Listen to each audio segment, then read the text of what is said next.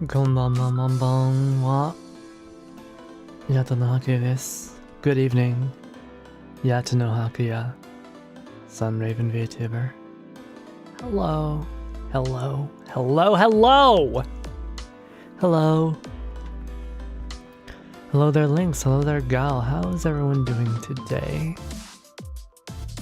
Surprisingly, not so bad on my end. And despite the Aurora Borealis. Despite the Aurora despite the northern lights, we actually do have pretty good sunshine today. It was actually pretty warm.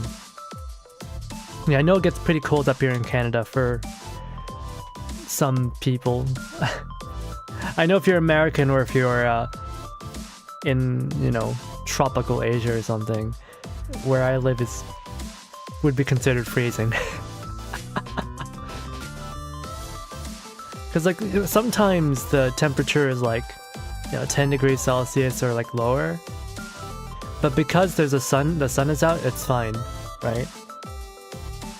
So despite being like objectively pretty cold, I actually just do go outside wearing nothing but my pajamas, and I'll just sit on I'll just sit in my little backyard garden on a little bench, and I'll just sit and enjoy the nature, you know, while it's still there. Yeah, the flowers and the plants have not wilted yet.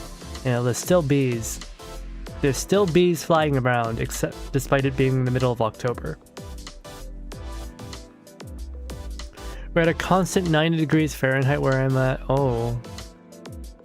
Wait, what is that? 90 F to C. Oh my goodness, that's so hot. That's so hot. I haven't talked about it a lot, but like in the land of sun ravens where I'm from, it usually is like that hot. But I'm not really built for that. Despite coming from that place, I'm built for Canada. I cannot deal with heat. If it gets like a little bit hotter, I just pass. I just pass away. I cannot deal with it. I don't know how people deal with the heat. You're much stronger than me, Lynx. You're much stronger than me. All my life, and even I can't deal with it. Yeah. I feel like lately I've been getting more comfortable, or too comfortable, you know, because in my room I actually have a air conditioner now, and it's pretty much always on, keeping my room at a constant, what is it, 23 degrees? What is that? That's 73 degrees Fahrenheit, yeah. Just constant, which is like it's 73 is pretty, I would consider it pretty warm, honestly. Anything above 73 is horrible to me. But sometimes I prefer to have that temperature. If I'm not moving, I kind of get cold pretty fast. I have the Puerto Rico debuff where it's hot year round. Naruhodo. I was wondering because I'm like, wait, you're using Fahrenheit.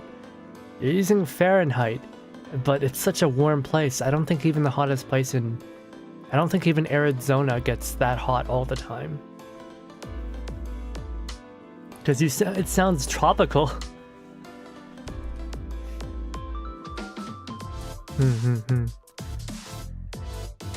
Yeah, I've been getting lazy. I used to just wear tons and tons of layers when it got cold, right? I'd wear 2 shirts and a jacket. And I thought that was normal. Apparently that's not normal. Apparently most people like to use heating in Canada. As tropical as it gets, yeah. No, I understand. It's Land of Sun Ravens is wet and hot. It's wet and it's hot. And it's always raining. I remember one time I was riding my bike. It's a blazing hot summer day. And then all of a sudden it rains. And it doesn't just rain, it pours. It was like, if you've ever stood at the bottom of a waterfall, that's what it felt like. The water just came down like the world was ending. For a grand total of 5 seconds. It rained for 5 seconds. Going from ridiculously hot summer day, you know, sunshiny, the sun was bright and blazing. 5 seconds of downpour, everything is drenched. The plants are green, the flowers are well watered, well fed. You know, and I am now a wet dog. I don't need to take a shower anymore. Mother Nature did its job. My gotcha, it's gotcha flat. What's flat? Why are you talking about flat stuff? Sorry, I had curry just before streaming, and now I brushed my teeth, but like even then, I can feel the curry like at the back of my throat. I can feel the curry in my sinuses. That's why my nose sounds so clogged or something. And I'm like, oh my god, why did I have curry before stream? I didn't want to eat during stream, but this is exactly what I was trying to avoid. I hate going back into my recordings and then hearing my own voice like this. I'm like, because like, I don't know. I think my voice sounds pretty fine, except when I've just had food. Then it sounds pretty terrible. I'm still gonna blow my nose a little bit.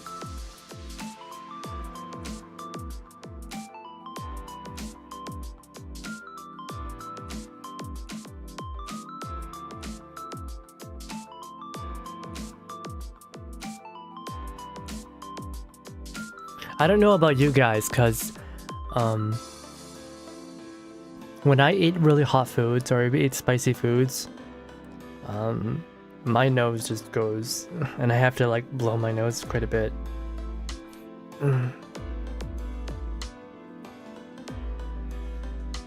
Usually a Friday with an alligator. I don't know who you're talking about.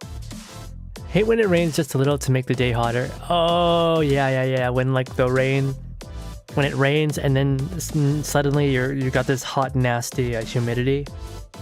Yeah. Fair, very fair.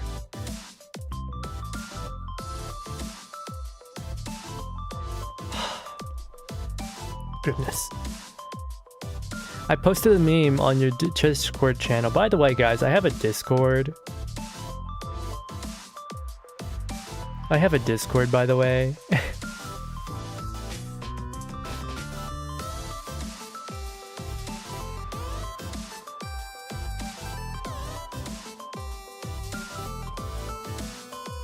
And this is my Discord.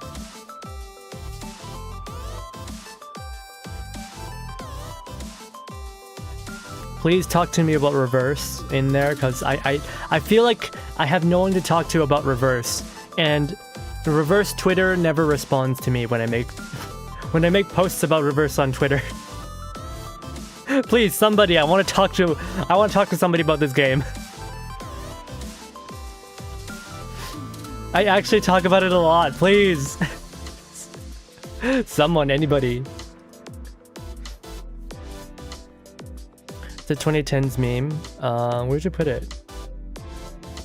Oh, Kofi supporters comments. Flat fuck Friday. What the heck?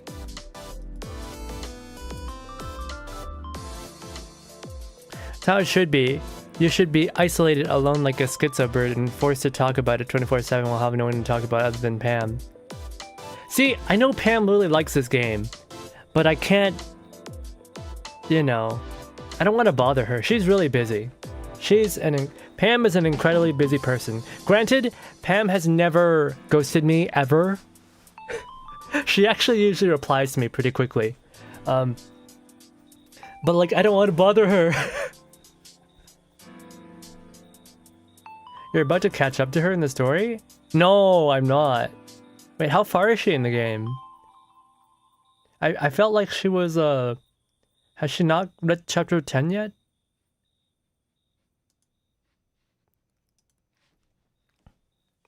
She hasn't done chapter 7. Oh.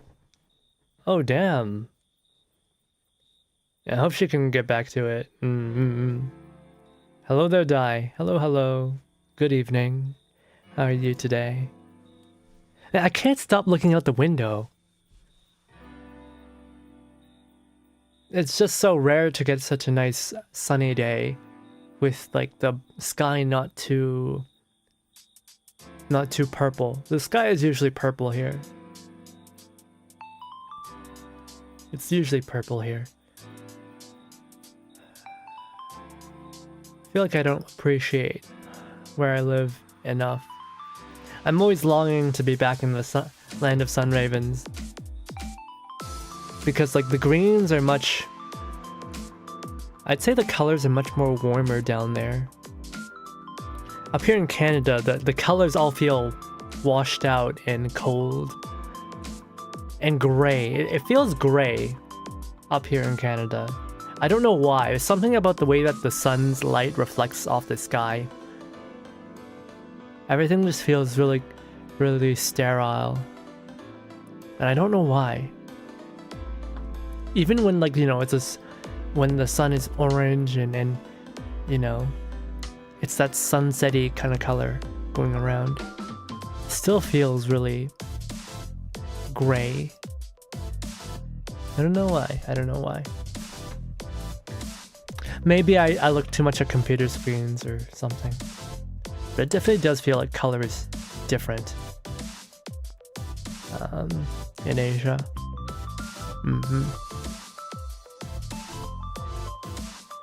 And yeah, guys, today we're going to be continuing with Reverse 1999. We just have 4 nodes of chapter 6 left. And then I'm gonna read Isolda's character anecdote. And we're gonna find out what exactly happened to completely break Isolde, but I feel like we already have the gist of it. I feel really bad for her. Every character so far has just been so good. And you know, I'm stalling for time because I know that Hoffmom's gonna die when we get back into it, and I don't want to confront her death, okay? Just let me dream a little bit longer. You know, of a world where she didn't die.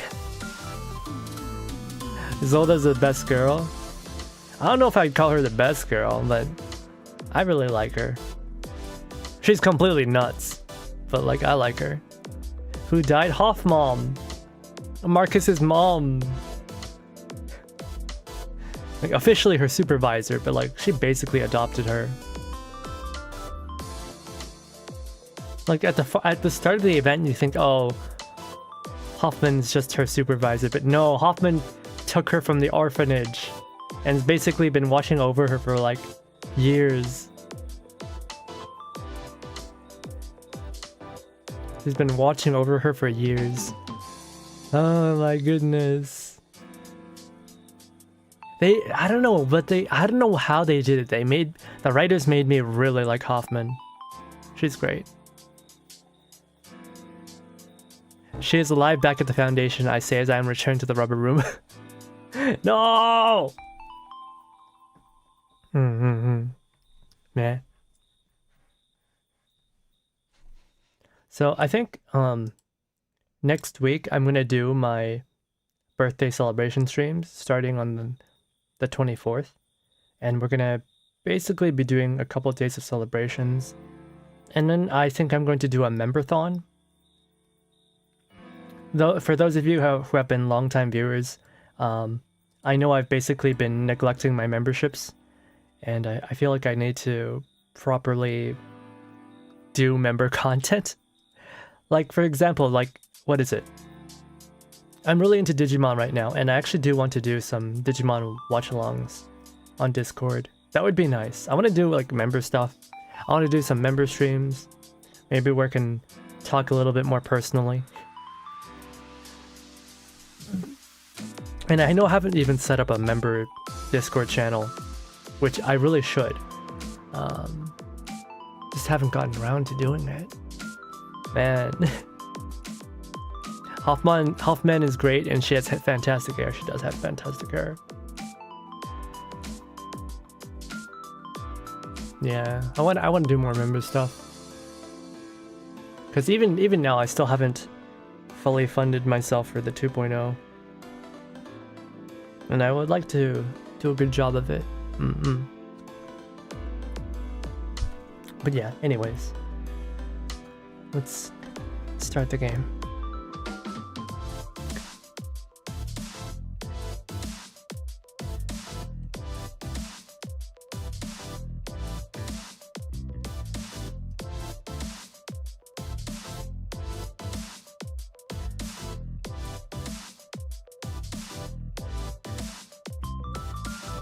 Oh yeah, speaking of Pam, I was watching her stream earlier. And she was playing the new Pokemon game.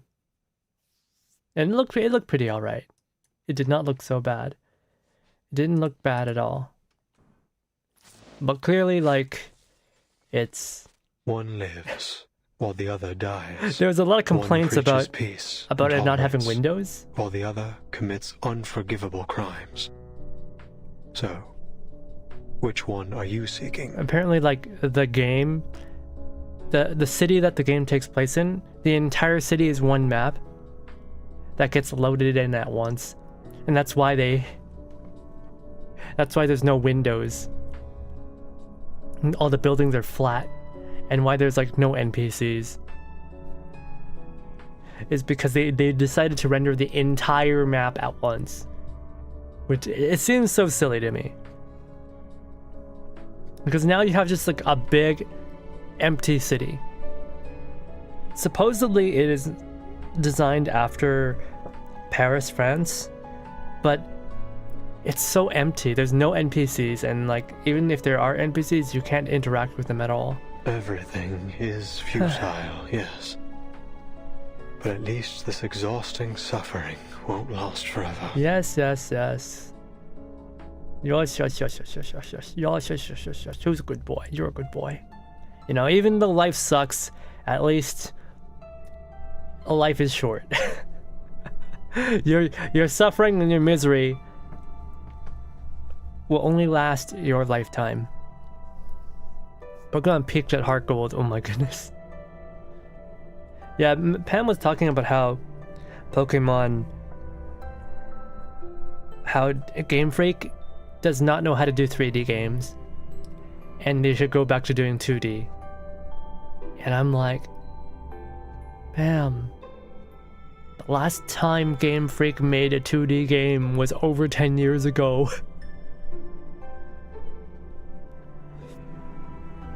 Nobody, all the people who did know how to make 2D Pokemon games has probably already retired or left Game Freak. I think Game Freak is genuinely just bottlenecked by their insane schedules, dictated by Nintendo or whoever. You gotta release a Pokemon game once every year or something like that. Something insane like that. They just have no time to cook. And why bother putting that much effort in when people will buy the game anyway? That's a sort of like mentality where you go like, well, you know, Pokemon is kind of popular now, but how about in 5 years? How about in 10 years? Will people still keep consuming Pokemon. If the games are bad, maybe there's still the Pokemon anime and like the Pokemon merchandise, but I'm pretty sure the games are what most people really care about. If it just keeps on getting worse and worse, right? Will Pokemon still continue to be one of Japan's cultural ambassadors? Will it still be relevant? People are like, oh, this is a cultural icon, there's no way it will disappear, but things can surprisingly be huge and then gone in just a moment, especially in the entertainment sphere. So I gotta blow my nose again.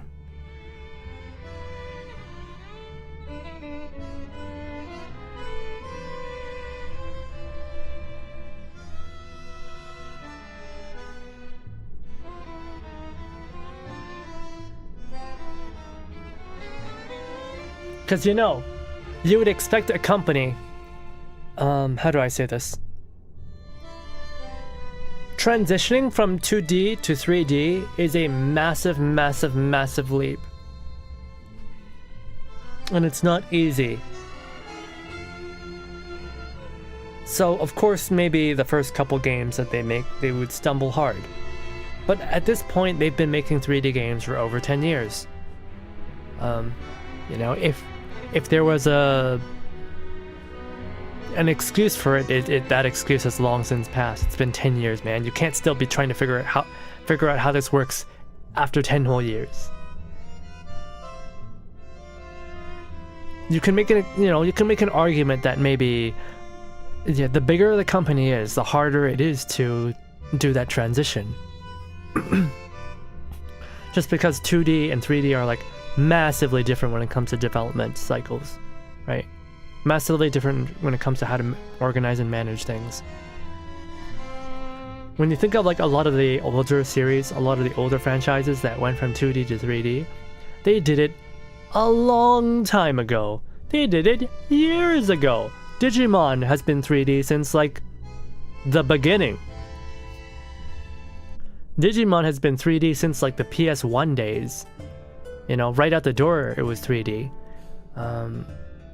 Look at Final Fantasy, which used to be 2D, and then they switched to 3D in like around the year, in like the late 90s. They were I feel like they were some of like the first people to do it. For them, Squaresoft was a smaller company when they transitioned. I don't really know of any examples of a giant company switching from 2D to 3D. When you think about it, Game Freak was really late to the game of switching to 3D. They took a long time to get to 3D. You might even say that they were some of the last people to do it. They didn't do it until they were forced to. And that's the weird thing, is that Game Freak, was it even Game Freak? Like, what was it? I remember playing Shadow Coliseum on the GameCube. Shadow Coliseum, what is that? Pokemon Shadow Coliseum. Yeah, I remember playing Pokemon Coliseum on the GameCube. But here's the thing. Pokemon Coliseum was not even made by Game Freak. Pokemon Coliseum was made by a company called Genius Sonari, who had developers from the Dragon Quest series.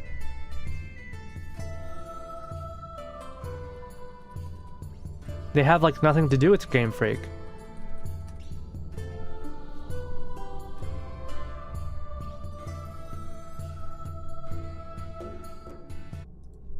Like they're owned by the company that owns Game Freak, but they're not, Game Freak themselves. Have they ever made a 3D Pokemon game? Let me look at their Wikipedia right now. Game Freak made Mario and Wario, Yoshi, for the Game Boy. They made Pokemon Red and Green, Blue, Yellow, Gold, Crystal, blah blah blah blah blah blah. Yeah, Game Freak has never made a home Nintendo console game until the Nintendo Switch with Pokemon Quest. I don't even remember what Pokemon Quest was. Pokemon Let's Go Pikachu. I don't even remember this game. That was their first home console Pokemon game, was it? Yeah, that was their first home console Pokemon game. Game Freak was always like their... I don't know, would you call them Pokemon Red and Blue, Red and Green, and so on? Would you call those like the mainline Pokemon games? Because like, you know, Pokemon Coliseum is definitely like much bigger budget. It's full 3D. I really wonder. Hello there, baguettes. Hello, hello. The 3DS ones, yeah. The 3DS ones were like the first 3D games. Pokemon like Snap. Let's see, like of like the classic Pokemon 3D games. Pokemon Snap was made by HAL. And HAL Laboratory is, I think they're basically part of Nintendo. They made Kirby and they made the Mother series and they made Smash Brothers, right? Like they're... HAL is just part of Nintendo. Man, this is kind of sad. Yeah, they made Kirby. So Pokemon Snap, and then there was another one. There was another 3D Pokemon game that came before Pokemon Coliseum.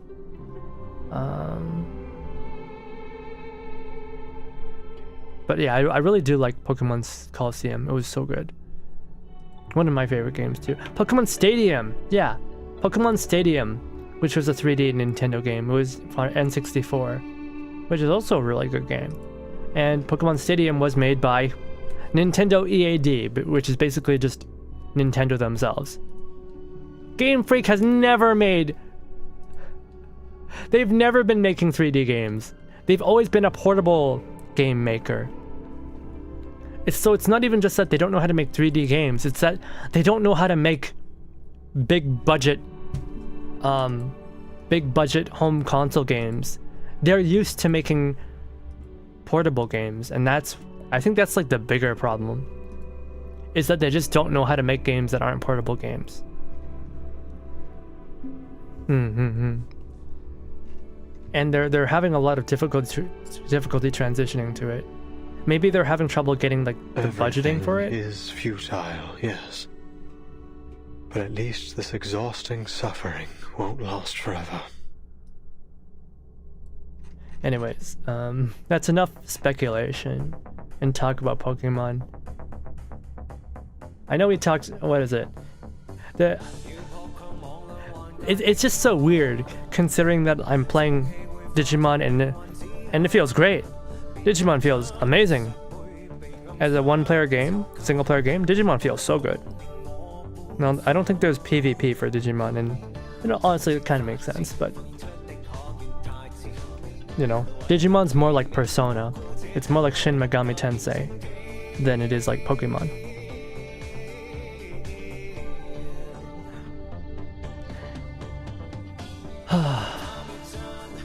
We live in a good time. We can get, if you like monster games, you got Shin Megami Tensei, you got Persona. I guess like just 8 JRPGs in general.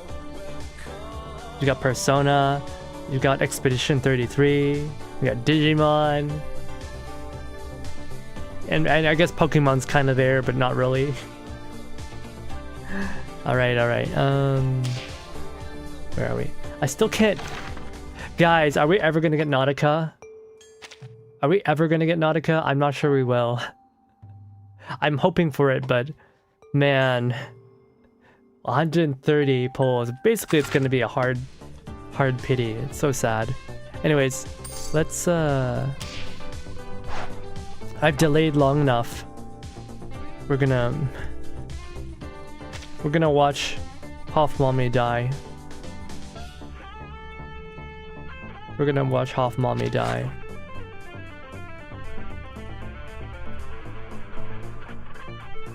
You know, poor Marcus is going to receive character development.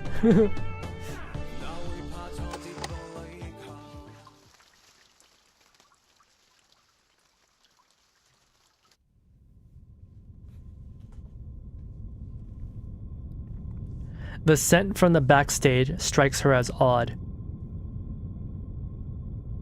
Yeah, if you don't remember, we left it off at Heinrich confronting and stopping Marcus and Hoffman from getting to Isolde. And then all of a sudden, Hoffman coughs out blood. Suffering builds character. No! No!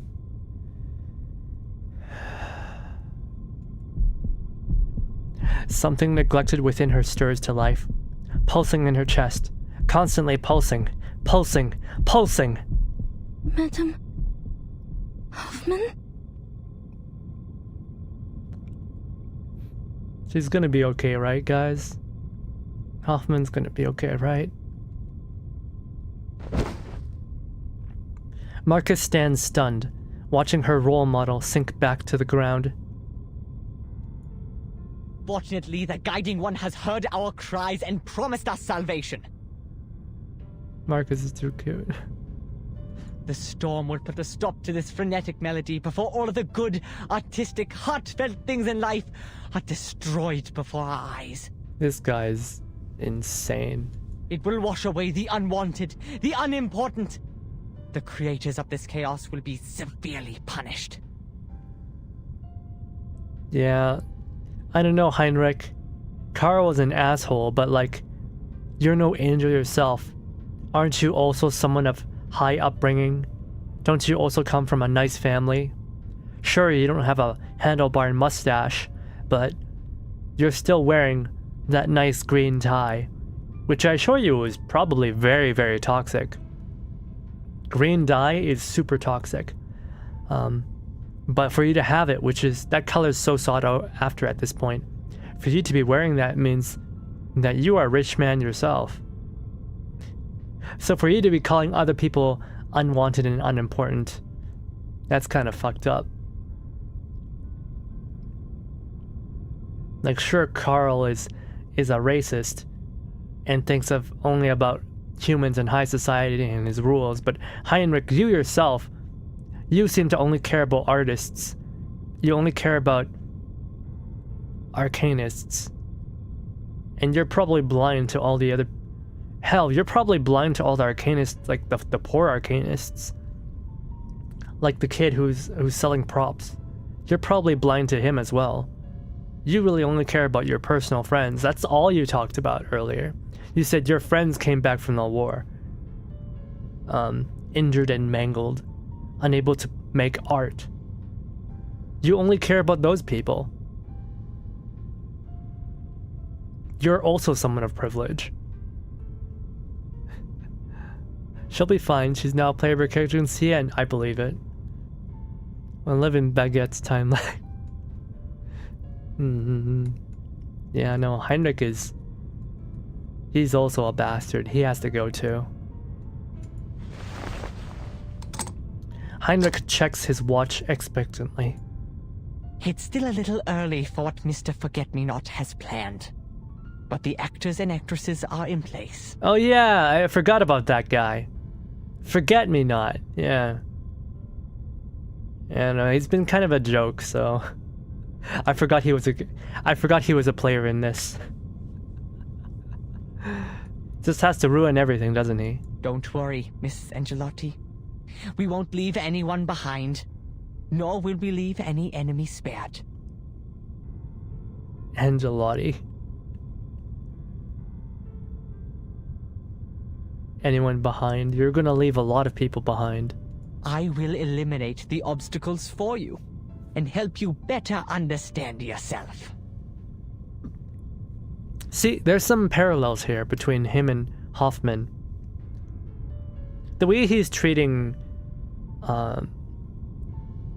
Marcus right now.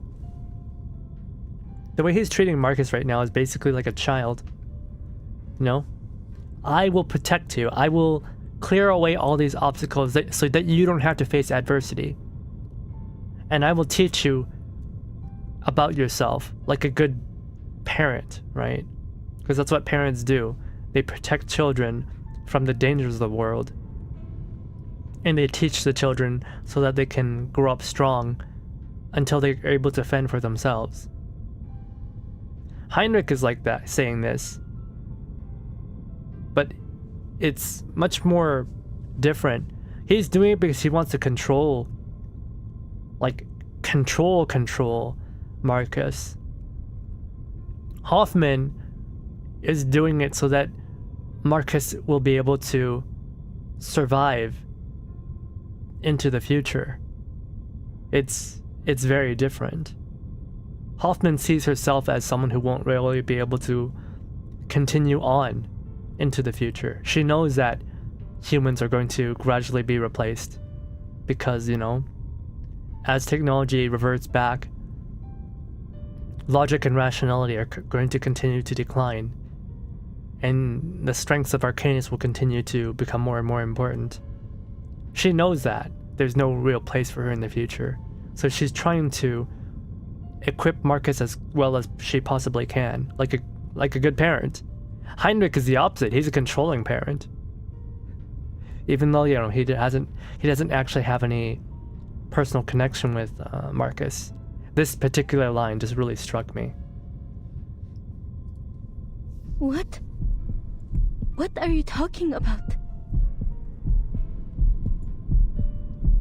Blood courses through her in rapid fire. The sound grows louder and more intense until she can hear it pounding in her ears. The sifting has begun, ladies. Enjoy. The potion specially made by Mr. Forget-Me-Not. A gift from the Picrasma tree. The Picrasma tree? For those who have Arcanist blood, it will undoubtedly enhance their powers, both physically and mentally. But for the powerless, mixed blood humans, it is lethal poison.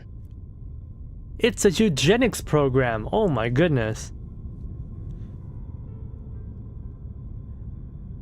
He doesn't consider mixed blood people to be Arcanists.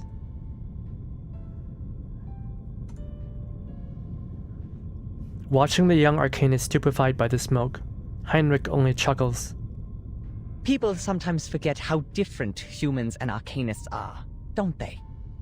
Marriages between the two races have been common for some time. The mixed bloods have become the majority of society. Those with less than 1/4 Arcanist blood, some with even less, have blended in amongst the humans because they don't have any arcane power. Oh no. I mean, Carl was bad enough, but is this guy really going to go on about racial purity? Oh. God damn it.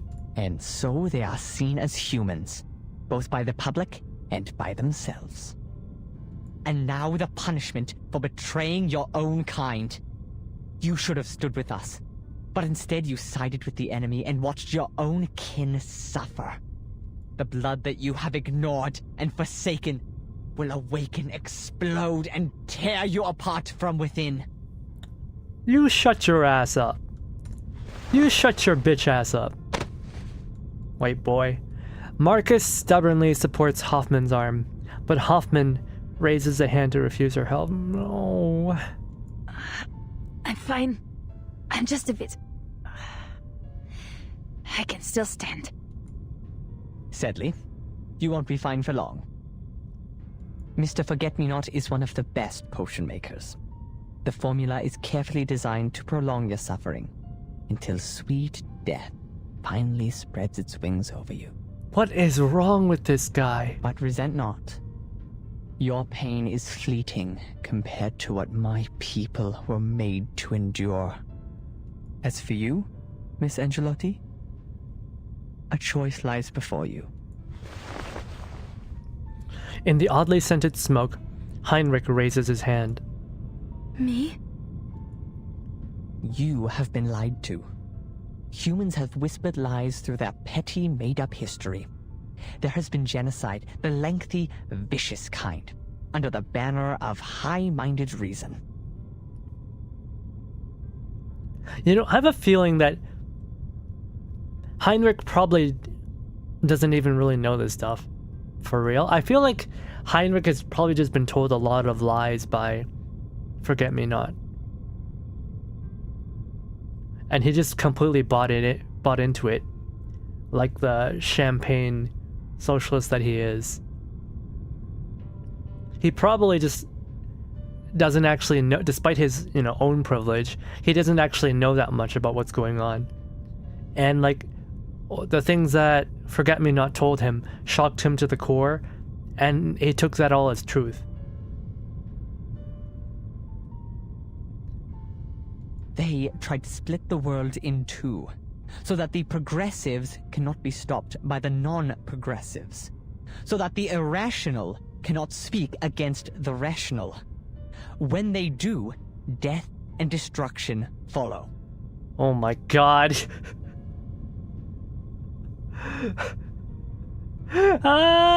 Make him stop, make him stop, make him stop, make him stop, make him stop. He's basically saying like progressives versus reactionaries, like leftists versus rightists. Kill me now.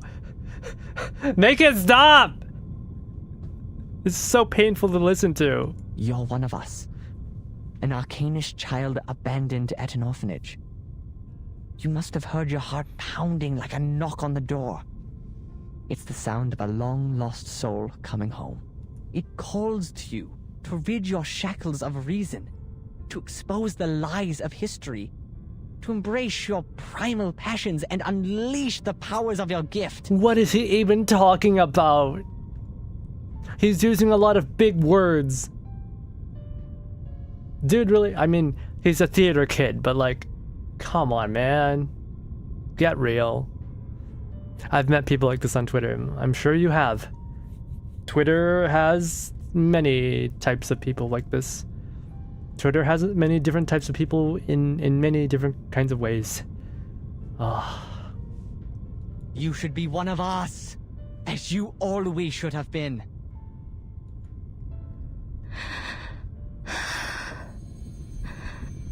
The aroma of the picrasma tree comes to mind. Yes, she hears it. Echoes up from the reptilian brain, reverberating along tangled knots of reason. Marcus. This is the missing part of history that they didn't let you go through. Hoffman kept everything from you, didn't she? She's a liar! What the fuck? You're here because you want to find the truth. You don't have to work for a human institution. What the frick? The invasion of thoughts continues without end.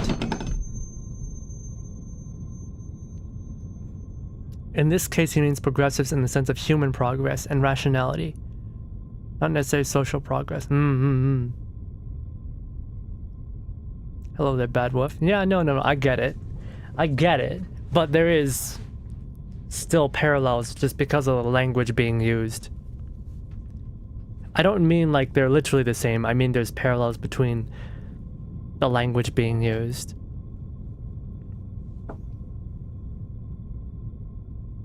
And I also, I'm very aware, the whole arcanist being irrational thing.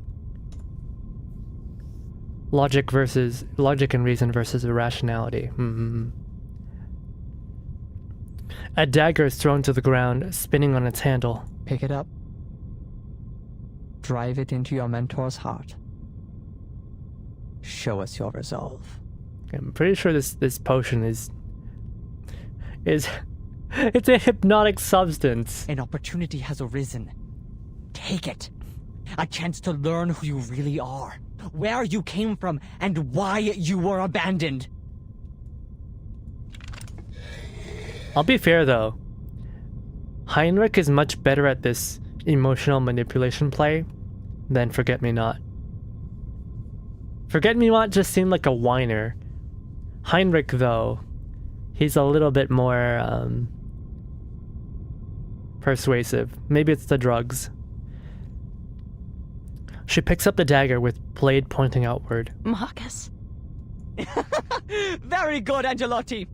Before the High One of Midnight sheds merciful tears and washes away the sins of man, pass the test and join us. Man, this really is a cult. This is your initiation. Kill your mentor, and once you do, you're never coming back. I gotta hand it to the theater kid. He's much better at this than Forget-Me-Not. You know? Even if it's under the influence of these drugs, if Marcus, if she kills Hoffman, she's gonna regret it for the rest of her life, and she won't be able to go back. The sense of guilt will keep her in madness forever. Hey there, Kaka. Hello, hello. I think FNN was more antisocial. It didn't even really seem like he cared about Arcanus that much. Yeah, that's true.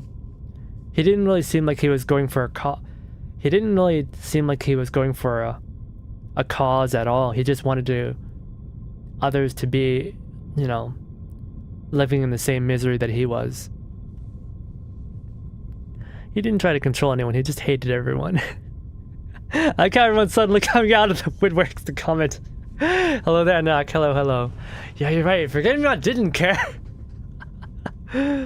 He wanted to recruit Druis, of course, but he wasn't. But Forget-Me-Not was not an activist. He wasn't really appealing to any source of camaraderie or belonging. It was more of a personal revenge thing. And we will take you through the storm back to our era. Our era.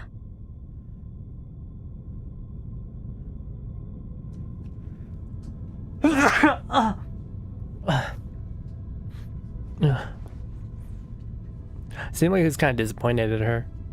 He did care about Juvis. Her betrayal is the only time he showed. Yeah, I remember.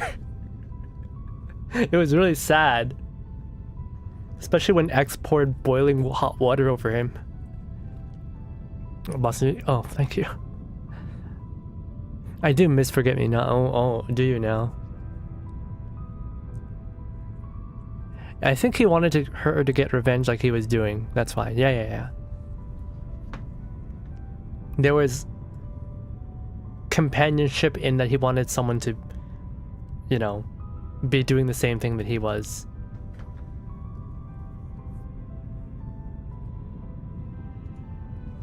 A tear slides across her face. But my era has already come. Yeah. She's originally from this time, but this time is different from the time that she came from.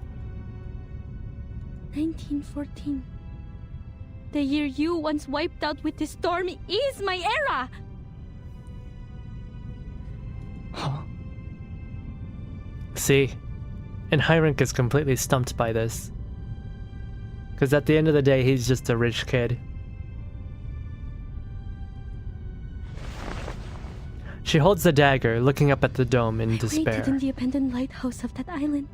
I waited in the marble house of the Foundation, watching the time go back to 1966, to 1929, and finally, back here. A lighthouse? I guess that's her anecdote story. You say this is salvation, but you're just replacing one annihilation with another. Is this the same timid Marcus we met at the start of the game? Who the chapter, who couldn't even decide how to cut a cake? No, who couldn't properly defend herself before she got her lips muted by the cops? The Foundation wants to stop the destruction, but you're speeding it up. You don't care about this era. nor the people living in it. And now she's talking back to a grandstander. Character growth, and maybe it's the drugs. Maybe it's also the drugs. You abandon them. You hide in your empty kingdom, in your garden that doesn't yet exist, with your with your art, your poems and your pianos. Holy shit. She's so right, you go girl. Like, think about it. The world is ending. What do you care about frigging art, your poems, and your frigging pianos? The world is ending. People are dying. I don't give a crap about I'm not gonna care about your coloring books. VA ate this up, yeah. And me, I just wanted to go home for a visit. Why would you take away even that? Yeah, you... At the start of the chapter, she asks if she could go back to her orphanage. But that orphanage probably doesn't even exist anymore. Right? Maybe it exists, but like the people who were there are going to be different people. And you know, she said she was told that after this mission, maybe they would have time to go to the orphanage. Or at the very least to the town. And, you know, this rich boy over here is denying her even that small joy. Marcus, don't lose control of yourself. It's too late. She charges toward the man. I'll kill you, Heinrich! Shit!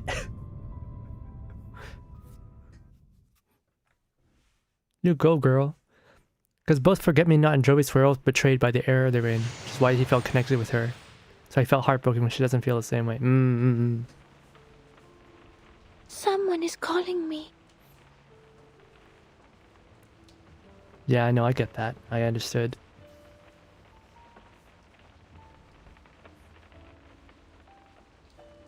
That, like, Forget-Me-Not felt that Jovis was like someone who shared in his, you know,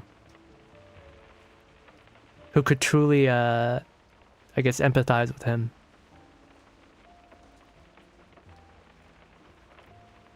But then he got water poured on his head. And then he just walked to his piano to play sad emo music. And then there's these two. Gosh. Kakane, if you can't accept this Isolde, don't worry, I'll accept her for you. You know?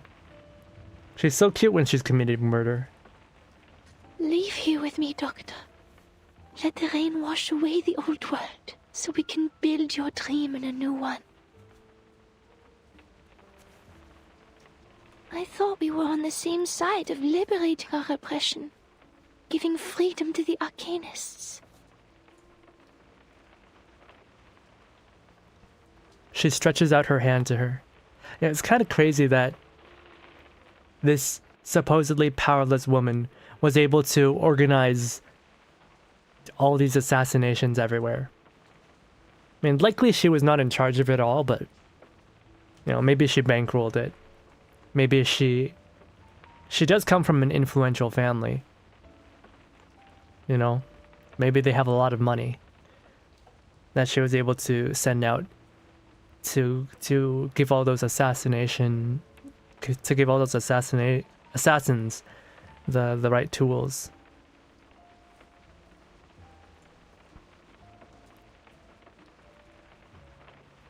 But Kakanya stands stiff, clenching and unclenching her fist in futile repetition.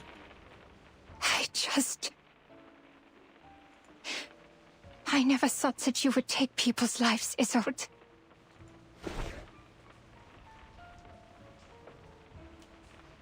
Kakanya, what's wrong with you? What's wrong with you? She literally admitted to murdering her brother.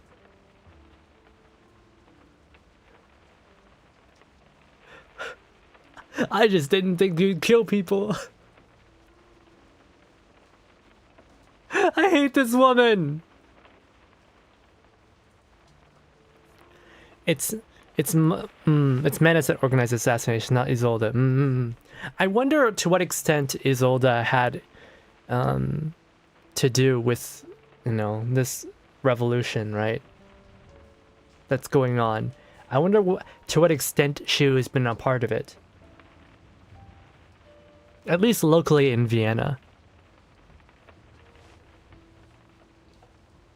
Also, hello there, Emmy. Hello, hello. Isolde looks up with a maddening joy plastered on her face. This girl literally told you that she murdered her brother. Did you not believe her? Like, Kakanya, you know she's not mentally stable. Is this why you hesitate? Man, her voice actress is doing such a good job. Like, this girl is speaking so sweetly, despite everything that's going around. It really does add that uncanniness, you know? If she were sad or something, or if she looked sour or brooding, you would think, oh, at least this person can register all the suffering that's happening. But no, she's just a ray of sunshine right about now. Because I killed a person who shouldn't be killed. A person from the Foundation? After you befriended the young lady? Is it because you made peace with the Foundation, and yet I became associated with Manus Vindicte? No, it's because you killed people. It's because you killed people. She found her answer. Her eyes twinkle with delight. I see now. I understand, Doctor. I will correct my mistakes.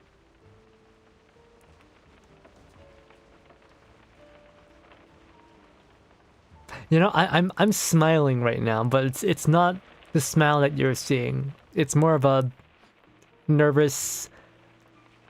It's more of a nervous, stiff, I don't know what to do with my face kind of smile. Isolde?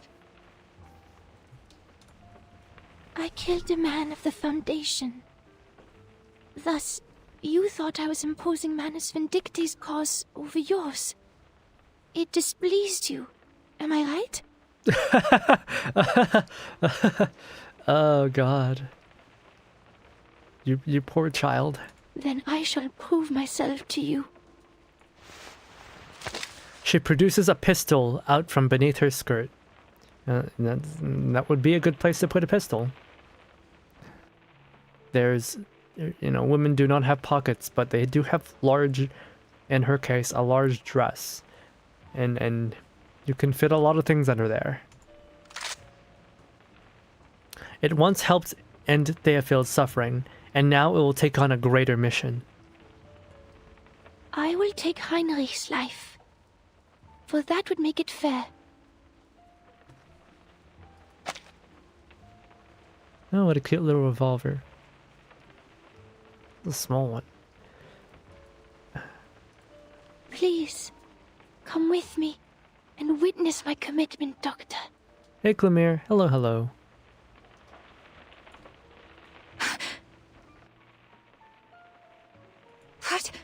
What did you say? You're going to kill... who? Wait, does she even know Heinrich is in charge? Wait. Heinrich made the announcement in the secessionist building, right? Oh wait, no, it was Isolde who did it. So it's... But no, Kakanya knows that Heinrich is Manus because Hoffmom told her. Would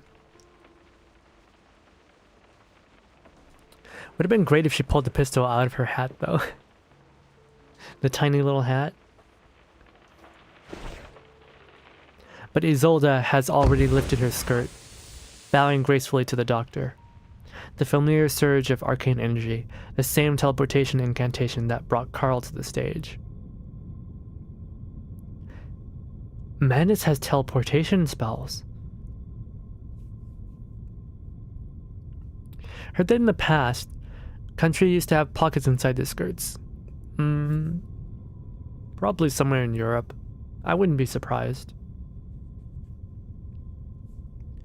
Hey, Zuni. Hello, hello. I know, like, even in some parts of Europe, they had, like, these teeny tiny little... Like, what is it? The smallest pistol in the world? It was super mega tiny. And... it was more of an accessory than a real gun. I don't think it could even break your skin. That's how weak the bullets were. The Derringer? No, even smaller than the Derringer.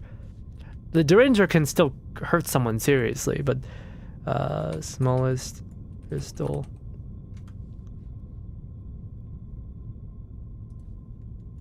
The Calibri, I think it was.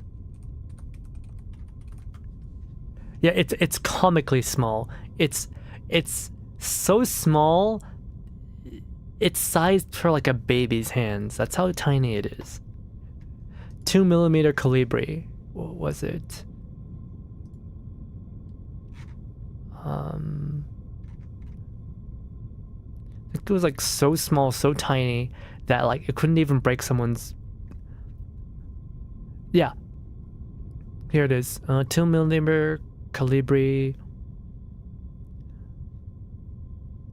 The bullet has a muzzle velocity of 200 meters per second, resulting in an energy of 4 joules, or 3 pounds, or 3 foot-pounds. For perspective, an average person punches measures in 10 to 15 joules, meaning that this round has less than half the energy of a punch. It's so tiny that it could not even break a person's skin. It was more like a handbag accessory than anything.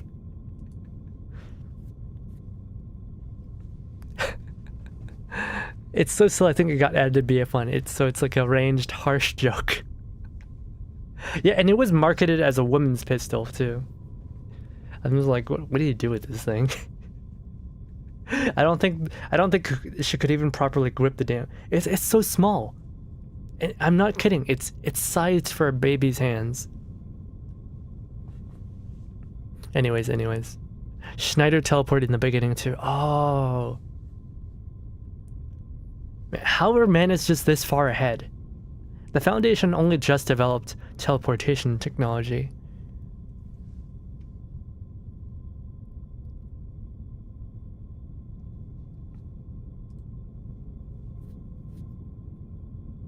After a brief flash of light, they find themselves on the other side of the stage. Now, I was like wondering, how did they get Carl on stage to be stabbed? How did he agree to be, an actor? Because, Carl's not an actor. So, okay, they kidnapped him with teleportation. Where a fierce battle has just taken place. Oh, Hoffmom. Hoffmom kneels in agony, tearing off her scarf to reveal a terrifying pattern of toxic veins that spread from her heart across her chest. The potion is indeed lethal, forcefully activating her already weak blood vessels, turning her body into an overburdened machine, ready to explode on the slightest movement. Heinrich did not lie. She was destined for a long, unavoidable, agonizing march toward death. Canonically speaking, Arcana is just built different. Wait, why are we talking about Arcana? Oh, just like her ability to discover spells? I'm going to kill... And Marcus, pulled as if by fate, finds herself caught in an all-consuming emotional whirlwind from her revelations. Reminder that, like, even a most rational human being would be really freaking pissed off at their parental figure being murdered in front of their eyes. And arcanists are known to be much, much, much more emotional than humans. So it's not surprising she can't control herself here. Even meek, timid little Marcus running at this dude with a knife. Her gift was not meant for battle. Its only misuse makes her lose control even more. Miss Angelotti, if you still don't see the big picture after returning to your true self, you are not one of us. Enjoy the sifting before the storm. Heinrich kicks her away with indifference, no longer regarding the novice arcanist with any concern. At this moment, Isolde descends from the void, as if possessed by some strange deity. Ah, Isolde, you're just in time. These two are hopeless. He's gonna get shot right now. The zealot's words hang in the air as she smiles and raises her arm. The deadly firearm is aimed at her once friend, with a straight baseline and graceful arc. Goodbye, Heinrich.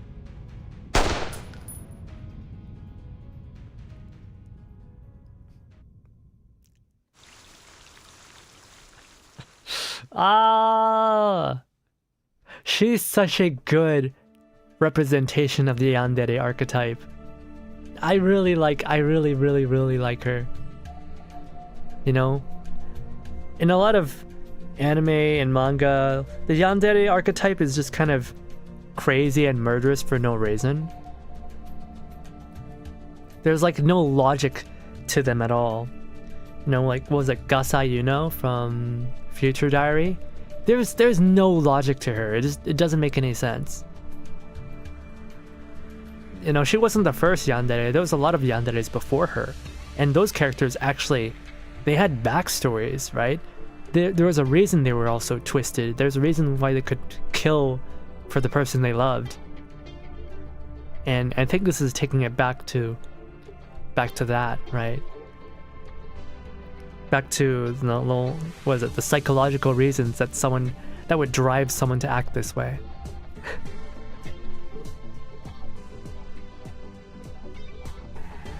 Hello there, Ralhan. Hello, crazy girl.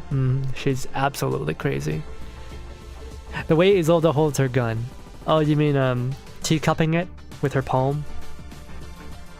I'd say that's pretty common, especially for that time period. Even these days, people still hold it like that. A lot of, you know, police dramas have the actors holding the gun like that with the palm underneath the gun, with the supporting palm underneath the gun. And it's just because guns are heavy. Guns are really heavy. And so that's how people would hold them back in the day. Especially for this time period. You know, guns are not light. Guns are made of heavy metals. It's hard to hold them up without a second hand. So a lot of like inexperienced shooters will do that. They'll have their hand like that. It makes sense. Theophil von Dittersdorf, member of the Circle, deceased. Relationship to Manus unclear. His posthumous work, Salvation, reveals information about the storm. Suspected of having contact with Manus members during his lifetime. Hotel Sacker versus Cafe Demo Sacrators. Which one? The timing can be decided in advance. Gus Clint. A young man with particular fondness for squares and diamonds. More interested in women than in Manus. Egan Hild. A dejected young man. Relationship Manus unclear. Heinrich. Mentally unstable. Often accompanied by strange odors. Huh? Strange odors? Was it the potions? Or was it something else? Or maybe he was just gooning too much. Oh, you know artists. Oh, they've always been gooners. That's why! That's why Heinrich is going to all this trouble. He's doing all these horrible things. He can't goon anymore! if his goon artist friends don't make goon art anymore. That's why. You know, not being able to goon, that's a reason to start a war, I think. That might be a reason to start a war. You know, if they ban pornography in I don't know, in Japan, I think Japan's gonna go full samurai. I think they'll go full samurai again if they won't. If doujins and ero manga get banned, I think they'll actually go to war.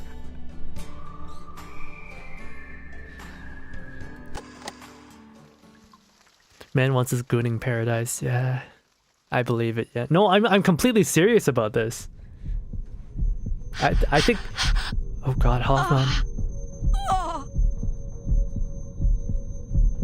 Unprecedented agony, like a bursting of a bullet in a chamber, too small for it, only writ large to its vein across her body. She tries to summon her reason, looking for a way out, but only shattered half-thoughts come to her.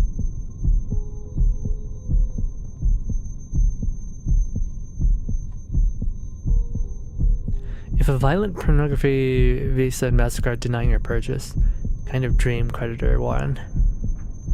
System of a Down. Heinrich must take him to the headquarters. He has vital information. Yeah, this potion.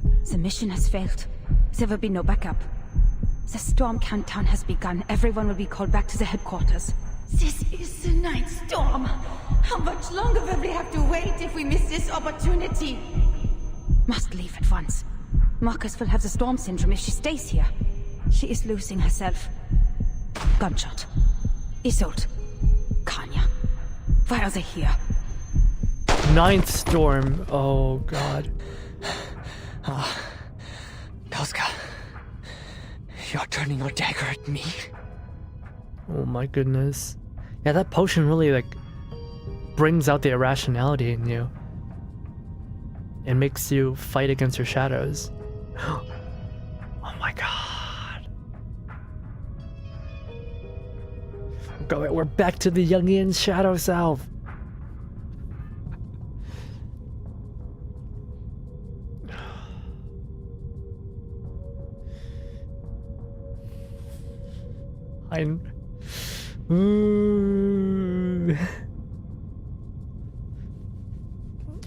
Every time Hoffman speaks, I'm just like so worried. Me. The one who showed you the way to salvation. Me. The one who brought you all to the Guiding One. And that's the thing, Isolde doesn't care about any of this. She doesn't care about a greater mission or anything. All she wanted was for Kakanya to love her. Because she's been so deprived of love and genuine care. Isolde is not like you, Heinrich. She doesn't give a damn about higher ideals or any of that. She only cared about them because they aligned with Kakanya's dreams, or at least she thought they did. I even pleaded with Forget-Me-Not to keep a spot for Kakanya. For your sake. How could you do this to me? The bullet deviates slightly as it fires, hitting Heinrich's calf in a painful but not immediately lethal shot. I don't think she's a good enough gunman to have done that on purpose. I think she's just not used to shooting it. Guns are not easy to shoot, by the way. It's really easy to miss, even with someone standing right in front of you. Doctor, why are you trying to stop me? Oh, Kakanya stopped her. You still think of me as a doctor? I can't let you do any more killing. Yeah, the Hippocratic Oath, don't let your patient come to harm, but what if your patient harms other people? What then? Miss Marcus, can you get on your feet? I'll slow them down. Get Madame Hoffman to safety. The clamor fades away, leaving only the sound of a turgid blood stickily moving through her veins. Alas, this is the world of the arcanist. Reason is nowhere to be found, and everything is magnified by the senses and drugs. The floor is cold and din loud, the air filled with a scent, one that will lead her to death. Her vision has sharp edges cutting into her sight, and everything moves slow, making Marcus out as she is plunged into a nightmare. Then the good Dr. Kakanya desperately attempting to hold back Isolde. And Isolde's gun pointed at Heinrich. Heinrich, you seem to be in pain. Yeah, go and tell that she isn't good to Theophil. Ooh. Shh. It's alright. Soon you'll be freed from the pain. Yeah, there it is. She's cradling. Oh, Hoffman! No!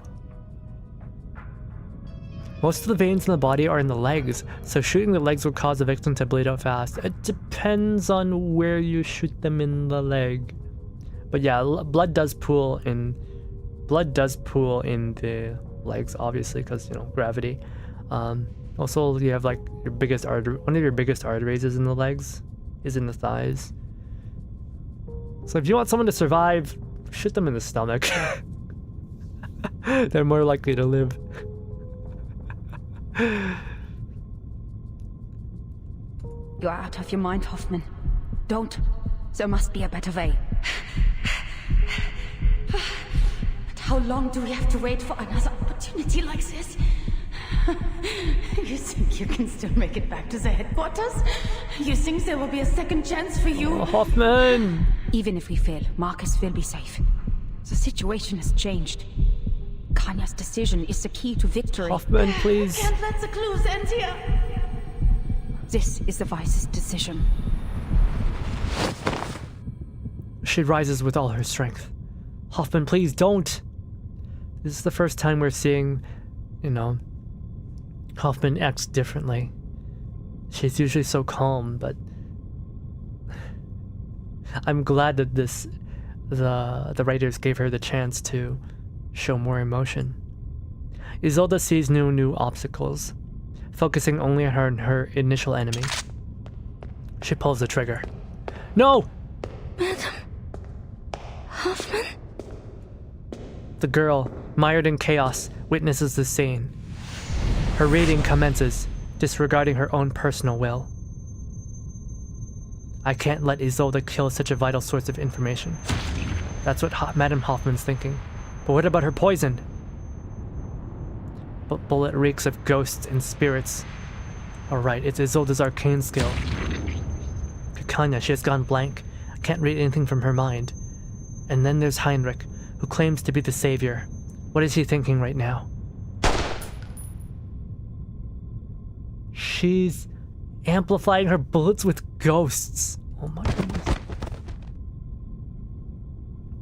The gunshot finally hits true. One shot, two lives. Isolde's bullet pierces through both Hoffman and Heinrich.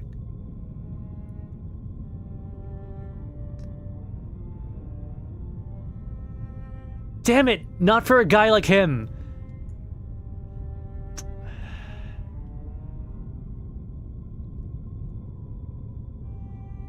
Damn it, Hoffman! You didn't have to do this. This is the information her reading provides. No! Madam Hoffman! She crawls on her hands and knees to her mentor's side. No! No!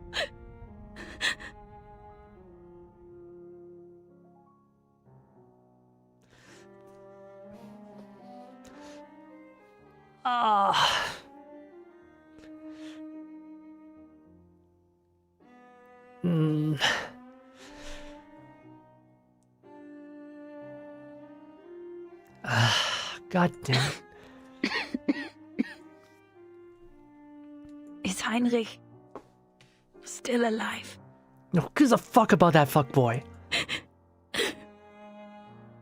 Marcus looks at the stage, now coated with blood, her voice trembling.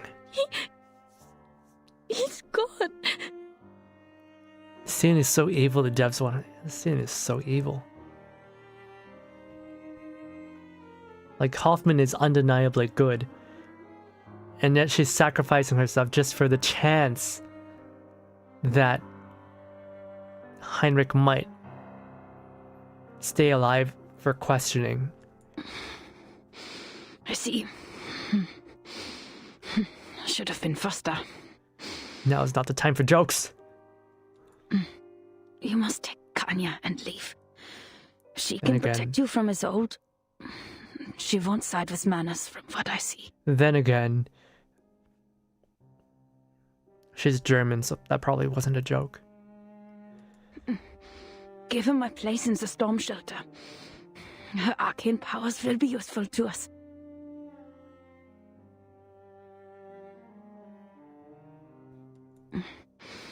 So the both of you can evacuate safely.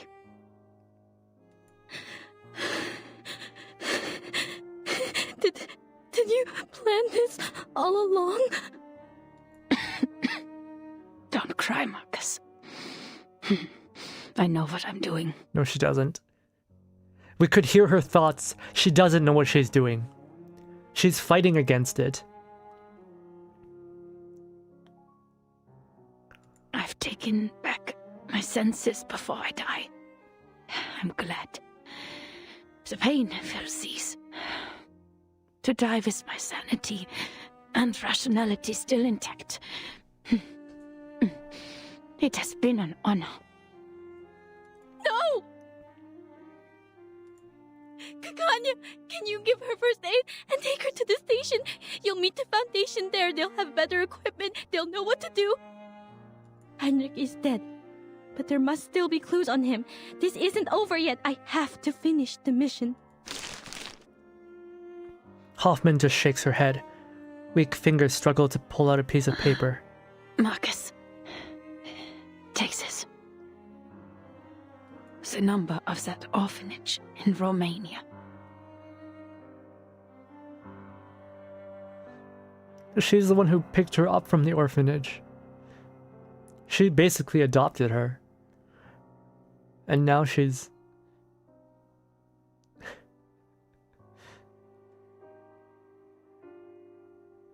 yeah, and she's not gonna leave anything hanging.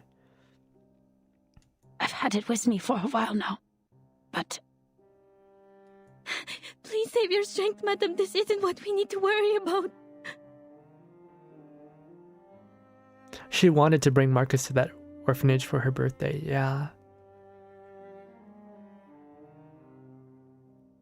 Always on the job, Hoffman had this on her mind the whole time. We don't have anything else to worry about. The mission is over. Silly child. Bring home before the storm comes. The future is yours. That home doesn't have anyone she knows. It's a different time and place. With a different people. Her hand slides down.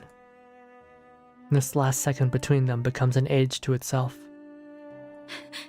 No! There must be something I can do! Everything is a book. Everything can be read. The most immediate threat to her life is that potion. Devil's shoestring, belladonna, narcissus, the zeta roots, and the fruits and roots of the picrasma tree. It's the formula made by Forget-Me-Not. The picrasma extract makes up more than 50% of the potion. This is very different from Laplace's formula. Arcanus potions seem to be a concoction of instincts and inspiration. Is there nothing else I can do? The picrasma extract is not a poison in itself, just that humans cannot... there must be a way, madam! Please! She's in pain. Don't give up. Keep reading. I will find a way. Marcus. As she turns the page, the realization hits. Even if she could read every detail, every exhaustive note on this page, she cannot rescue a burning book from a fire. It's already gone. No. Every book has an end, Marcus.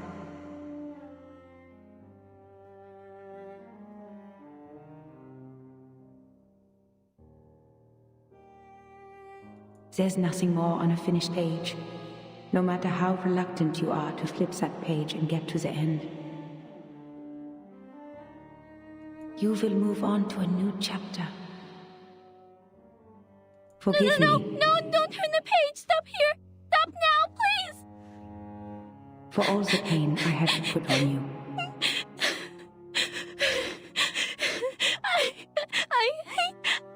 I can't read on. I don't like this ending.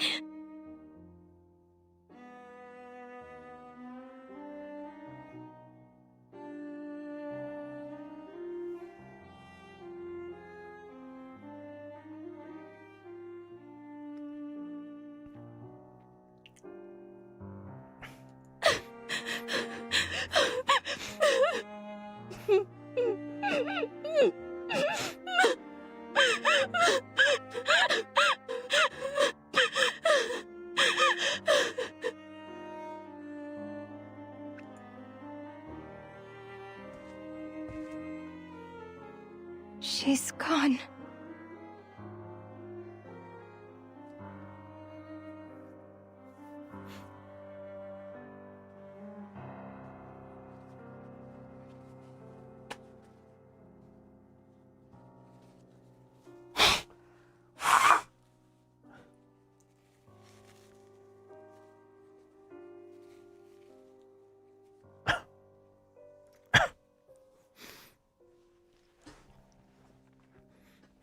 Marcus's actress is really good at crying.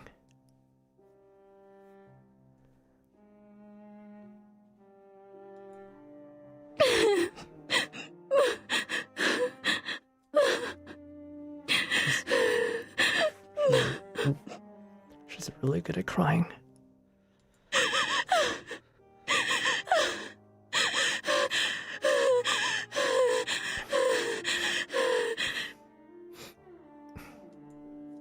She was an incredible woman. Marcus speaking for the audience right now. Yeah, no, it was excellently directed.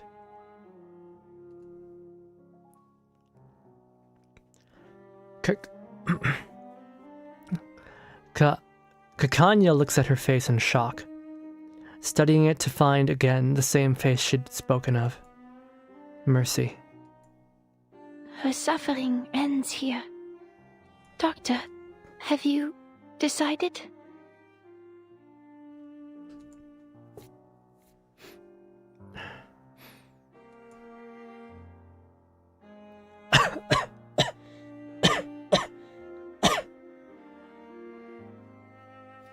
Kakanya can only stand there, dazed, until a loud roar booms outside the opera house. I must leave.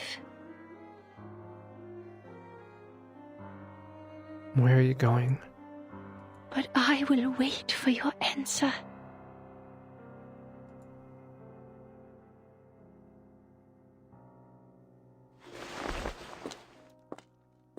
The third act. A bow. And then the curtain falls. The actors exit. This is the end of the story.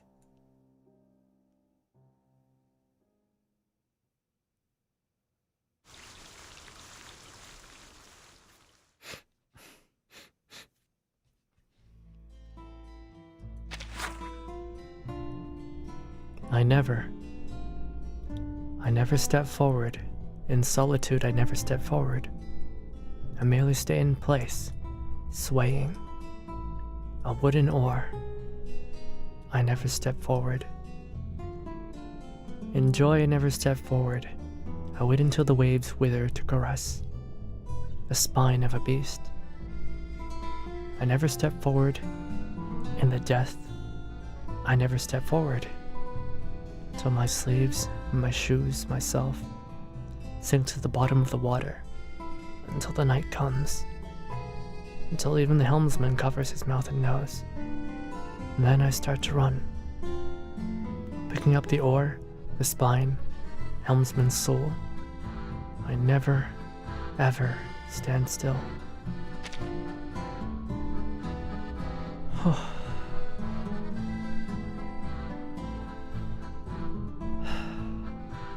That was really, really, really, really hard to read through. I wanted to click through it and just end it, but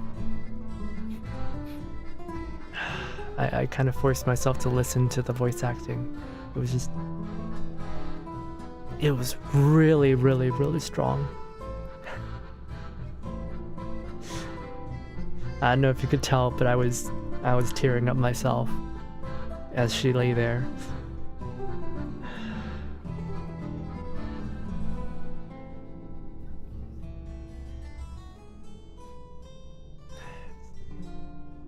When Hoffman was speaking, you know, without her mouth, when she was just speaking in her mind, that was just it was so hard to get through that.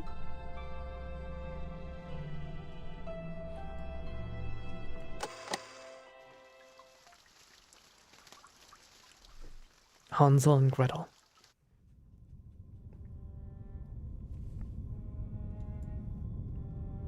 Marcus holds Hoffman's hand all the while.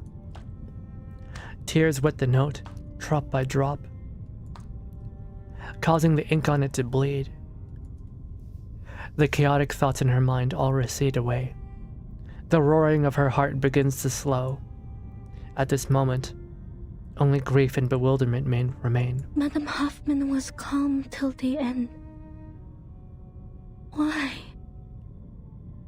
Was she not afraid? Oh, she was afraid. No. I just read her fear through her trembling fingers. But she would not show it. She knew it would have frightened me. Repeat. The communicator rings away again. This is the 24-hour countdown to the storm. All personnel must return to the headquarters. Repeat. This is the 24-hour countdown to the storm. Hoffman, this is Semmelweis. You must leave now. Last call. Semmelweis. Oh, right. The, Semmelweis's story is happening at the same time as this. You know we won't wait if you miss it. Marcus turns off the communicator with one hand. The storm is coming, Doctor. Come with me to the headquarters. You can take Madame Hoffman's place in the shelter. Is that building even immune?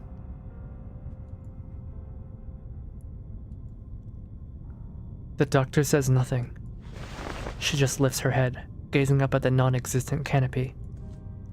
Then, she speaks, as if making a plea to the gods above.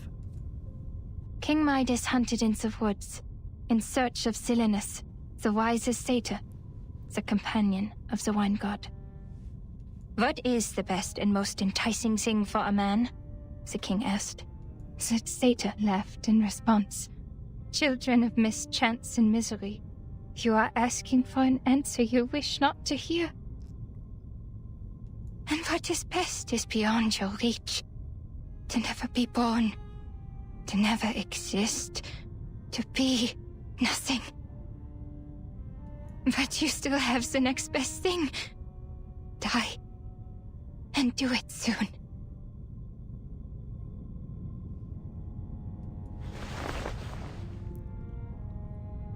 Kikanya covers her face, a piercing laugh escaping through her fingertips, accompanied shortly after by tears. I don't care if I could make it through the storm. My end is already upon me. Yeah. The amount of guilt she feels for what happened to Isolde, for Isolde becoming like this. Isolde's a murderer because of Kikanya. I mean, sure, Heinrich was the one who made up the plans, but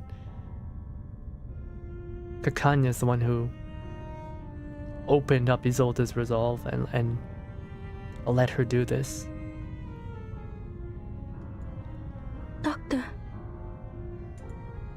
At rather die here than spend the rest of my life running from the storm. Get to safety, Miss Marcus. I still have things to do. It's a shame that we won't get to be colleagues. She turns resolutely, not once looking back. Guess she's gonna go look for Isolde. But the young apprentice does not stop her. She is thinking of something more important. Auf der Suche nach Silenos. Oh. Did Theophil write the poem in the same misery and despair? Then why did he call the painting The Salvation? Oh. He set fire to every piece of his work, but why leave this one out? And this strange way of drawing? Can she read the painting? Heinrich is dead. But maybe the painting has memories. Her thoughts are clearer than ever before. Guilt, madness, blame, a hatred that burns through everything, raging through her thoughts. The past that once filled the page is now gone. Now no one would make her decisions for her. And there's no one here. No one but Marcus. Heinrich said he showed the path to salvation and brought you all to the guiding salvation. Salvation. Could it be?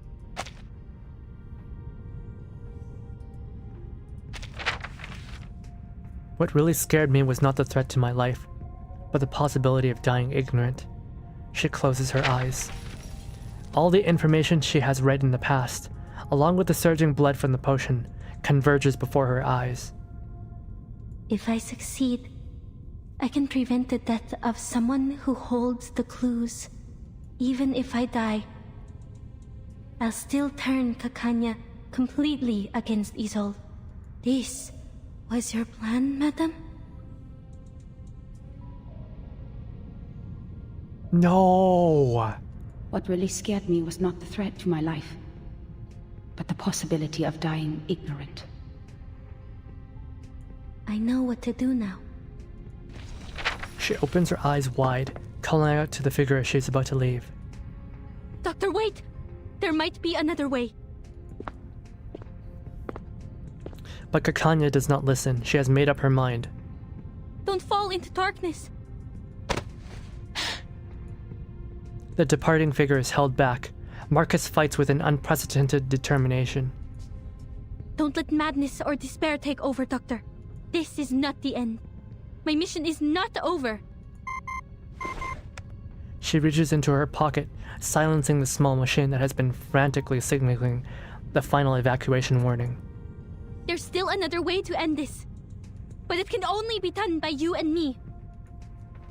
Oh right, she said that their abilities can complement each other.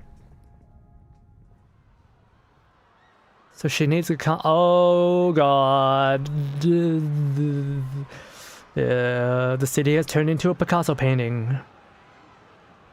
A blaze lights up the street, replacing the glow of dead electric lights. People fight, throwing themselves into a frenzied hysteria. The street looks like an exploded powder keg. The Guiding One is merciful in bringing this era to an end before the summer of 1914. I see. They're going to end the era before World War I starts. Also, this guy's ugly mug. Here, the nationalists, the internationalists, the arcanists, the rationalists, the progressives, the conservatives, the fanatics, the bystanders. Oh no! An American! Worse. He's an American arms dealer. And drug dealer. Oh no! They indulge in passion, insisting that it is their ideals that make up the world. Worse. A pianist. Oh, not a piano! Who would have thought that such a progressive and sensible era would end in a barbaric war? I remember correctly, in the opera Tosca, Angelotti causes Cavaradossi and Tosca to turn against each other. Aren't they supposed to be lovers? I can just imagine Forget-Me-Not bringing out his fucking grand piano and just starting to play music in the middle of all this. Like an asshole. Yet in the end, like dust, they'll be swept away and forgotten by time. You know, your little calmness act really doesn't strike as hard now. It's not really convincing after your little meltdown in front of Truvis. Only the true believers will survive the end.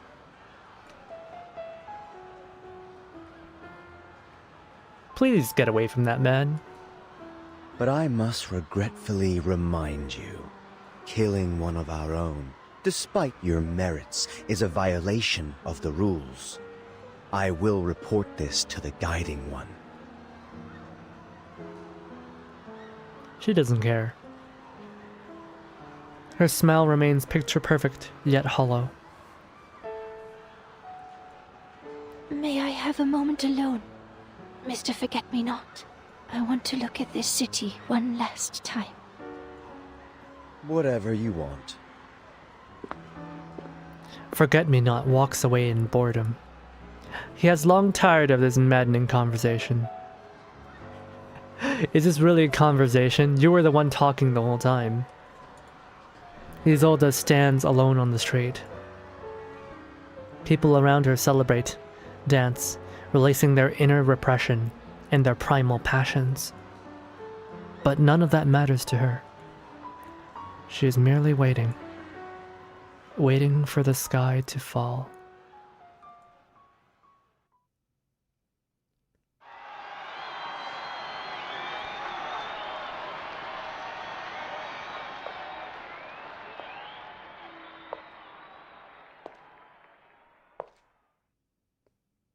Doctor!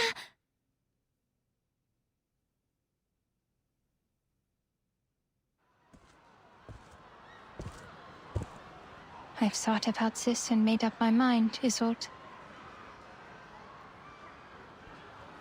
Yeah, for Isolde, she doesn't want to live in a world where Kakanya doesn't love her, so she'd rather just fade away with the storm. You were right. I will join you.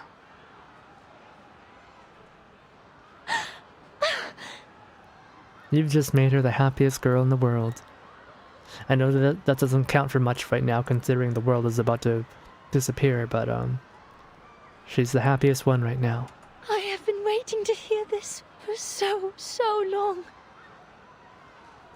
I know this is what you want.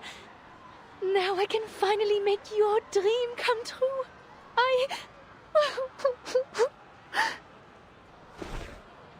Kakanya extends a handkerchief, wiping away her wild-eyed tears of joy. Before we leave, I would like to take one last walk in this world. Would you like to join me and walk to my clinic?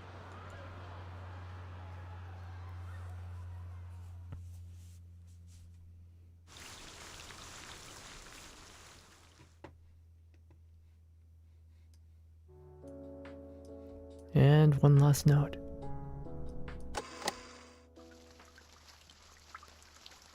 Last session. She's gonna make her even worse.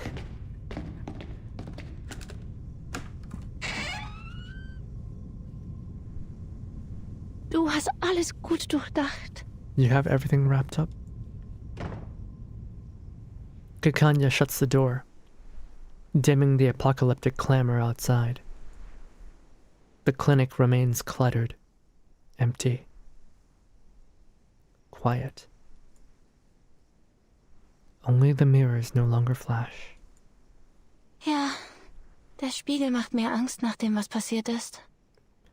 Yes, the mirror scares me after what happened. Er spiegelt wahrheitsgetreu mein hässliches Gesicht wider. It truthfully Meine abstoßende reflects Seele. my ugly face, my disgusting soul. Doktor, du bist nicht abstoßend. Wie kann jemand, der abstoßend ist, so edle, hohe Ideale haben wie du? You're not disgusting, Doctor. How can someone disgusting have noble, high ideals like yours? Vielleicht haben Sie recht. Es Perhaps. ist Zeit, das Tuch zu lüften. Maybe you're right. It's time to lift the cloth. Kakanya pulls back the curtain and flashbangs everybody in oh, my eyes. The dim room suddenly brightens. Das Licht tut weh. The light hurts. Hast du die Vorhänge geöffnet? Did you open the curtains? Doktor, ich kann nichts sehen. Doctor, I can't see. Parallels to the first time.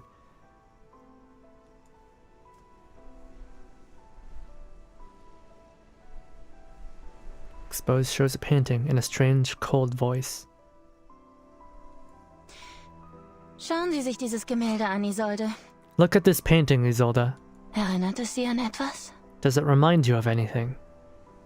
Ich kann es nicht deutlich sehen, Doktor. Es ist zu hell hier. I can't see it clearly, Doctor. It's too bright in here. Are they going to get the memories from Isolde? Könntest du die Vorhänge etwas zuziehen? Can you pull the curtains just a bit? Das ist das Gemälde Ihres verstorbenen Bruders. Die Rettung. You can't replay the voice lines in the battle section because it's important. Oh well. Yeah, this is why I haven't started chapter 10 yet. Wir haben eine einfache Tatsache übersehen, Isolde. Bis Heinrichs letzte Worte uns alle daran erinnerten. This is the painting of your late brother, the Salvation. We've overlooked a simple fact, Isolde. Until Heinrich's final words remind us all. Theophil schrieb seine Notiz in Verzweiflung, nannte aber sein letztes Gemälde die Rettung. Theophil wrote his note in despair, yet he called his last painting the Salvation. Doktor, es ist so hell hier. Können wir woanders reden? Doctor, it's too bright in here. Can we please talk somewhere else? Isolde, my pure, sweet little girl. This is not a therapy session. This is an interrogation. Kakanya's icy tone. Yeah, this is an interrogation. We're not here to help you. We're here to wring the answers out of you. She waits for a response of concern or pity, but she receives none. Wie konnte ich das übersehen, Isolde? Eine noble Dame wie Sie kann nicht nur singen und tanzen, sondern auch zeichnen. How could I have missed this, Isolde? A noble lady such as you not only can sing and dance, but also draw.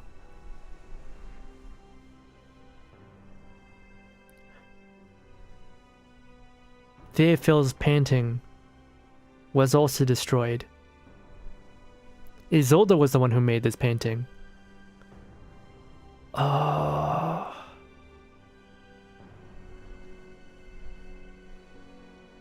That makes sense.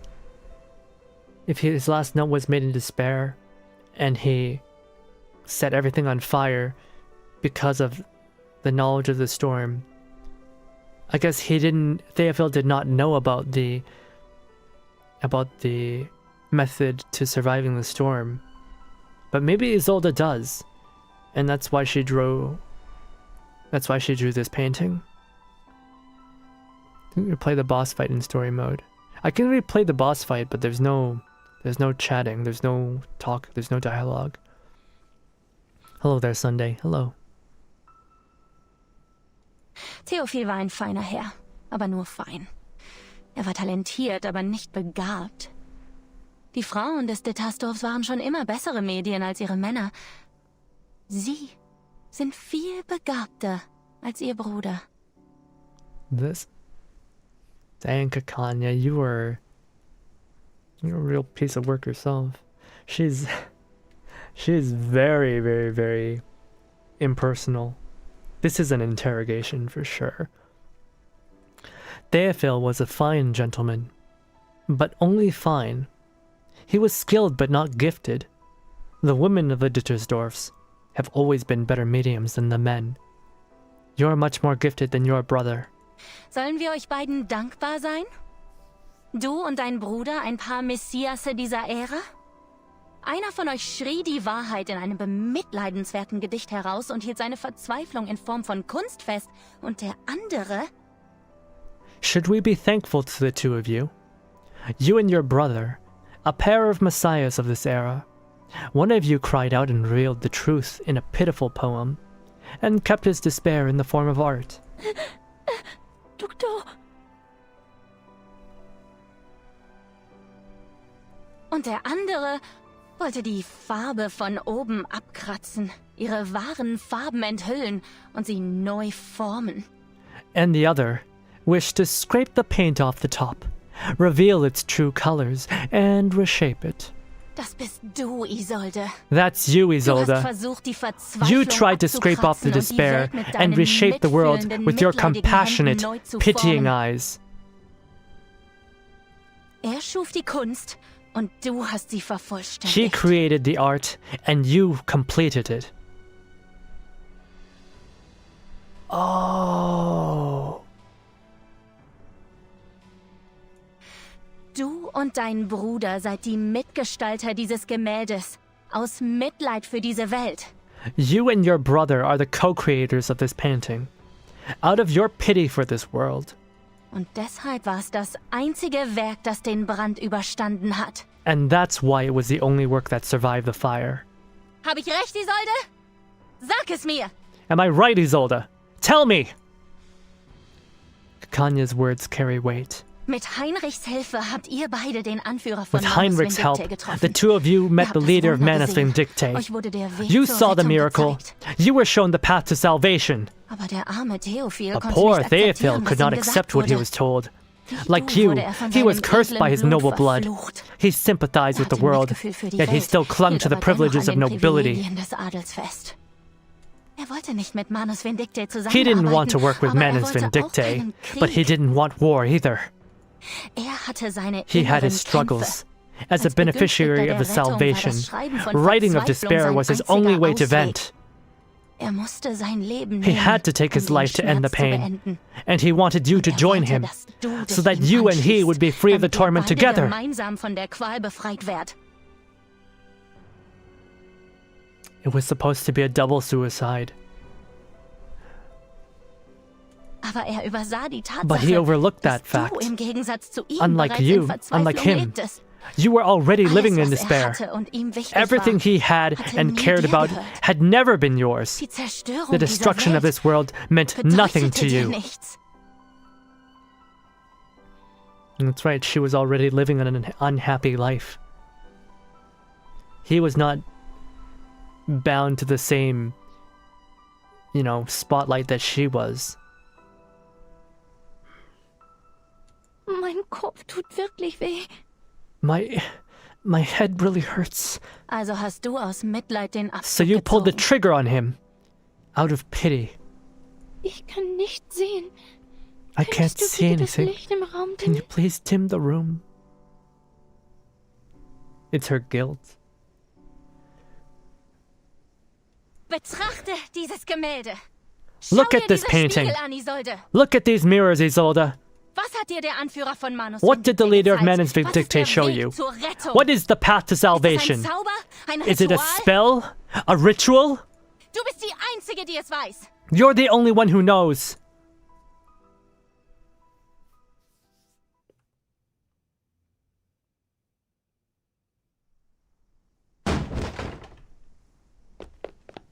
Boss fight and Doctor, you must stop using the mirror.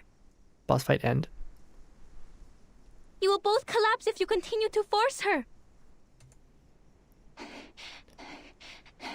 I'm running out of options. You're gonna I hip. have to hypnotize her. How did I know that? Before I started this, at the very beginning of the chapter when she talked about hypnosis, I'm like, you're gonna hypnotize someone, and she fucking does it. She fucking hypnotizes. How did I know this would happen? The writers making me feel smart. The writers absolutely making me feel smart. Hypnotize me. You, Miss Clara, the doctor who resents hypnosis and had even fought a duel to stop it. You are going to use it on me. Yeah, Isolde, your idol is not who you think she is. She is a weak-willed person who is foolish and hypocritical.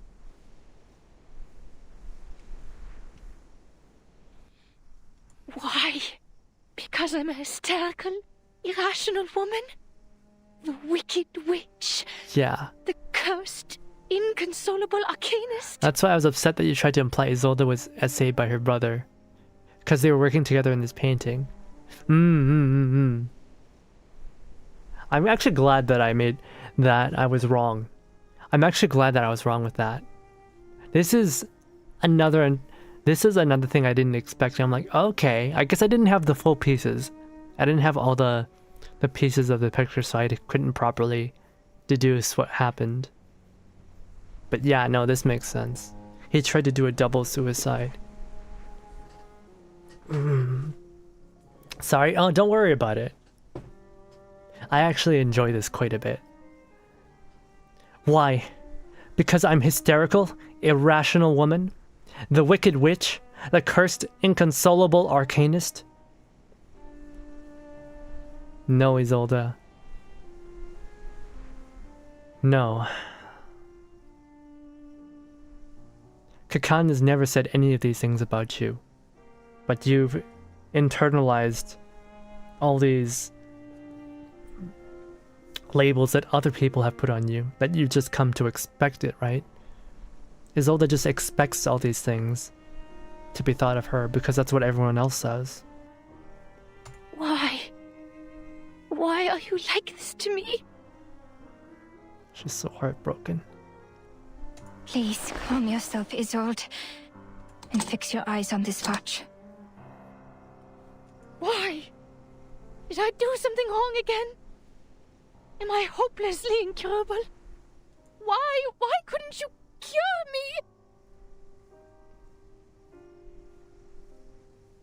me? Yeah, of course. Yep.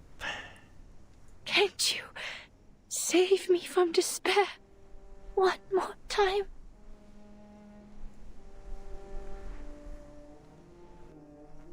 She looks at the beautiful girl, her once friend. But she doesn't know how to save her. Schlaf, Isolde. Gehe zum Ort des Friedens, zum Heim der Nacht. Sleep, Isolde. To the peaceful place, to the home of night.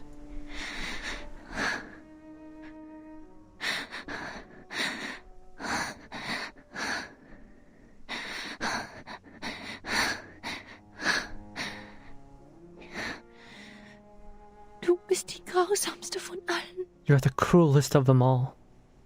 Wenn du bereits eine Entscheidung getroffen hast und denkst, If you've made up your mind and think I'm guilty, why do you treat me so gently? Warum behandelst du mich dann so sanft? Wenn das die Erlösung If this is the ist, die du salvation you gebracht brought, hast, werde ich sie I will mit Freude annehmen. embrace it with joy.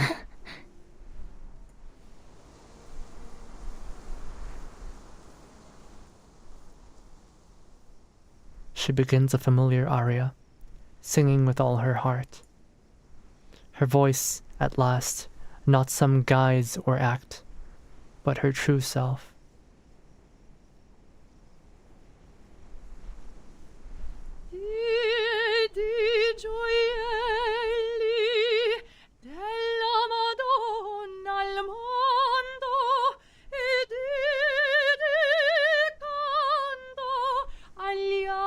Al ciel che ne radian più belli nell'ora del dolor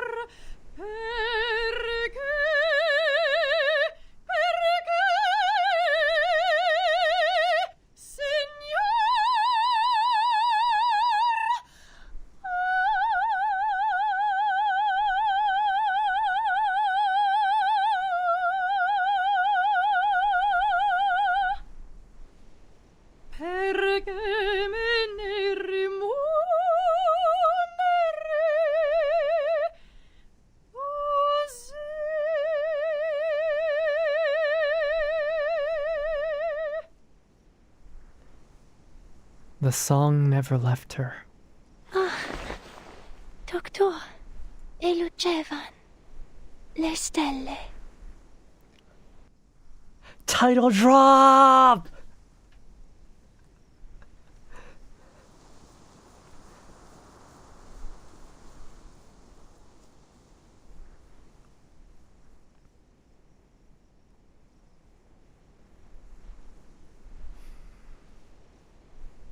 Well, she hypnotized her. Now, tell me, Isolde. She doesn't need to channel the sadness of the performers of the past.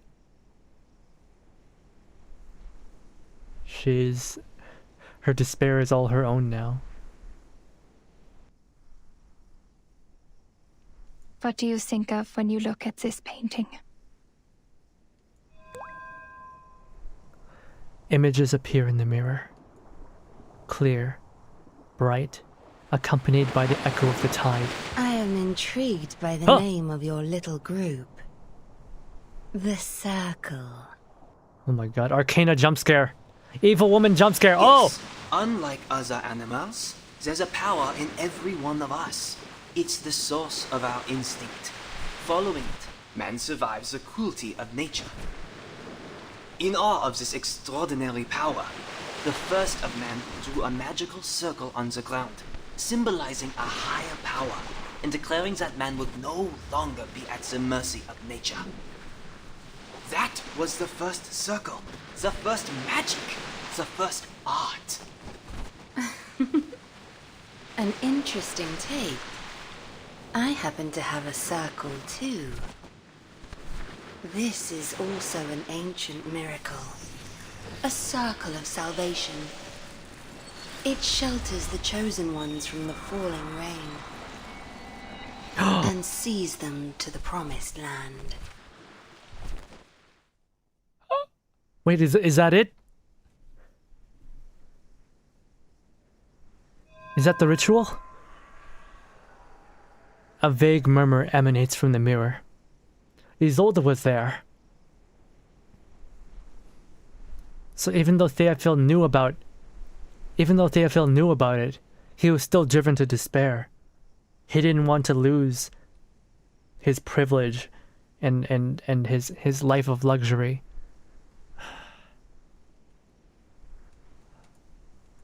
Like an ancient echo. Yes! That's it! Yeah, they came for the storm immunity ritual, right? And they found it. Not with Heinrich, but with Isolde.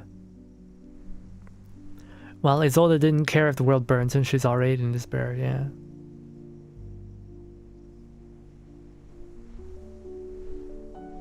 Oh, Isolde was in a state of like not really caring about anything. I think Kakane was the first person to make Isolde actually care. And like that betrayal from Kakane. I think it's really interesting that as an actor that she was never able to sing with emotion until now. Like she sang before, but that was because she had like the ghosts helping her, but this time she truly feels sorrow because something she actually cared about, Kakane, ended up being such a, you know, I guess, disappointment. Why Manus' members are immune to the storm. It's interesting that Theophil would lecture Arcana about this. Considering like Arcana herself is probably ancient. She was probably there when the first circle was drawn. I saw it! Doctor, I heard it! I read the storm immunity ritual! We did it!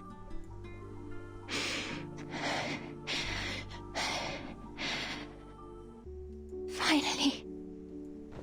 Alright, they gotta get back to HQ. Kakanya falls to the ground, exhausted. Marcus, ready now to face the communicator again, activates it. This time, though, it brings good news.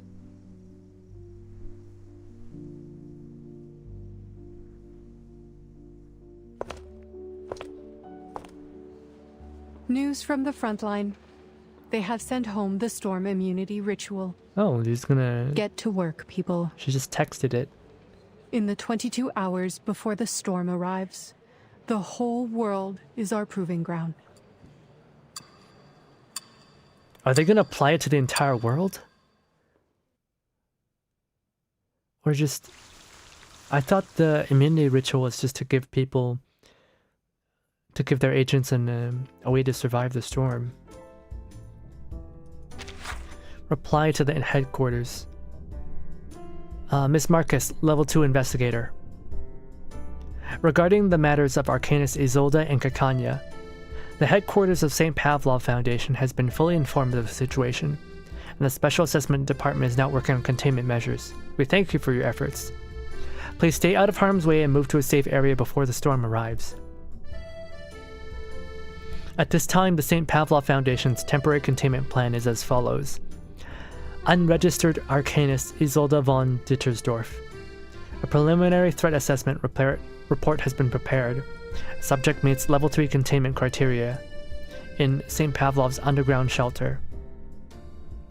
We will temporarily mobilize the Razor Squad, a special operations squad stationed in Prague, to arrive in Vienna and assist the investigative team in any way possible to ensure their safety through the containment process.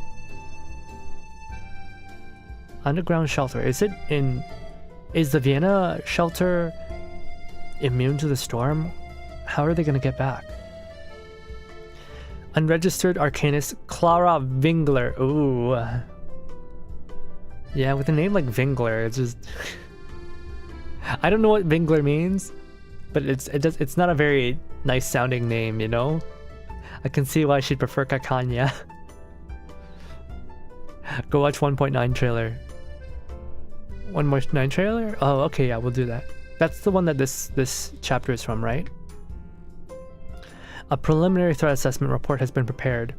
Subject possesses a low level of danger. In accordance with the containment manual, no mandatory containment measures will be taken. Please ensure her safety as she will be subpoenaed in the future as a material witness to the Vienna incident in accordance with the law. May the peace be with us. St. Pavlov. Remember Granny's first chit-chat in the beginning? Alright, sure.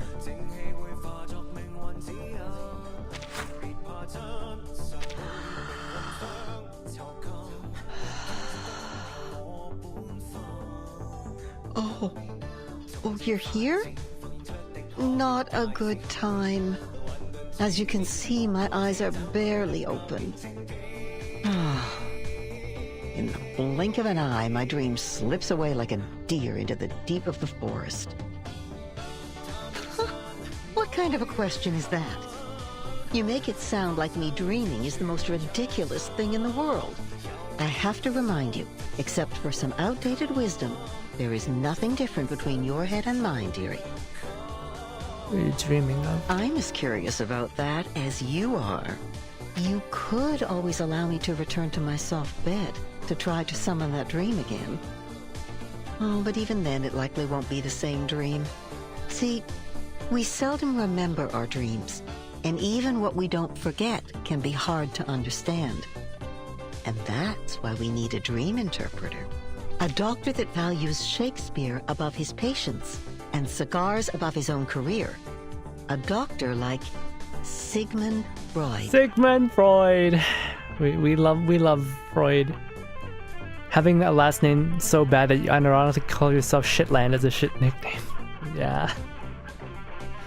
He lures out forgotten memories from your past through a technique called free association. Through this, he can reveal what makes you who you are. Free association. All you need to do is to lie on the sofa and spill out your thoughts like old milk. Once you do that, your mental health will surely improve. The sleepwalkers stop falling out of their beds. The hysterical go back to their sewing. With enough time, maybe Nietzsche could write a comedy. Yeah, Nietzsche, the nihilist. But what about the medical journals, you may ask? He must have released them. Otherwise, how could we prove the effectiveness of his treatments? And he has. You can read them in journals, in the textbooks, and hear them in the chattering of medical students. Your name will be blacked out on the pages by then, but your dreams will become the latest gossip on everyone's lips. It's not good for the patients. Oh, my dear, all medicine has side effects. The best medicine is bitter to the taste. It must be tolerated for the sake of the treatment. How else will these patients free themselves from their mental cages of unconscious desire and delusion? It really is the smallest of prices. A mere coffee stain on your shirt, just telling a few people about an unlucky moment or two. Besides, the patient is not given a name. The true protagonist remains a secret between you and the doctor. Perhaps you're right. It's not the only way. What's the other then? Come, listen. Do you hear that?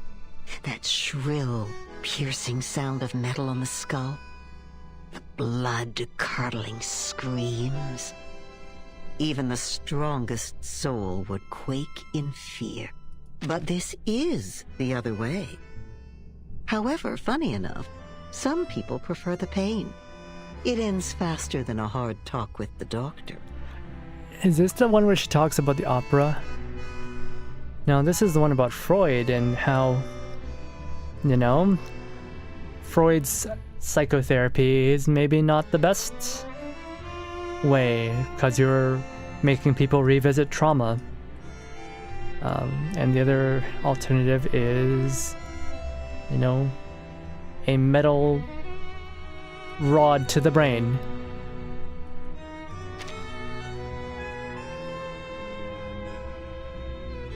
I love Granny Narrator. 3. I thought there was only 2. When she works about the opera, it should be the very first one. This is the very first one. Oh wait, no, there's 2. Hey, you. Yes, you, my hurried child. You rush through the street like a cyclone. Hey, Chibbity. Where are you going? Happy belated Canadian Thanksgiving. Yeah. Happy belated Canadian Thanksgiving.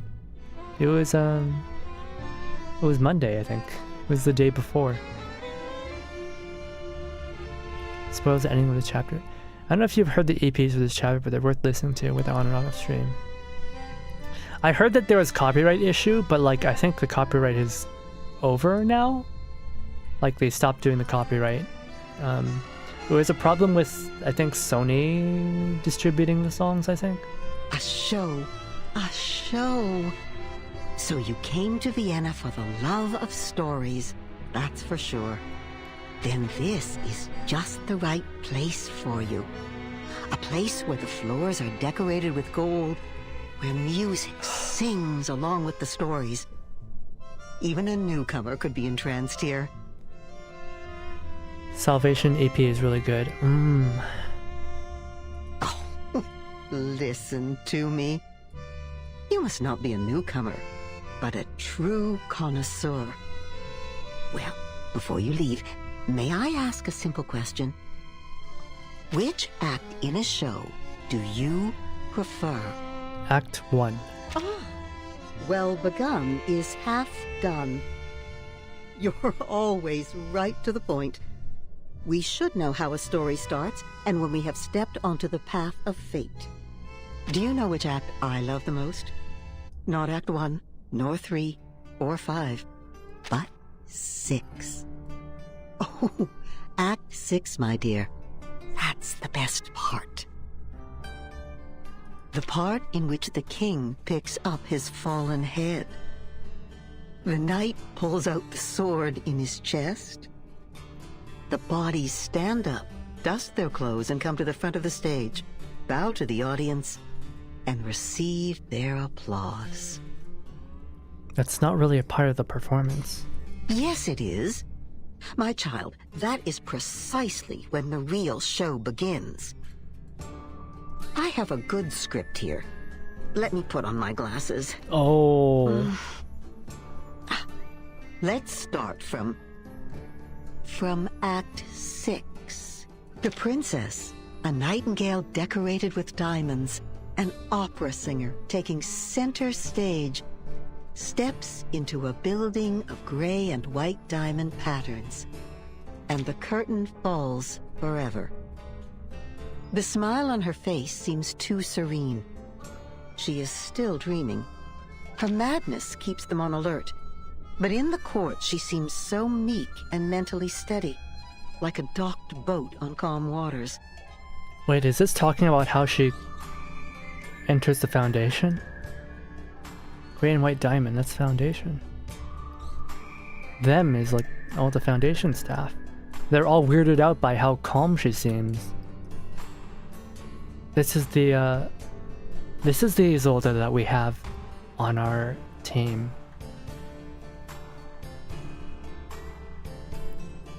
Nodding elegantly to every gentleman she meets, she makes the shackle on her neck look like a piece of dazzling jewelry. Oh, they actually shackled. That wasn't a metaphorical shackle. That's a real shackle. Next page. Oh. What happened? In a transparent room under an unyielding limelight, her dignity is stomped on, like a silk handkerchief thrown on the ground. They smash her crown, forcing her to pay for her madness. Her dignity is stomped on? They smash her crown. They assault her? They attack her? They hit her on the head? We have hypnotized Isolde. We've hypnotized Isolde. They attack her? Is she mad? No, not anymore. Sleep, she said to me. Sleep. If that's what she said, then I don't need to wake up. That's when the star falls into an everlasting dream. The blinding light becoming a spotlight on the stage, the empty room carrying the best reverberations. She has never been so calm. Everything beautiful in her is there forever, frozen in time. I think probably just means they isolate her and treat her as an Arcanist enemy. Which the Foundation doesn't treat perfectly, yeah. They said they were gonna lock her up in the basement.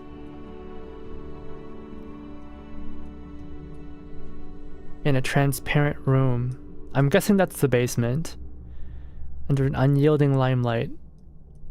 So, bright lights. Her dignity is stomped on. They smash her crown. I mean, she did sort of, start a riot. And this is the local branch of the headquarters. This is a local branch. This isn't headquarters. Right? They're taking shelter in the local branch. Or found eternal peace. Her world has become the performance. A show that never ends. This would be HQ. Oh, okay. They did teleport her to HQ then. Yeah, it's still same thing. She kind of was briefly a Menace member. I'd say she's a great actress. Isn't she? But this is not a good story. I think it needs more context. Thank you! I was like, yeah, like, what are they talking about? My dear, you are indeed a great connoisseur. Only one act of a play can't tell a good story by itself. They spoiled the ending at the very start of the chapter. That is insane. Oh, forgive my ramblings. The golden curtain has risen. Fix your collar, darling, and keep moving forward.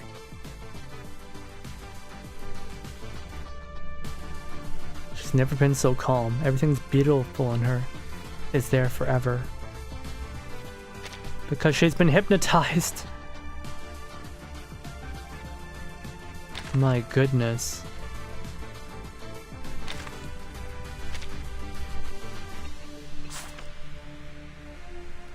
What the heck? Dev broadcast rewards. Oh, there's a broadcast just now? We're not done yet, by the way. I'm still gonna read Isolde's anecdote.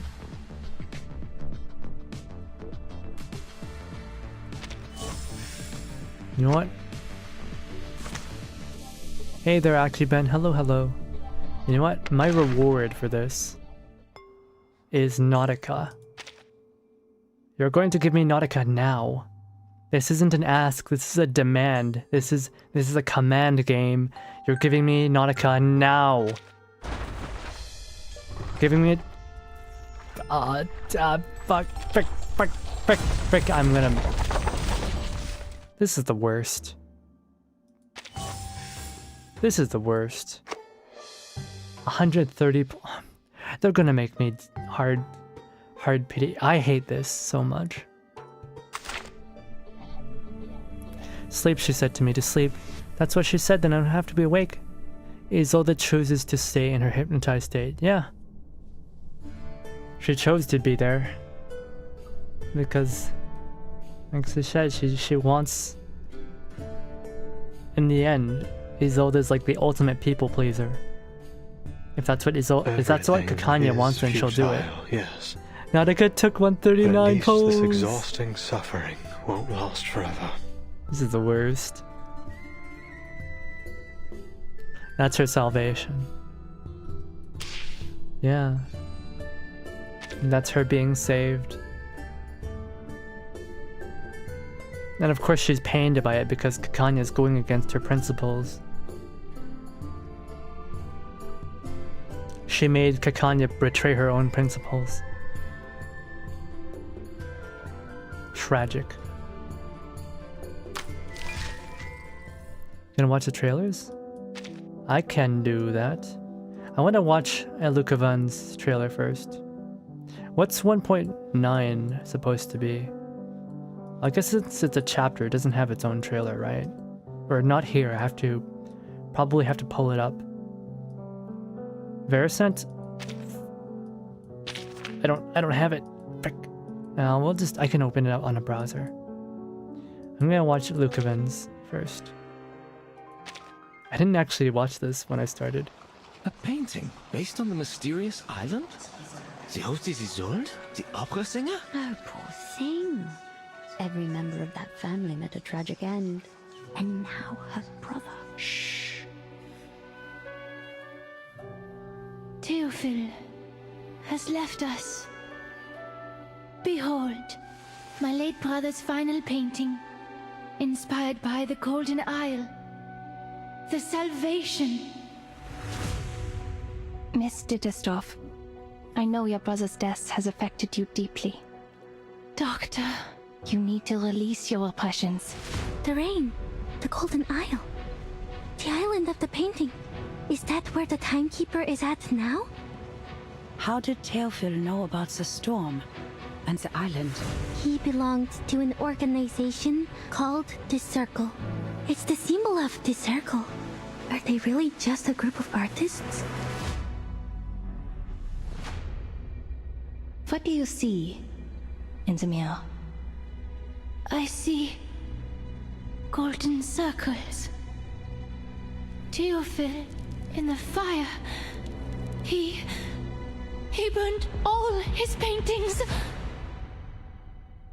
And then I heard a shot. All these assassinations at the same time?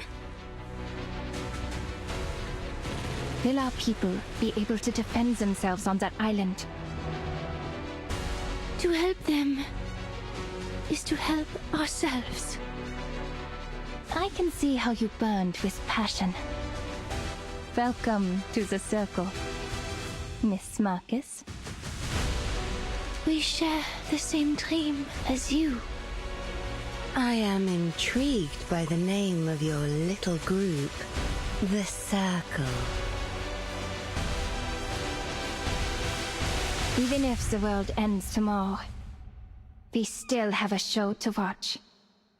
Please, enjoy. Man, how did they write this? This is so good. All right, let me grab the trailer then. I'll watch it now. 1.7 reverse. Oh wait, no, that's 1.9. Chapter 7, Varen Samt.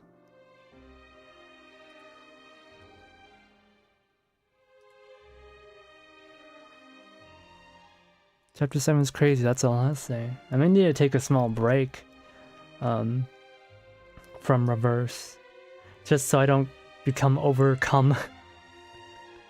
Because that was really good.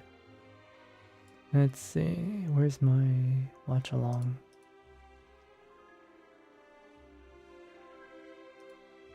Here it is.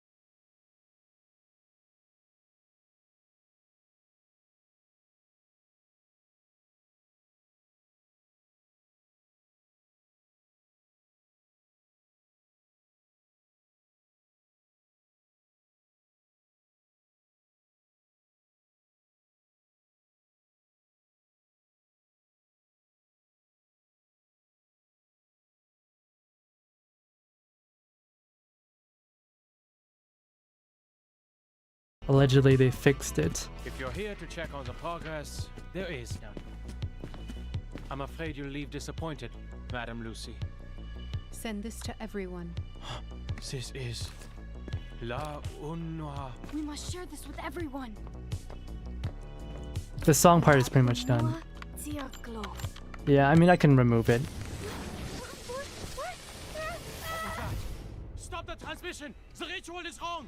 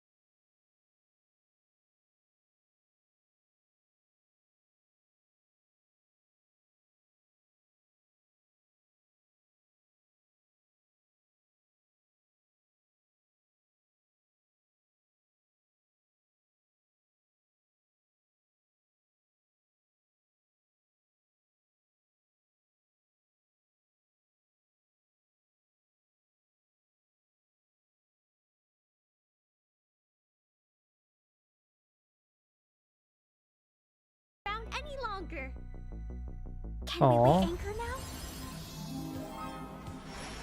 It's a big party for my little boat.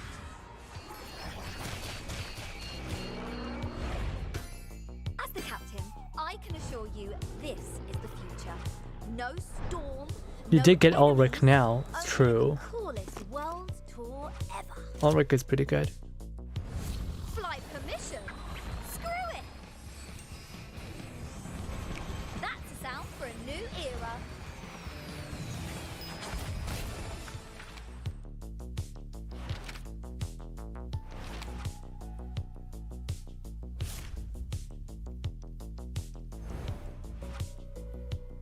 Relive the moment and find out you missed the reward suddenly. Yeah.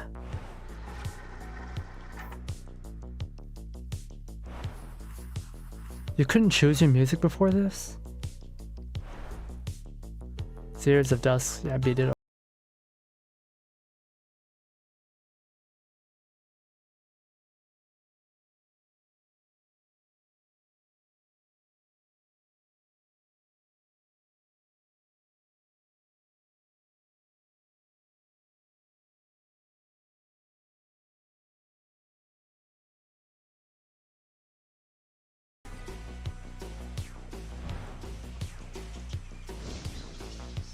God, she's so pretty.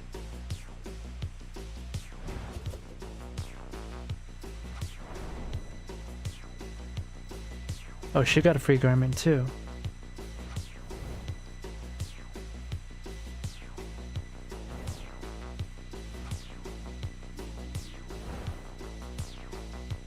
Log in to receive Matilda.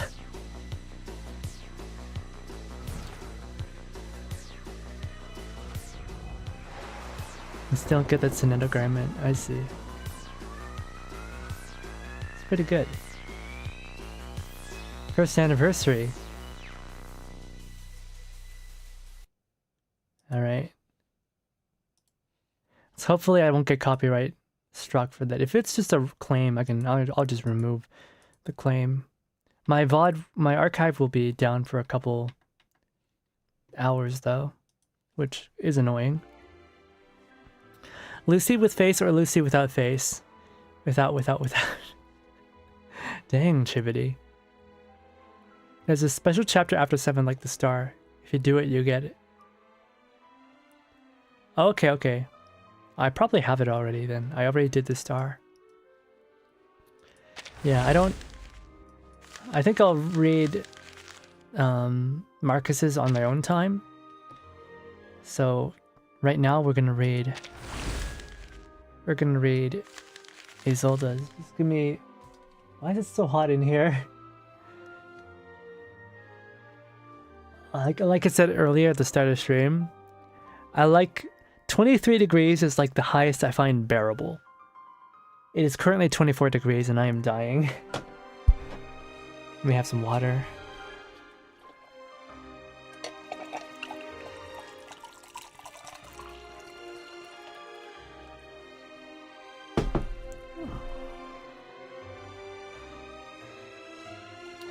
Isn't it so much fun?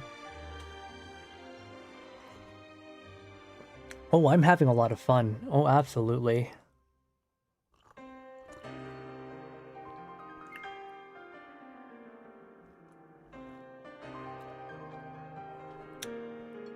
Her robot face and her new garment's great. How much did you miss to catch up?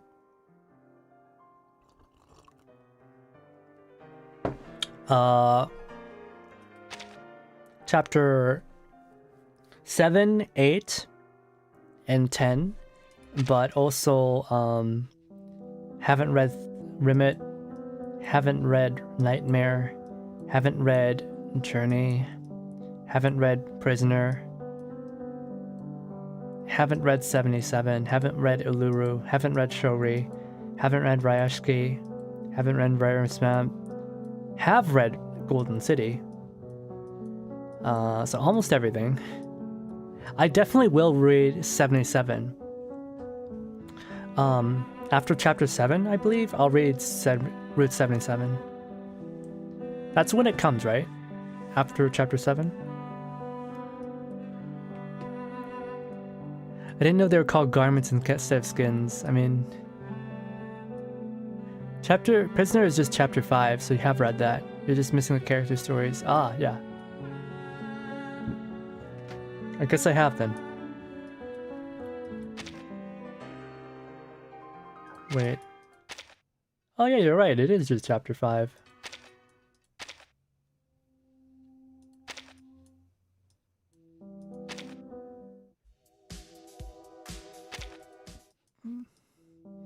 Right. If you allow me to take a short bathroom break so I can get my emotions in order after Hoffmom's death. I feel a little weak-kneed. I'm gonna go splash some water on my face.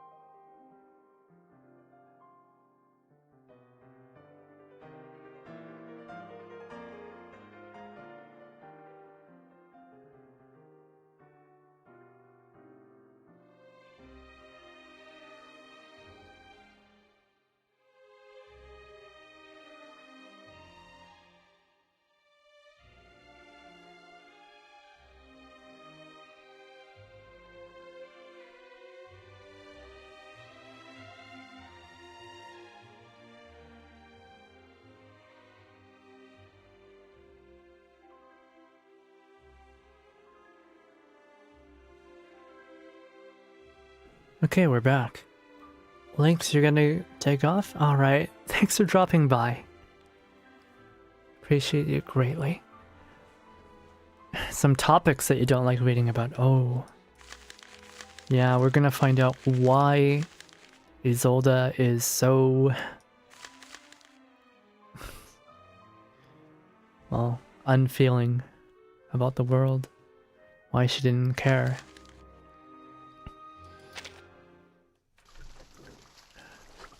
Oh goodness, I'm gonna have to actually read.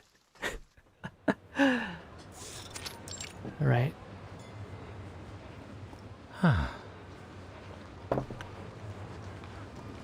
Sad news indeed. Ah, most unfortunate and disappointing news. Stamping his feet in anger, the gentleman lets out a wail of frustration. I'm not sure that. They cancelled her new show? Just like that? I've been waiting for it all season. What else could be done? Surely you wouldn't expect her to sing after what happened. Have some compassion for her, will you? Fate has dealt her a cruel hand in life. Although this lady immediately volleys criticism, there is nothing accusatory in the softness of her tone. I think that Vienna has lost its star, at least for this season. Another man joins the conversation, also terribly hit by the news. His eyes are as dim and cold as two lifeless cobblestones at the bottom of a river. He walks at the rear of the crowd with heavy footsteps. I saw it with my own eyes. The entire thing. She left the Vienna State Opera in the afternoon. She must have planned to take a walk in Wegel's Dreyer Park, as she always does on Thursday afternoons. Okay, how do you know this? I have a feeling Carl's gonna be in this story. On that day, her dark curly hair cascaded over her shoulders, and her face was as pale as porcelain. She was in a lavender dress with a soft wool shawl around her arms. She looked pretty and fragile, like a doll made of glass. Which means... Did you see her? Yes, I saw her faint. She seemed perfectly fine when she took leave of the theater manager, but after a few steps, she started shaking. Were you stalking her? She whimpered and scratched at her pretty face. Her usual heavenly voice became a howling cry of a mad cat. He murmurs with a dark hate in his tone. A light, sinister delight flickers in his eyes. Her servants tried to stop her, but it was too late. She ran off, tripped over her dress, and fell down the Albertina stairs. They helped her up, but by then she had already fainted. You can't run in those. That's surprising. God in heaven, poor thing. His audience responds with gasps and sobs. What is it? This is the fan club? Is this like a Discord fan club? They're talking about their Oshi? It breaks one's heart to see such a thing. Soon her physician came. He'd been by her side all day. It was only in the brief moment in which that horrid affair occurred that he was away attending to another matter. Did he take her to the hospital? How is she now? Oh heavens, this is terribly sad. Most unfortunate for a talented lady such as her. She's so delicate. Even a strong gust of wind could whisk her off her feet. And now she has come to terms with the painful fact. Okay, you don't know that. You're just ascribing that to her. That her dear child has been cruelly taken from her. They're not talking about Isolde. They're talking about her mom?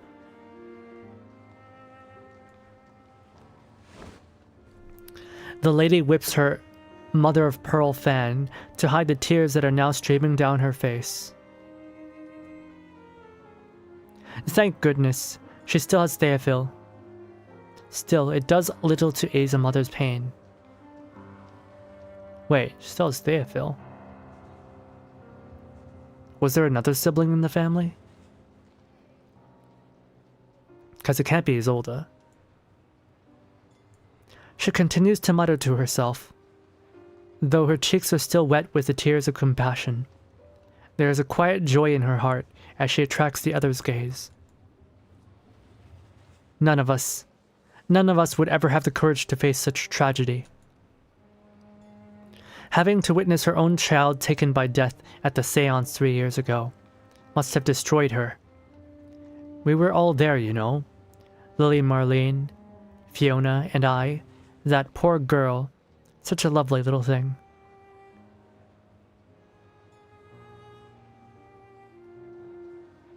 Did they make...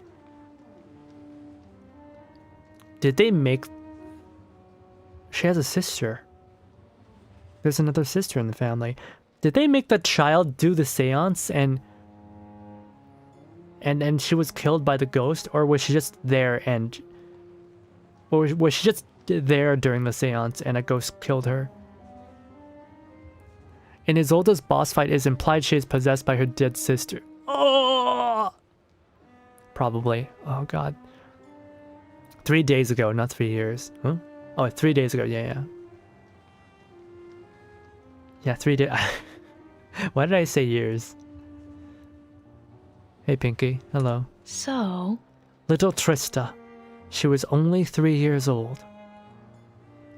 Her rosy cheeks turned a grayish blue within seconds. Her pale lips were stained with red blood, and 2 golden tears welled in her empty eyes and ran down her cheeks. She died in a moment, just like that. What happened? And also, she got possessed by her dead sister?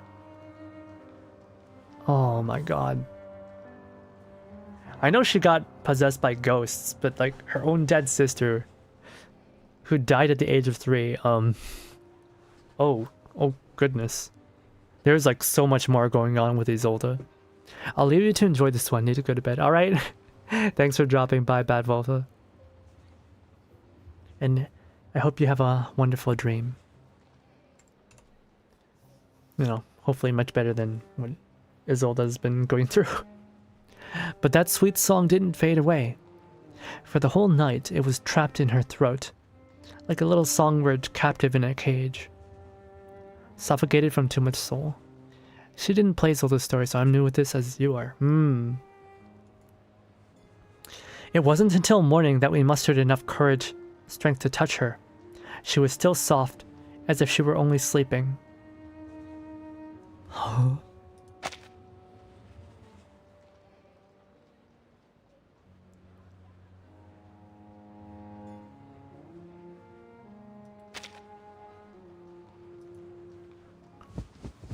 She gently flutters her fan as she reveals more and more details to the crowd. They listen in a breathless suspense. Man. Okay, this is not a Discord chat room, because these people actually seem to know them. They're not just admirers. I don't know.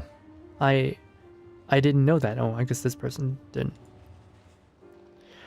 Fine, I admit it. I was too harsh on her. No one would be able to sing on stage in the wake of such misfortune. I think that... She should rest. She must be devastated, poor thing, losing her child like that. Yeah. And absolutely no delicacy, this man.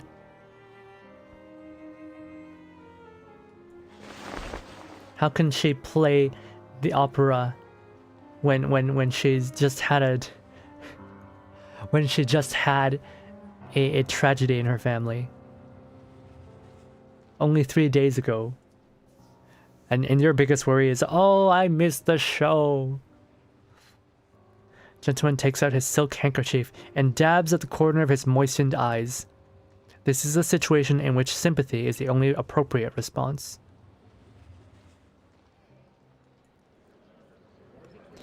But a voice from the other side of the crowd breaks the sad silence. No way. No, she didn't cancel the performance to mourn her daughter. Did you forget? She showed up at the rehearsal after her daughter's death. I saw her just yesterday. His face reddens with frustration at his speculations. Her doctor came to me that very night with a vivisected rabbit in his palms. A quick look made it very clear. His eyes are red and bulging, just like a pair of distended ovaries he saw inside the rabbit.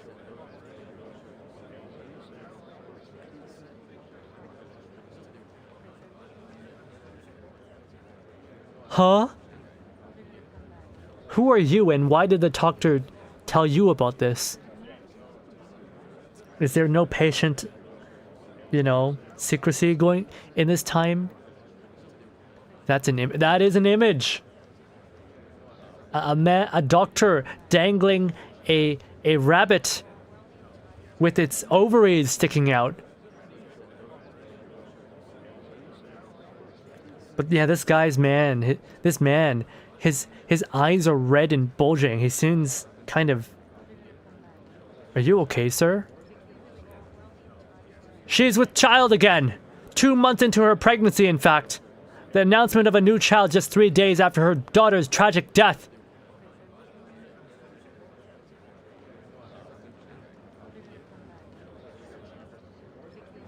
Myxomatosis is an STD we gave rabbits for population control and makes them eyes pop out.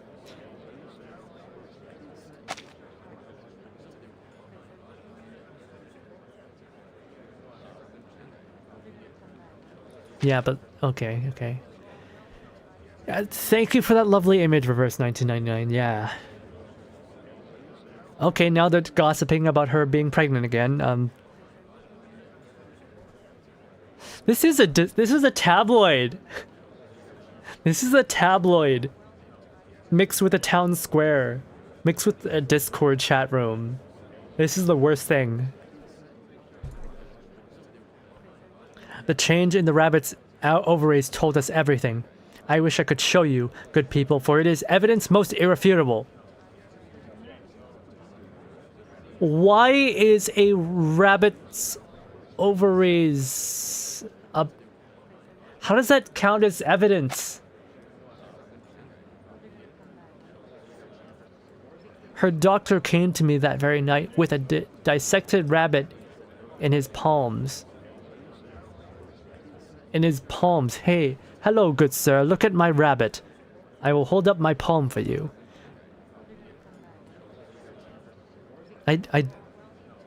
Is this a rabbit or is this a voodoo doctor? Evangeline must rest. No matter how much she loves the stage and her audience, she has no choice. Old pregnancy tests are feeding animal women's pee. If pregnancy hormones are there, it will affect the animal.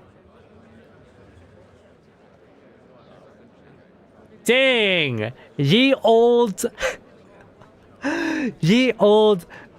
pregnancy test. They have to sacrifice a small rabbit for it. Oh my goodness. That's how they did it in the past? Ye old pregnancy test. Oh my god, just imagine those like pregnancy test memes. Right? But like instead of the tube, the girl, the blushing girl is like holding a dead rabbit ovaries. Oh my god. She was frogs, but mammals work too. Well, thank you, Pink. Thank you for this contextual knowledge. We would not have known this without you. I would have, if it weren't for you, I would have thought that this particular reverse writer had some kind of fetish. Oh god. How did you know about this?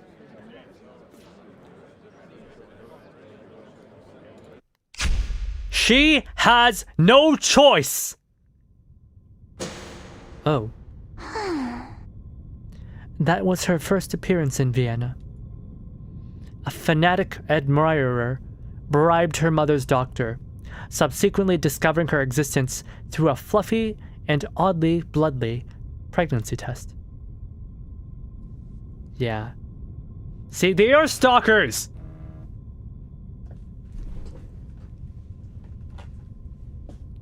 So it was a stalker! I'm a historic medicine nerd. Oh, I see. Oh my goodness. The amount of shit. Can you imagine? Can you imagine someone, a fan, being so obsessed with their Oshi that they would find their Oshi's personal private doctor and bribe them to find out if they're pregnant? So freaking wild, man. Stalker or paparazzi, and why not both? We need you to pee on this frog, ma'am. I mean, that's what they were doing already. The doctor was already doing that, but like, the stalker is, I guess, yeah, paparazzi's bribing doctors to reveal it. Yeah, I can see that happening. Common behavior in idol culture. Yeah. I don't know if I would call it idol culture specifically, but it's definitely something that obsessive people will do. And it's honestly kind of gross. Perhaps soon these rabbit tests will become a mainstream method of determining pregnancy. Oh, I'm glad we have our modern little tube pee tests. You know, glad we have those. Who knows what will happen in this world of turmoil? Someone approaches from behind, the figure of a child. Favored by the god of theater, this child is a star, even from before birth. Yeah, even before she was born, she's already the talk of the town. Hmm? In the many years that followed, before she made her debut, people talked of her as the girl who arrived upon the wings of death. Okay, that is so in poor taste. That is in such poor fucking taste. That is the worst thing. Okay? I will reveal to you guys something about me. Alright? I will reveal to you guys something about me. I am the youngest sibling, right? I have an older sister and I have an older brother. I'm the youngest child, but I am not the third child in my family. I'm actually the fourth child in my family. The third child was stillborn, and I feel a certain amount of guilt about that. But for these people to add on a label and narrative like this is just so fucking disrespectful. It is absolutely fucking disrespectful. Holy. Imagine growing up to that label. Ugh. I mean, she's a pre-2010 woman. Everything was in poor taste when it comes to a woman. This is so bad. Dude, he has to keep the frog. Oh, fuck. Is that so? But is she really an opera singer? The voice pauses, awaiting an answer. Look at her. Isolda, my lovely little sister. She's the new star of Vienna, gaining both fame and fortune in the theater. We are listening to a ghost talk. A ghost is narrating. As a singer, her name has surpassed that of our mother, who is now only remembered as the perpetrator of that appalling crime. But my sister has never performed in a play, not even once. She is there, but she also isn't. She's many people, including me. My voice in her throat, my smile on her Oh my god! Isolda's older sister, who was a child when she died, possesses her body to act in theater. That is so freaking metal. Letting your dead older sister inhabit your body to perform on stage. That what is this? Oh my goodness. Also, oh my god. I don't know if this is young Isolda or Trista, but oh my gosh, so pretty. So pretty, so cute. Look at that dazzling curly hair. This is probably why Isolda... I mean, we already knew she was being possessed by ghosts, and that was already enough to just go like, oh, doesn't have a strong sense of self, you know. I know people who are performers who don't have ghosts inhabit them. They just grew up with a lot of expectations placed on them with spotlights. And that was enough to shatter their sense of self, right? That was enough to make them have a weak sense of self. And they didn't need to be possessed by ghosts.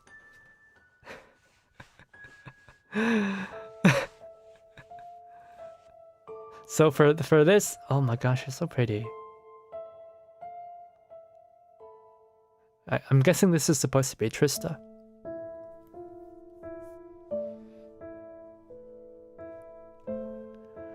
I should ask my sister if she would do that for me instead of asking me if she would love me as a worm. Yeah, would you possess me?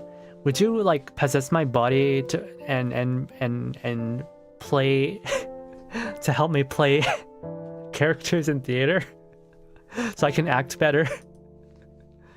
Oh my god.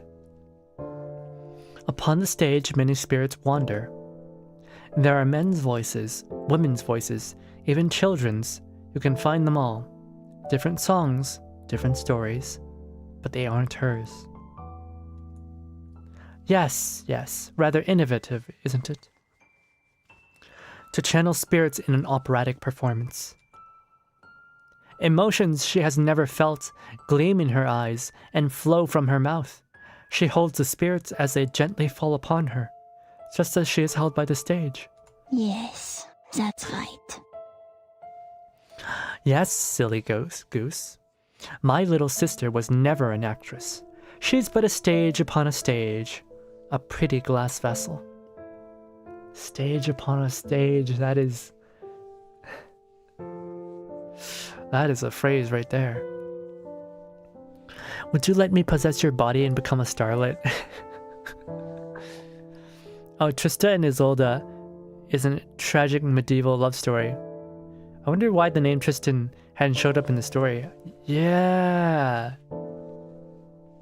someone else mentioned, I think it was Rico, mentioned Tristan and Isolde is a classic myth.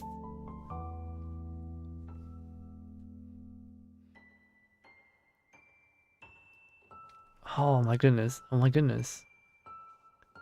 I wasn't seeing the connection until, oh, okay. I believe Tristan and Isolde is like a story where there are two people who what was it? Tristan was a knight of the round table who was supposed to escort Isolde from Ireland to England to be married to his king, who was not King Arthur, but a different king. But then en route, they both ingest by accident or by trickery a love potion that makes them fall in love with each other, and then they get hunted down by the king as a result. Arthurian myth, yeah. Yeah, but then they basically get hounded and hunted down by the king for... I don't know exactly how it ends, but I would assume not well. A little hand softly touches your shoulder, and the other points into the darkness. Now look over there. A door. Why is there a door? How strange. Am I right? Did I guess what you were thinking?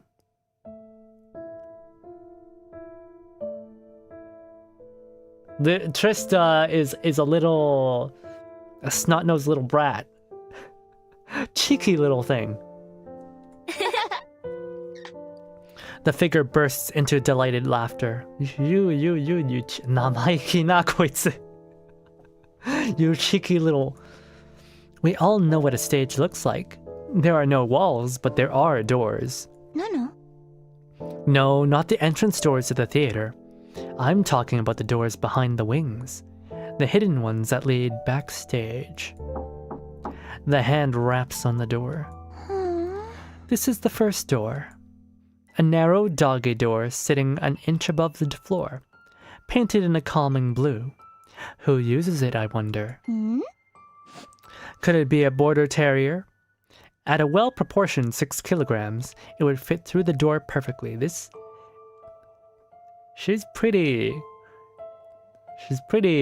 well-spoken for a 3-year-old corpse.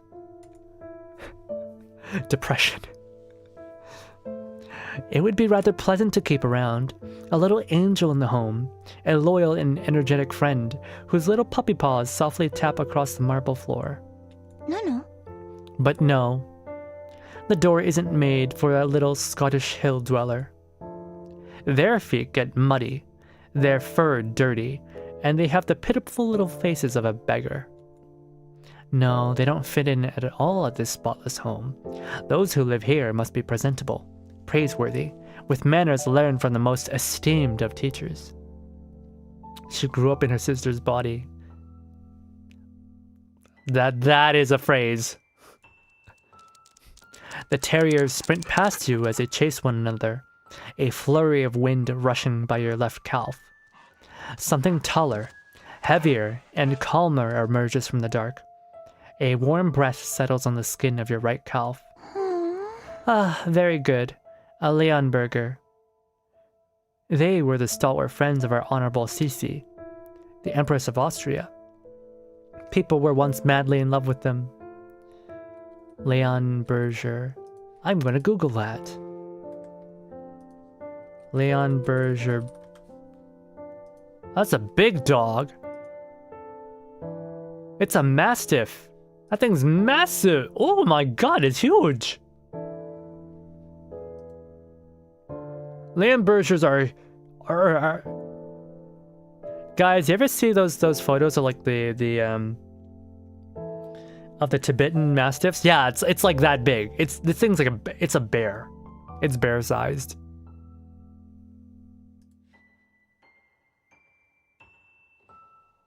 It's bear sized.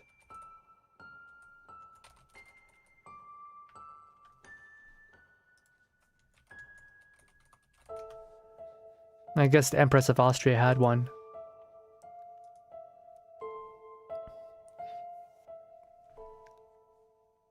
They're bear dogs. Well, there's some kind of dog for hunting bears. It has a soft black and brown coat, a posture reminiscent of a lion, an intelligent mind, and a kind heart. Most importantly, it is an expensive breed. Yeah, you can't be caught with the poor breeds. It's quite an excellent reflection of its owner's wealth and refined taste. Yeah, because God forbid a rich person buy a regular dog. No. This is like the problem with... in like rich people circles, it's often just... people buy expensive stuff. Not because like, you know... not because of any like real need, but because it's just to show off their wealth. Not to the poor people, no. It is to... compare and compete with other rich people. You know? And to some point, it's not even about money, but about exclusive access. So they were like private brands. They were like true luxury brands of like, you know, suits and shoes and whatnot. And these are brands that are of true luxury in that like you can't even buy them. Even if you had the money, you wouldn't be allowed to buy them because you know, you can only get access to these custom brands if you're in the circle, right? If you've been vetted, if you have an invitation, that's the only way to actually get these.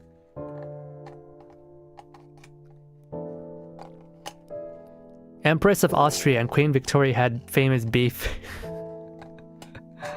Victoria thinks that Ch6 is too obsessed, and Ch6 thought Victoria was the most horrifying little round thing ever. What the hell? I mean, they're in Austro-Hungary, so they're going to be talking about Empress of Austria. It weighs 115 pounds. Guys, this dog almost weighs more than me. This dog almost weighs more than me. A good boy with a sturdy build. It's 28 inches at withers, and a trustworthy protector of your wife and children. The voice disappears again, along with the warm breath. The majestic dog raises its 100-pound body and dissolves in the shadows. What a pity. This dog does weigh but it's much too big to fit through this door. No, this can't be it. The girl lets out a regretful sigh, followed by a bracing breath. Her face is barely visible in the dark, but somehow you know she's smiling. You see, this is my door. I fit through it perfectly. It wasn't always exclusively mine. There were other people. People who were of the right size and met the other conditions for its use. This is a metaphorical door for Isolde's mind, or her body, her vessel, isn't it? Because she's a stage upon a stage, and we are on a stage. Isolde is the stage, and this is the door to her, I'm going to assume. But time is cruel. It turned Theophil and Isolde into adults, taking them out of their little 5-year-old bodies and replacing them with new ones with bigger hands and feet. Now I alone can pass through this little door. Oh. Psyche?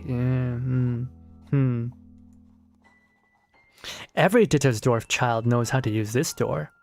Just lower your head, bend down, and crawl through it. That doesn't seem very dignified. Yes, that's right. Since I'm the only one using it these days, I have a new name for it. The Door of Trista the Forgotten. Is she a vengeful ghost? The little hands lying on your shoulders give a gentle push. The doggy door squeaks open. It's much easier to pass through than you had imagined. It's not a children's door, but I don't understand. It's her door, but the other siblings used it before as well.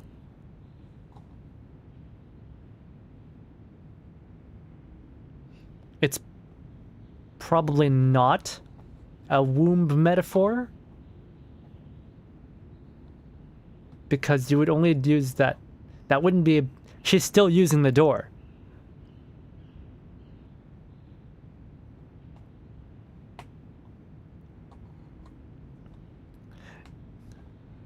They've been used as entertainment and tools of influence by the family for years, so resentment is unsurprising. But even the parents are, even the mother is used.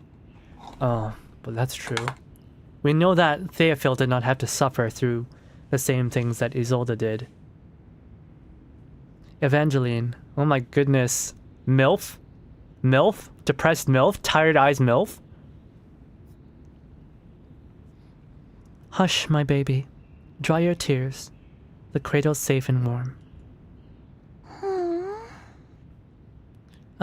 Evangeline is here. The source of the sweet humming. Our mama. We all lived inside of her once. This is so weird. This is so weird. She always rocks this cradle with her left hand. It's the same one that Theophil, I, and our little sister Isolde all used. Talk about a womb with a view. Ah!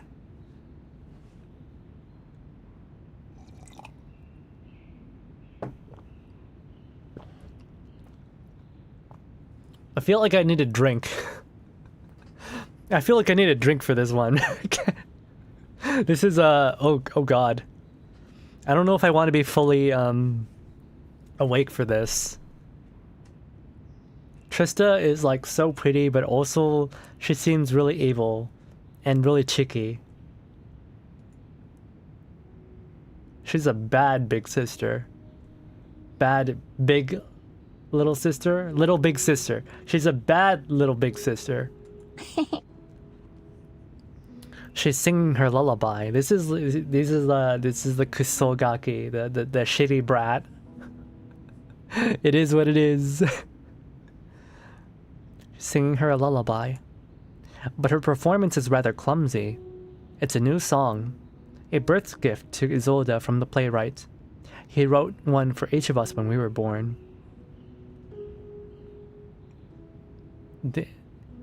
They had a custom lullaby written for each child.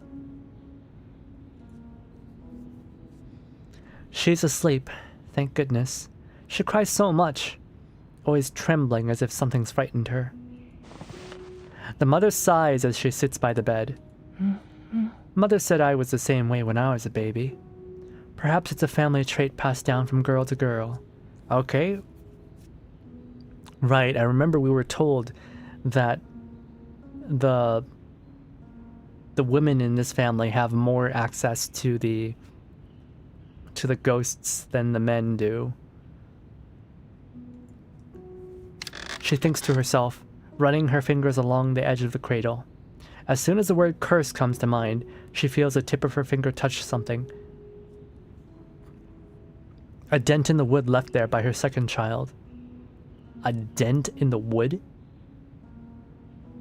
No, that's not true. No, Trista didn't cry like that. She giggled a lot, even looking at the empty ceiling or the lampstand. Also, by the way, guys, like I said before, green was a very sought-after color. And as you can see, there's a green couch here, a green, a vanity with a green cushion and a green, a green cushioned chair. We have I forgot what we call these, a recliner, a reclining sofa that's green. We have a fireplace. We have a fireplace shield that is green, and of course we have lovely green wallpaper and green drapes. All of this is highly toxic. It contains arsenic. This is some rich person BS. Which part? But yeah, this stuff is all highly toxic and probably very bad for adults, no, let alone babies. I wouldn't be surprised if Trista died from arsenic poisoning.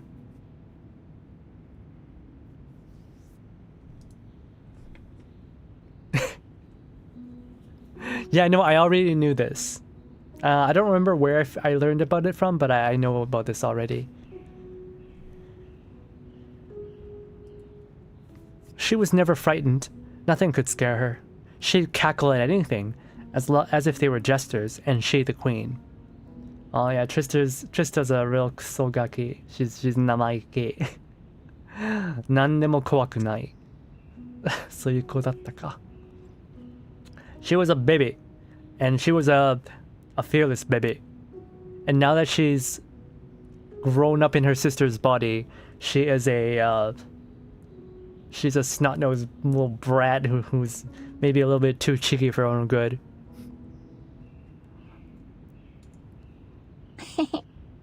She still remembered me, even then. She's a good mama. I think Trista's has some like resentment about maybe being forgotten, or like not being allowed to live her life. She's an evil ghost. Wood! I would not mind getting haunted by an evil ghost this cute. Lead poisoning was common too. Trista holds her mother from behind, nestling her head in the crook of her mother's neck. Nestling her head in the crook of her mother's neck. She was immature in the past.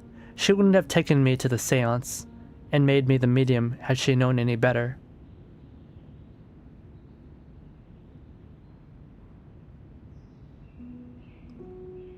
she put a 3-year-old child through the ghost possession. And then she died.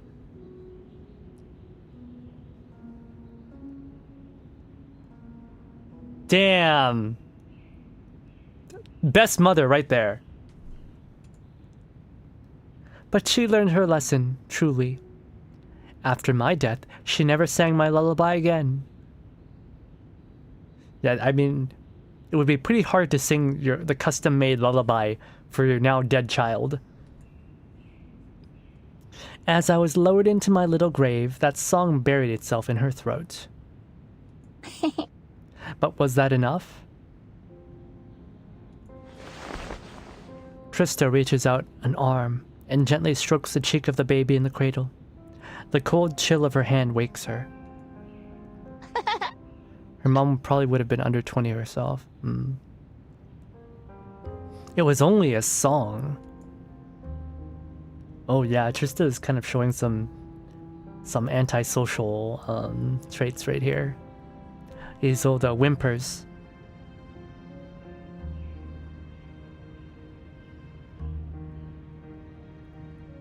The babies are haunted by ghosts. They can see them even when they're not doing the seance. Isolde's being haunted by her big sister. By her little big sister. Oh my god.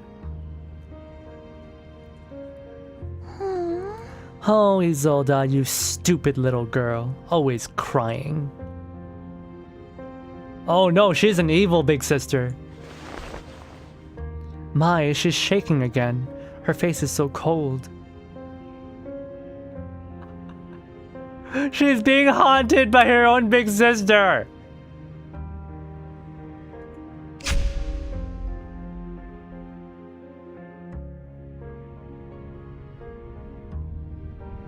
However you look at it, my failure laid the groundwork for Isolde's success. I don't know if that was a failure, the whole you dying thing. Seems more like tragedy. She died at 3, her lack of empathy is understandable. Empathy is taught and learned around 6 to 10 years old.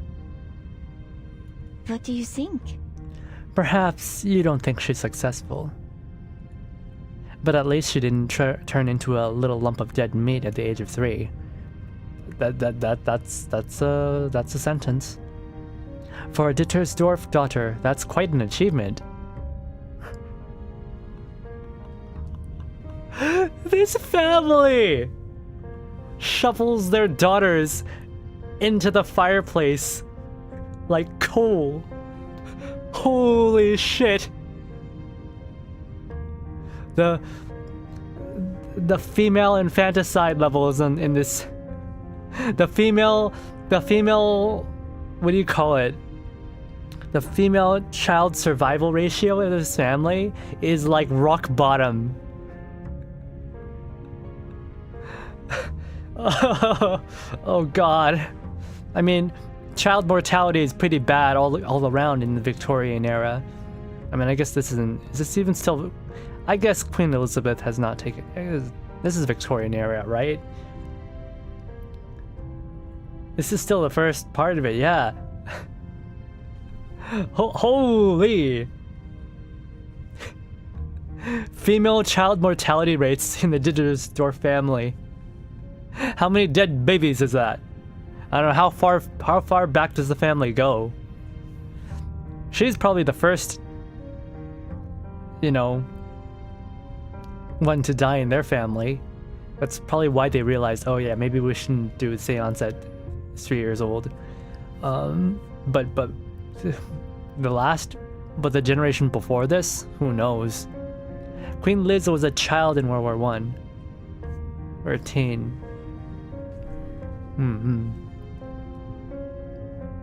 Yeah, it's kind of incredible. I mean, Queen Lizzie died at the age of 90 something.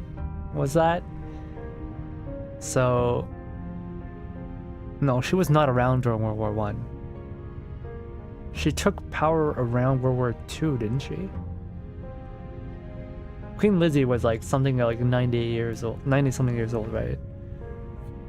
Man, she was kind of wild, the Queen Lizzie. She would drive a Jeep around. Or no, it wasn't a Jeep. She would drive a Humvee around around Buckingham Palace.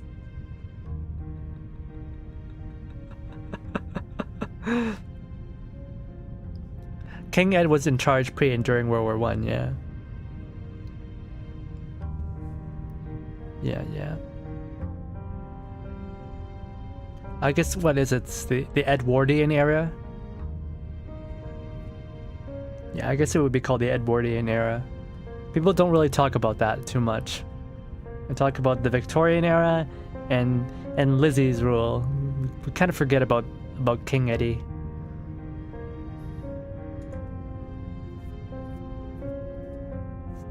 I'm very fond of my little sister. I love her. I sang her the buried lullaby, my lullaby. I laid beside her on those crying nights and trembling mornings. I crawled with her, and I walked with her.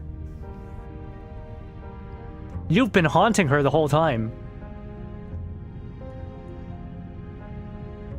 Sometimes I think about how I could have grown up as she did. What a pity that I'm 6 feet under the earth while she walks upon it. This fucking dialogue. What a pity that I'm 6 feet under.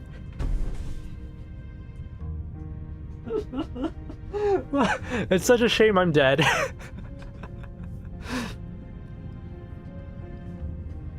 I only talk about it during historical fashion hangouts. You do those?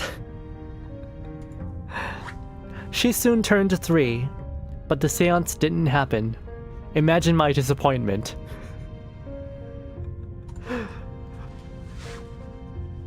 As I have told you, my mother, my Evangeline, had learned her lesson. She knew better by then. Yeah, if only... Maybe Isolde wouldn't have turned out so fucked up if her sister was at least there to, like, you know, share the suffering with her. Corsets are good, back braces. I mean...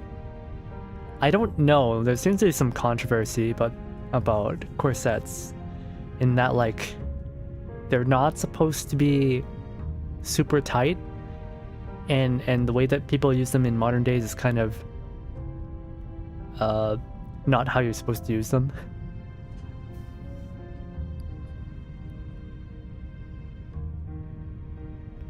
Corsets are good back braces. I mean, it'll keep your spine straight, that's for sure. Oh my god, I'm in love. She's so sweet. You know, haunting her little sister is this ghost child. So cute. I'm in love, guys. Is it wrong for a sun raven to be in love with a ghost? With a ghost child? Are ghost toddlers legal? She's not a ghost toddler anymore. She's a ghost 6-year-old. Oh god. She's gonna grow up eventually. Oh god. What's wrong with me? Please don't say that. This is so cursed. This is so cursed. I'm sorry. I apologize. I just find this whole situation kind of ridiculous that we're getting narrated by the image of a ghost wearing clothes that she never wore in life, you know, in a grown-up body she never grew into in life. This is all just a little bit strange. Don't fall in love with a 3-year-old, please.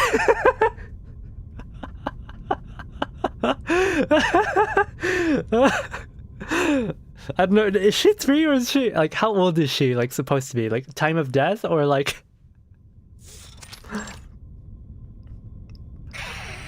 Oh my goodness. This is... Oh, it's Isolde. Tell us, child, what do you see? The candlelight flickers in the dark room. The lady asking questions leans forward in eagerness, the light reflected in her eyes.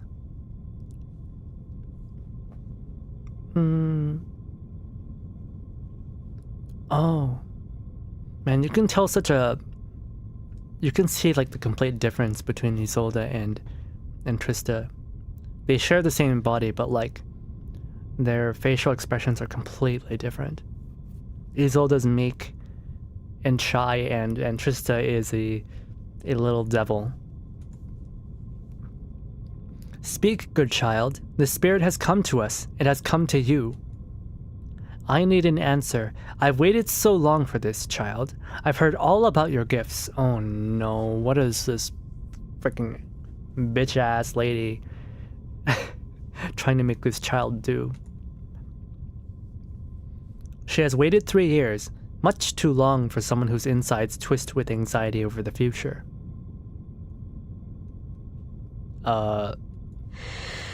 Isolde takes a deep breath, letting it out slowly. Okay, so she's 6 years old now. Oh my god, this little angel, so adorable. Is she alright? She's shaking. Evangeline never shook like this. She looks just like her sister did. What has she called forth? What's happening? Does my future hold so dreadful a spirit? I just wanted to know where I'd be in a few years. Ask a fortune teller. Why are you asking a spirit medium? The fucking ghosts aren't gonna see the future.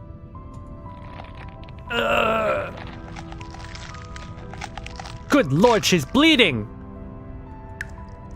Isolde trembles, her back stiff, her hands tightly press against her chest, move down onto her stomach, and eventually stop at her lower abdomen. Where is she bleeding from? Press against her chest, move down on her stomach, lower abdomen. She whimpers in agony. Her knees quiver until she can stand no longer and collapses to the ground. Where is she bleeding from?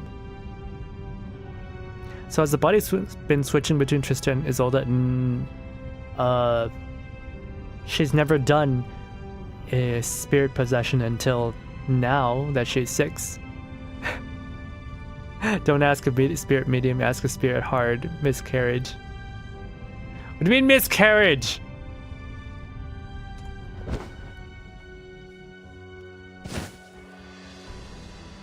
The candlelight! It's flickering! She did it! Couldn't you have waited a little longer? I see.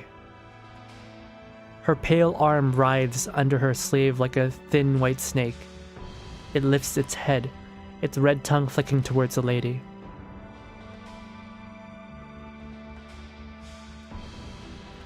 I see you in a sea of green. Horses are neighing. Wind is blowing. The wind. Red drips from her nose down on. She's nose bleeding. Oh no. Onto her chest, bleeding into the whirls of dark colors on her dress. The air is filled with a metallic smell of blood. Miscarriages are common in the first trimester. She's a child! I mean, in the adult Isolde sections, has really been secretly switching in secret? No, Isolde's been pretty consistent. But that's only when she's not. The only time she changes is when she's performing.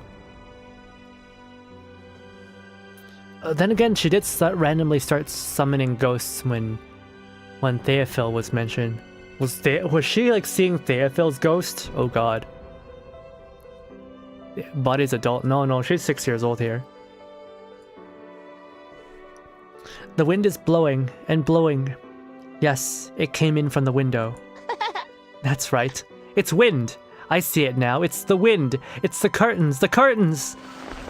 Isolde abruptly lifts her upper body and starts rhythmically slapping her bloody palms against the floor. Oh!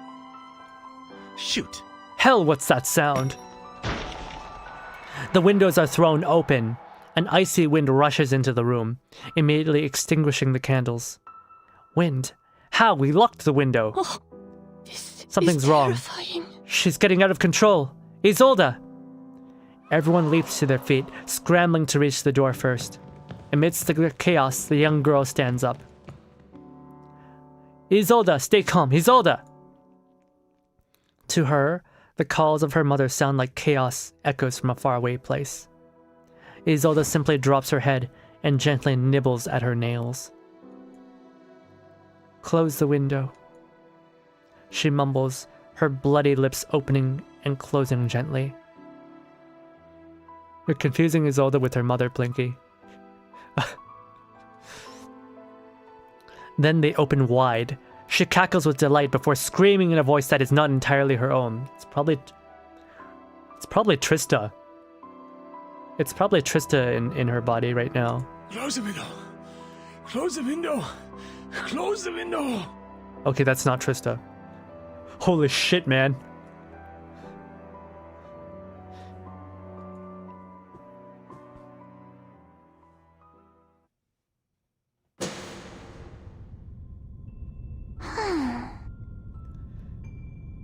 After that, my little sister passed out.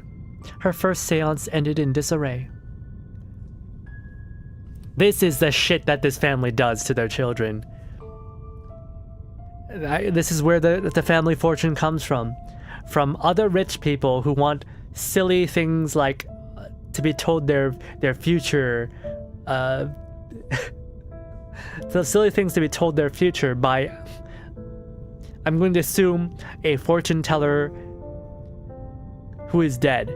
So they needed to see a famous fortune teller, but the fortune teller is dead, so they asked this small child to let the fortune teller's ghost into their body. And this is where the Dittersdorf's family fortune comes from. That's fucked up. That's messed up. That is so messed up. People were scared. They didn't believe her to be capable medium. You would have thought the same had you seen her blood-splattered gown.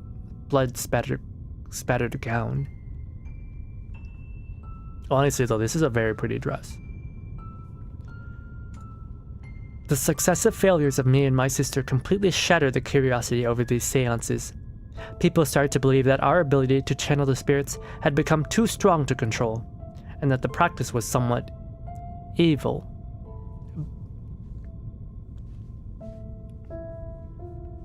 I mean, how many dead daughters does it take?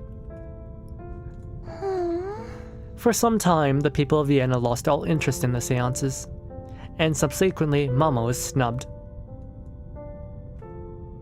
But this didn't last long.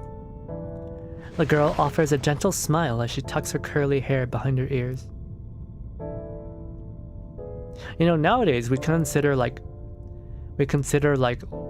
to be having straight hair, but they have very clearly curly hair.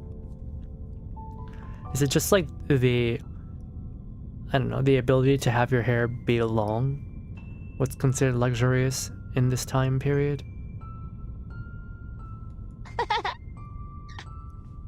Annette Meyer, who spent the rest of her life afraid of the color green because of the prophecy brought forth through my sister, met her end. The windows?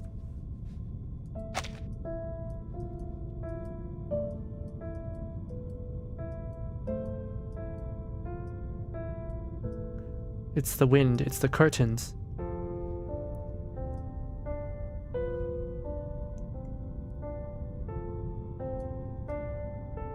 I see you in a sea of green. Horses are neighing. Wind is blowing the wind.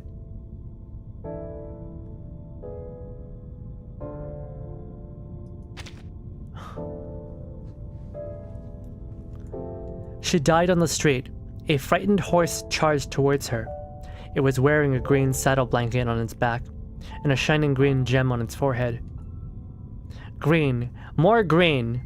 Miss Meyer was utterly terrified. Yeah, spent your entire life being afraid of the color green. How are you gonna avoid it? She screamed, and as she dove to the side to dodge the approaching horse, she stumbled over a step and fell into a roadside bush. A branch pierced her chest. Jesus!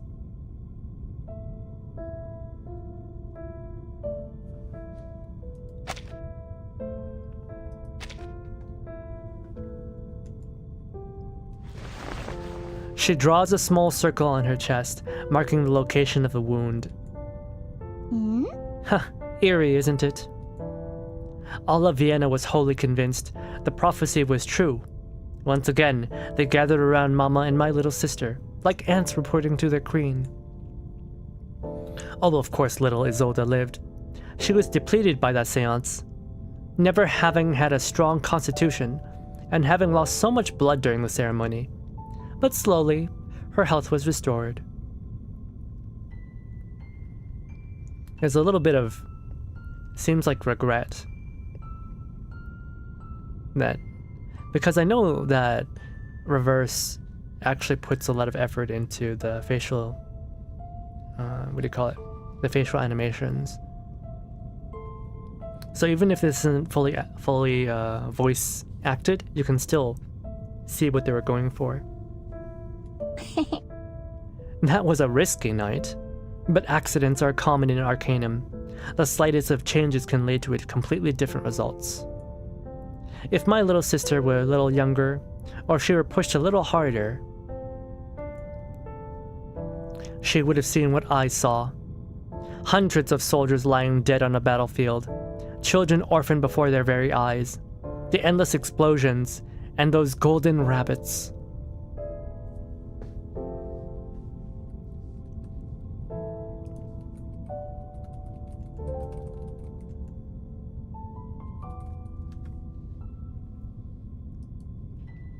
Alright, now is time to Google Austro-Hungarian Empire.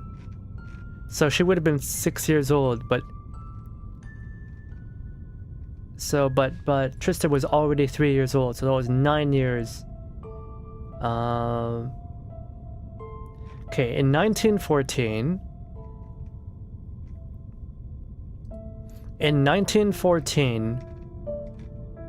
Isolde was around 19 or 20 years old. So let's just say 1994, and 3 years before that, 1890. So yeah, around 1890. What war was going on at that time? Wait, it wasn't 3 years before that. She's 3 years younger, but she died only 1 year before, so like 1891, around that time period. 1891. What was the ghost that she saw that killed her? I guess there was the war of... What is this? The Serbo-Bulgarian War of 1885. There was that. Oh wait, no, I did missed the math. It was been...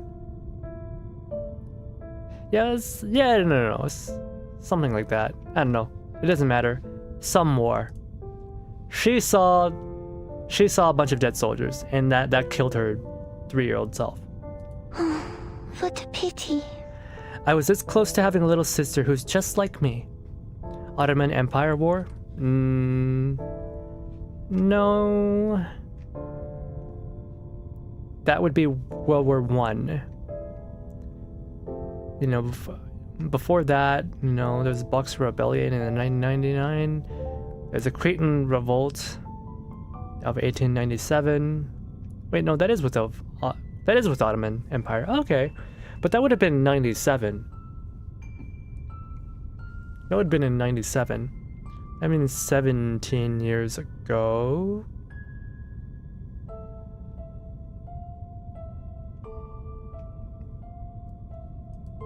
Wait, how old is Isolde? Isolde. How old is she?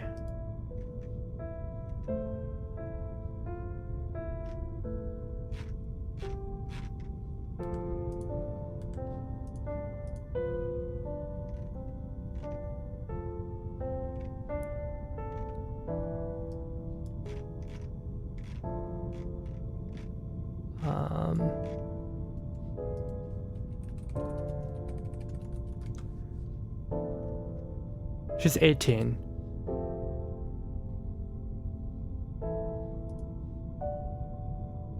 Her birthday was 1895. 1895. Yeah, there was no major war until 97. That was the war with Ottoman Empire. So yeah. She just saw some war. Who knows how long ago it was. But there were a lot of wars during that time period. Sorry. Just a little bit of a history nerd. Wait, was that just... That was all just one node. Oh god. Maybe I should have made this her own stream. There's 8 of these. There's 8 of these. Huh.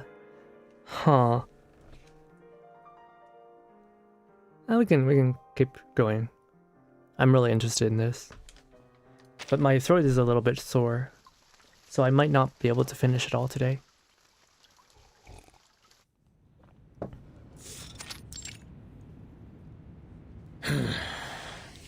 Glad to have you here, old friend. Dittersdorf. Dittersdorf gets to his feet and extends a welcoming hand. This is the beginning of an amicable conversation. His friend strides up to him and shakes his hand. Truth be told, I've considered many people for this job. Many. But none suits the position better than you. Never gonna sleep? Oh, it's 9 o'clock. You're being modest, my friend. I thought about giving her the governess. Okay, so that's basically a corset. Governesses Yes. may well raise ordinary ladies, but my little girl is anything but. I'll settle for nothing but the very best for her. So a custom-made corset. Or like before, when they're still young, they don't wear full corsets. They wear a governess instead, but it's basically a very similar thing for keeping your back straight.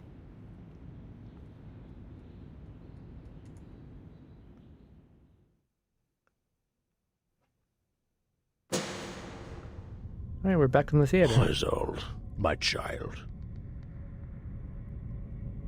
She must be virtuous, pure of thought, elegant and compliant.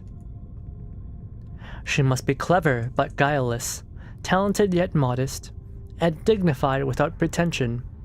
Then she will be a true noble lady. All corsets were custom until post-World War I, basically, I think.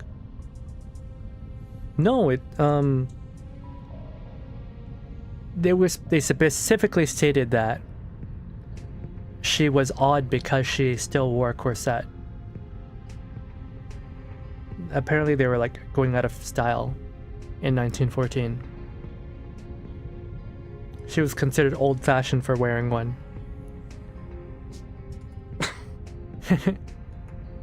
Parents always have grand expectations for their children, don't they? The child places a finger horizontally below her nose, mimicking a mustache as she speaks. I'm a decent gentleman with impeccable manners. I never attend an event to which I am not invited. Oh. I have a warm smile, a kind heart, and I never push others away. I have a strong morals, respect social etiquette, and always present the best side of myself to others when it's necessary.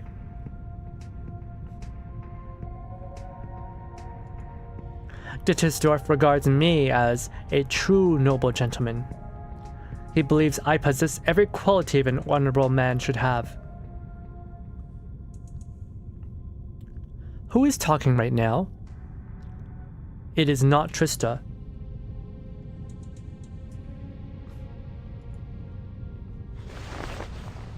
The man maintains an upright posture, clasping his hands behind his back, his shoulders perfectly squared. That's why, despite my eagerness to attend and the fact I'm a family friend, I've never asked for, nor even hinted at wanting an invitation to that banquet.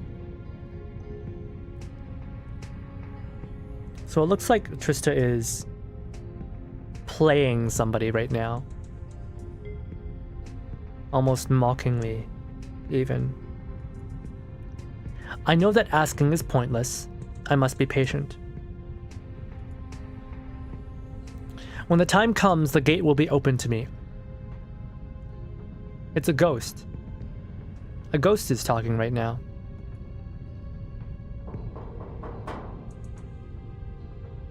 The Dittersdorf house is guarded by an enormous gate.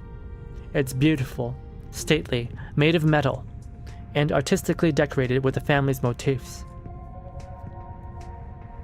It's quite a feat, really, finding the balance between beauty and security. And my friend Dittersdorf has found that balance. His only lacking feature, of which he is fully aware, is the patience to educate a child. He worries, you see, about a future in which his son is incompetent and chaotic, and his daughter is crude and reckless, so he's pinned his hopes on me. The countenance of a middle-aged man faintly emerges on the girl's face. She licks her teeth, an unconscious display of greed. Who is this man? Two figures in dresses emerge from the darkness and approach the gate. With a heavy rumble, it slides open. Oh. Oh my. We've been talking all this time, yet we haven't so much as mentioned Isolde. She reaches out a hand and seizes your wrist. A gentle yet irresistible force leads you forward. She should have been at the center of this conversation. So sweet and gentle. A truly thoughtful and beautiful girl. She doesn't look back. Isolde, my child. It's Carl! It's Carl. I remember... I remember I said something. I said he did something to her. Right? That was my, that was like my little thought. It was that Carl did something to Isolde. Because she seemed actually afraid of him. I treated her as my own. I taught her everything I knew. And she became that perfect young lady Dittersdorf wanted. Oh, he was her mentor, or her teacher. She was flawless. She met every expectation from her mother, her father, her brother, the servants, and, of course, me.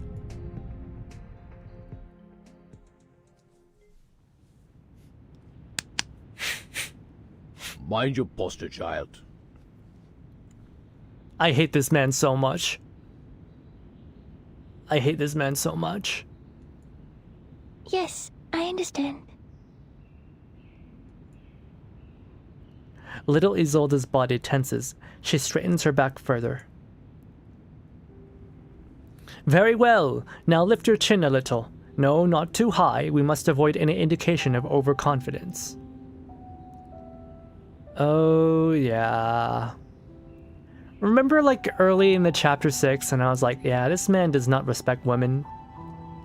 Right? He's very much a believer of male chauvinism. He didn't even call Hoffmom by her name. He called her out by her name a grand total of 1 time.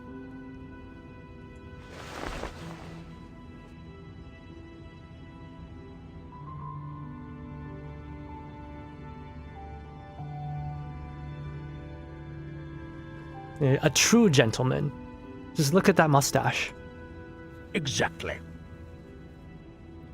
That's right, just like that. Very well done, my child.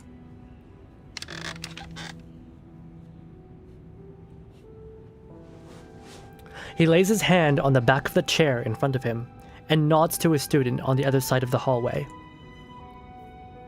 All right, now, maintain that posture and walk to me. Certainly. I would try harder. I like how they do still do some little voice acting. I don't think I've heard these voice lines from Isolde in the actual main story. It is rather premature for a girl only 12 to learn to walk in 3-inch heels, but practicing now will avoid any future embarrassment. Okay, so even in this time, she's learning how to walk in heels way too soon.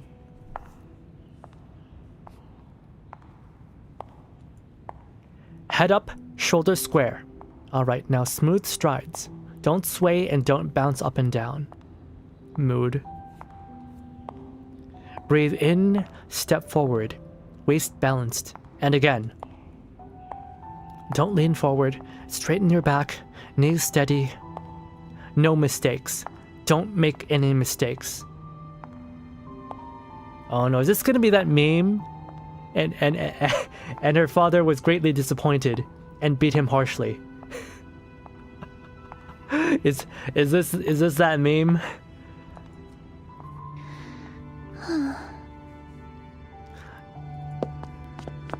She stops before the chair, awaiting her teacher's feedback. 6 years have passed. She's shot up since her first seance. Her days of reaching up for door handles are long gone. She stands there, a living example of perfection, all thanks to her education. Perfection. Isolde, my child. Excellent, Isolde. Your walk is almost perfect now. The gentleman smiles and pulls out the chair. Have a seat. Let's move on to our next subject. Time is against us, young lady. We spent an extra 15 minutes working on your posture. Oh my goodness. Of course he's a bureaucrat. Everything must be perfect and to standard. Rules must be followed. Time must be kept. I've been told that you'll have a vocal lesson later. Don't worry, I shall see you again for our literature class after its completion. Tonight we'll be reading about a dinner. There will be mention of the dining etiquette we've practiced before, so this will be a good chance for you to review it. Danke. Certainly, Mr. Carl. Danke.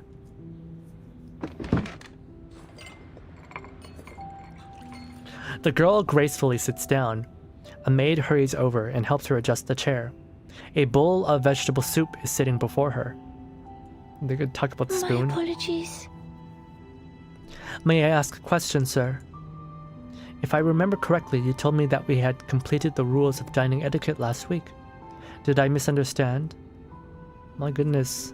Her little, oh my god, look at her little eyes. It's actually a little bit disturbing. Why are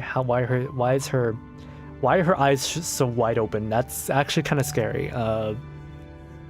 But you know, if you look at her eyes, they're not as prismatic as they are when she's an adult. They're not as like fractured. There's still a living soul in there. She hasn't been broken. Not yet.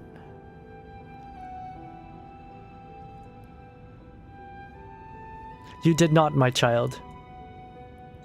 The gentleman picks up a silver spoon and places it in her open palm. One by one, he adjusts her fingers until they close around the spoon handle.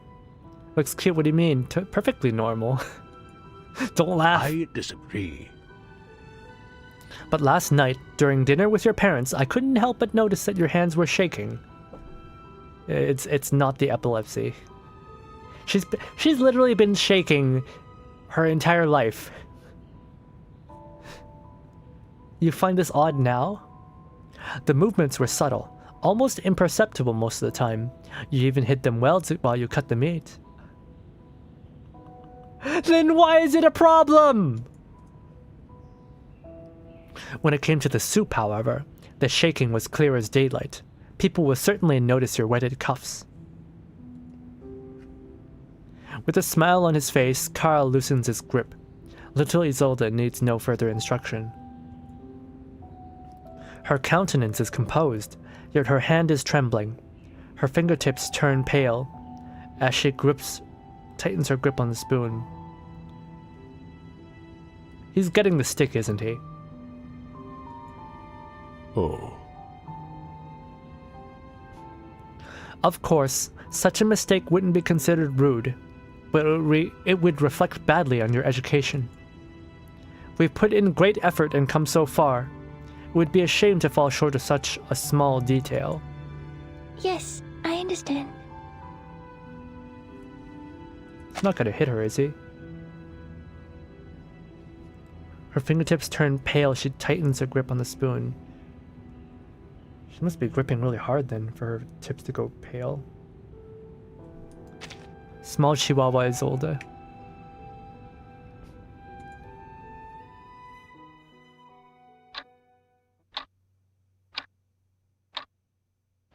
Wait, what happened?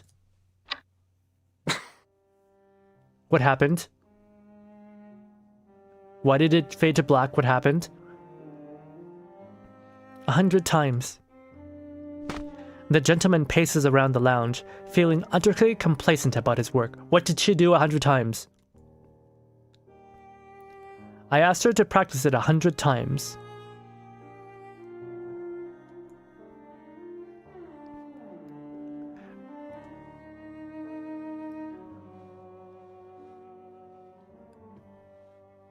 Is this the ghost of Trista embodying the...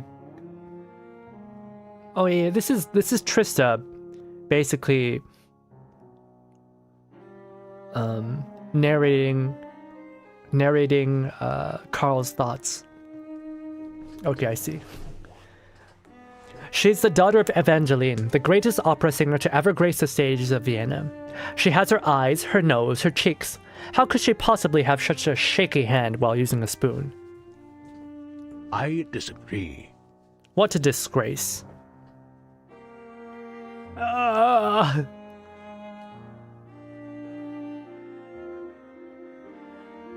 Man, this is so fucked up. He shakes his head, his dark hair on the back of his head shining with vitality. I could tell she was getting tired towards the end of the session. She'd hidden it well thus far, as she'd been instructed to do. She's only 12 after all, and she went straight from a 3-hour poise and posture class to repeatedly raising and lowering the spoon for more than an hour. Yikes. But she carried on, just as I expected her to. Who cares if an opera singer's hands are shaky? She had a smile on her face. Her voice remained soft. Her eyes were gentle as a spring breeze. She's a darling little lamb. Exactly. All of our efforts paid off. He stops by the window, his gaze fixed upon the garden lawn. Evangeline sits in the sunshine, a white rabbit in her arms. She's stroking it, gently grooming its hair.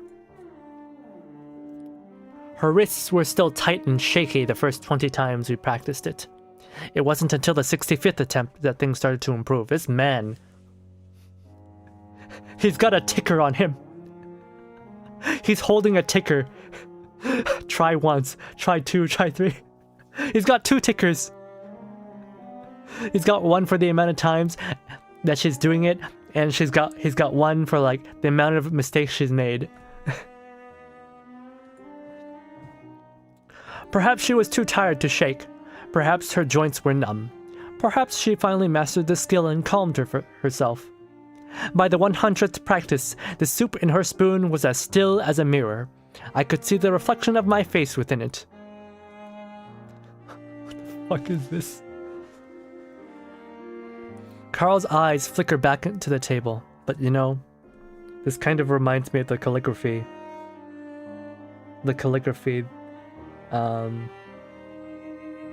Practice that I was made to endure when I was small. I don't want to remember those days. I just remember it was very, very painful. The amount of time, the hours. A child, you know, experiences an hour very differently from an adult. Carl's eyes flickered back to the table. The soup is now cold and thick. The chair is pulled out, and Isolde is nowhere to be found. Oh. I still had no idea why she was trembling so much. Maybe there's an issue with the muscles in her hand, or maybe it's an unfortunate side effect of her inherited ability. But I'm certain she'll be rid of all this unsightly habit within a week. She will become Evangeline, only better. That's insane. That's insane. Oh, I will make you into your mom, but better. That's insane. That is actually insane.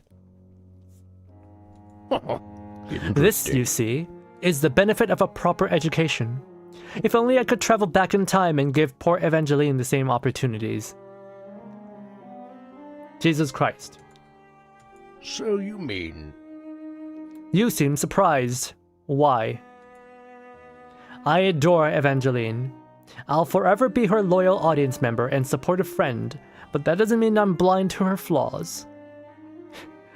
Period-accurate depictions of men. I mean, specific man, or a specific type of man. This is a man of high society, remember? She's mad, unstable. She spends half the day unconscious, and the other half, God bless, in hysteria, even incontinence. She's a pitiful woman, indeed, worthy of little admiration. Incontinence? She's pissing herself? Oh god, ew.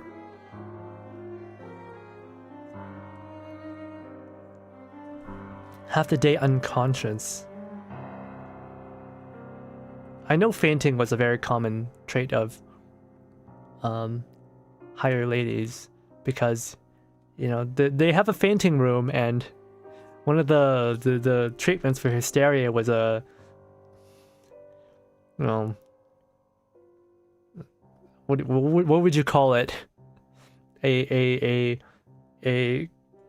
lower body massage administered by a doctor. Those doctors' hands would get tired, you know. That's why the vibrator was invented. A fragile constitution, yeah. Incontinence, okay. Fragile constitution, that doesn't mean you piss yourself. Okay, that's good.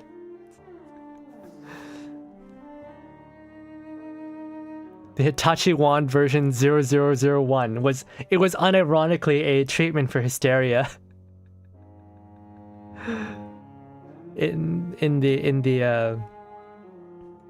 the fainting room. That's what it was called. It was called the fainting room. You know, if a lady was bored, she could go to the fainting rooms had nice chairs and sofas for you to lie down on. Right? And they also had a doctor or a midwife. You know, if you were I'm not saying it, I'm not implying it, but like if you happen to be a upper class woman and you had a fancy for women, there was a housewife there, or not housewife, there was a midwife there who could help you relieve your hysteria, you know, if a doctor was not available. Exactly.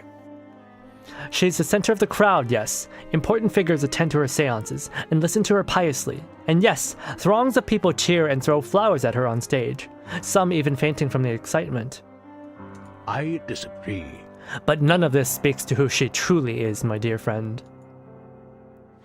He shrugs. He doesn't care.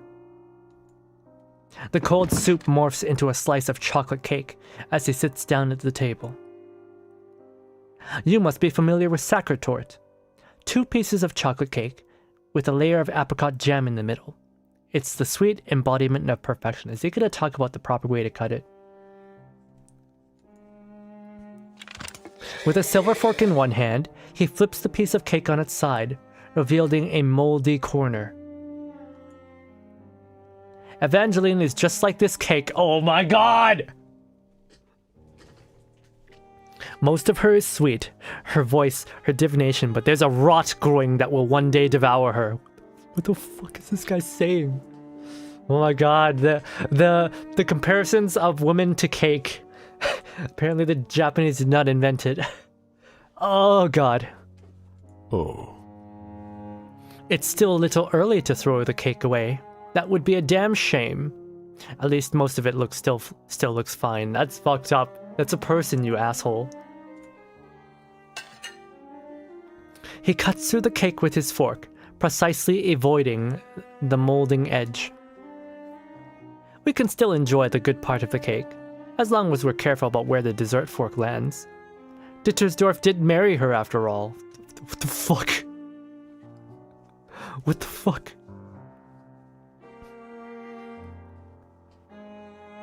And so because like the powers in this family, you know, descend through the female line, because the mom has the abilities. The mother has the seance abilities. Does she have the seance abilities? I think she does. Maybe her father is the one that they inherited it from, and the mother would just happen to be a famous singer. This is giving me non-canine grooming. What's non-canine grooming?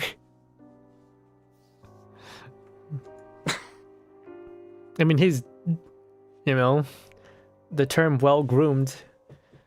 Groomed for success and, you know, good manners. But it's somewhat troublesome process. The people's appetite for sacratorts will never wane, and as one cake sours, they will look for another. Poor Evangeline simply cannot satisfy their desires any longer. They need something fresh, delicious, sweet. Oh my god. You could say this about, like, the idol industry. It'd be the exact same thing. Ugh. He savors the cake, a smile growing on his face. Isolde, my child. Isolde is that new confectionery, freshly out of the oven and waiting to be served.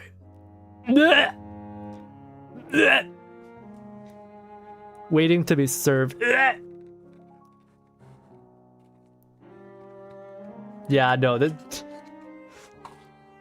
yeah, no. Okay, so I'm understanding that Carl is the true villain of Chapter 6. We just didn't know it yet. Carl is the true villain. This guy's kind of fucked up.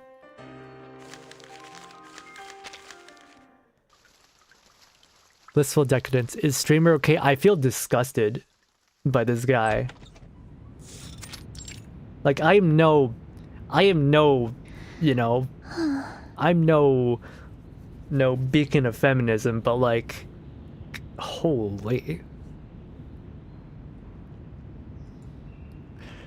Isolde quietly closes the door and sits on the side of her bed.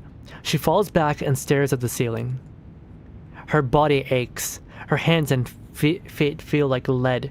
Her eyes are swollen from fatigue. Her headache worsens at night, so she rarely sleeps well. She's being haunted by her sister. That's why her headaches are bad. She's being haunted by her sister. And she doesn't sleep well because she gets headaches. The cotton pads didn't help. The heels still rubbed my feet. Oh, does she have blisters on her feet? The vocal lesson's over, and my literature class is cancelled because Mr. Carl was invited to a banquet. Looks like I can rest early today. Wonderful. She turns her head to the side, and her eyes meet another's. A young girl lies beside her, with features that resemble her. She's being haunted! I think Carl's also a problem. I mean... yeah. Let's see. Oh, what? The age of consent in Vienna during the 1990s was 14 years old. That... well, she's not 14 yet. She's only 12. A young girl lies beside her with features that resemble her own. She's being haunted. Their foreheads press against each other. The girl's eyes are hollow, only filled with golden tears. Her lips open and close as she mutters a question, one that has been asked many times before. No, sister, I won't. That's insane. She is being haunted. Isolde trembles from the cold, just as she did as a frightened baby in her cradle. She's being haunted!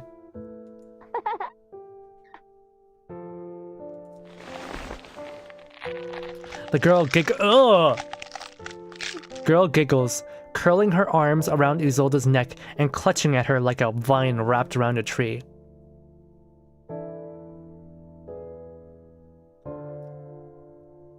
Her ghost sister is strangling her. Her ghost sister is strangling her. Her little body swells, becoming cold and heavy like a piece of iron. No, sister, I won't. So she knows that it's her sister. And when she refuses her sister,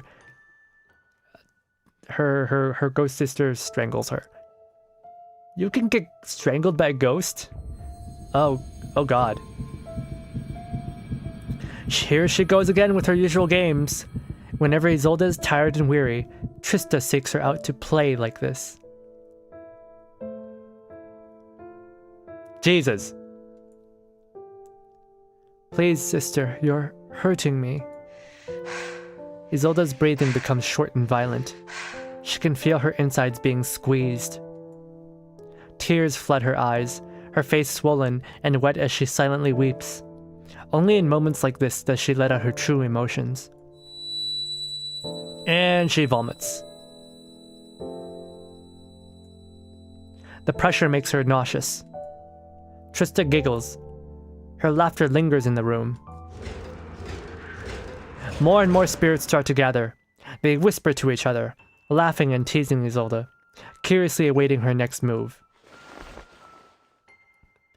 Isolde manages to grab the back of one of her sister's hands with her trembling fingers. Mama. Mama asked for me. I promised her. The girl straddling her waist gives a slow blink. She lets go of Isolde's hands and dissipates into thin air. This always works. They are both, or at least once were, their mother's closest supporters.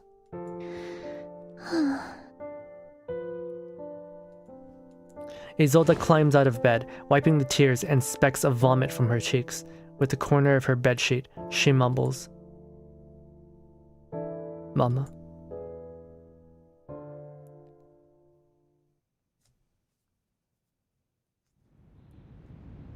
Oh my goodness. Mama. Her mother looks up from the two rabbits cradled in her arms, one white and the other yellow, and her pale face radiates a smile. Isolde, my sweet girl, come. Listen, child. See, I have apple strudel in bloom here. Oh, and the nightingale your father just bought. I was hoping to take the swan in here too, but it was swimming on the lake, so we couldn't get close to it.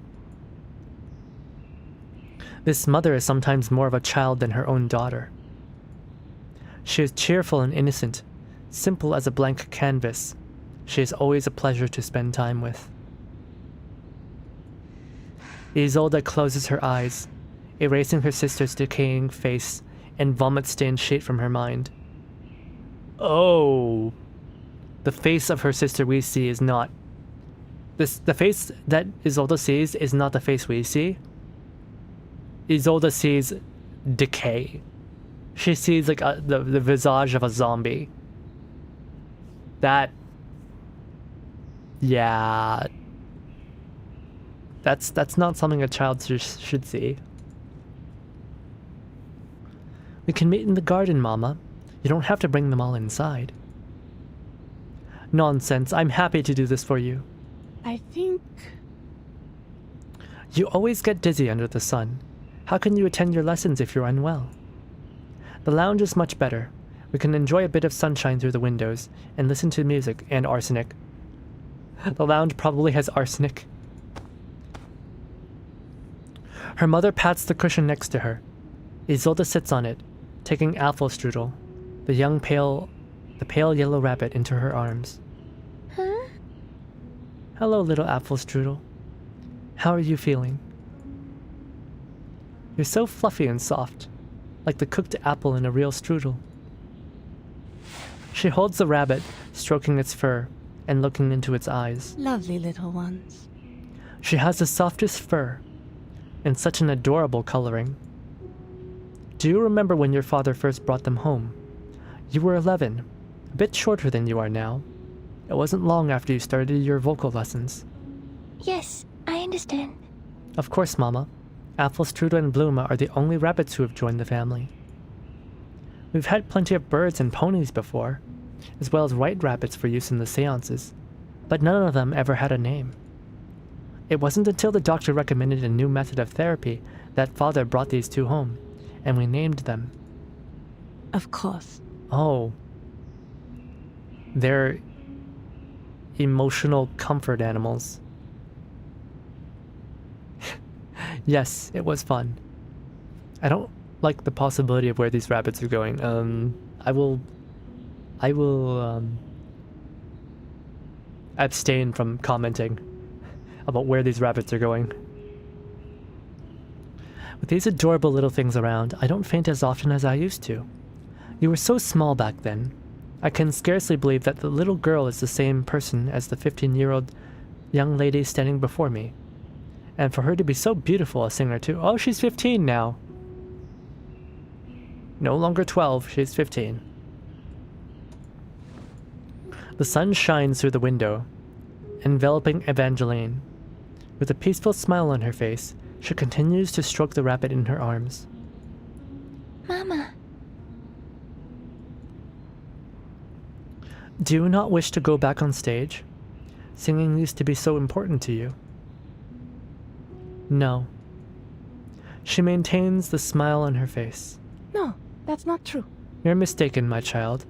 I never really loved performing. It was just an ordinary part of my life. Besides, they were making me emotional, which worsened my condition. I shouldn't be performing anymore. It's no good for me. But your mama's retired at the ripe old age of 30.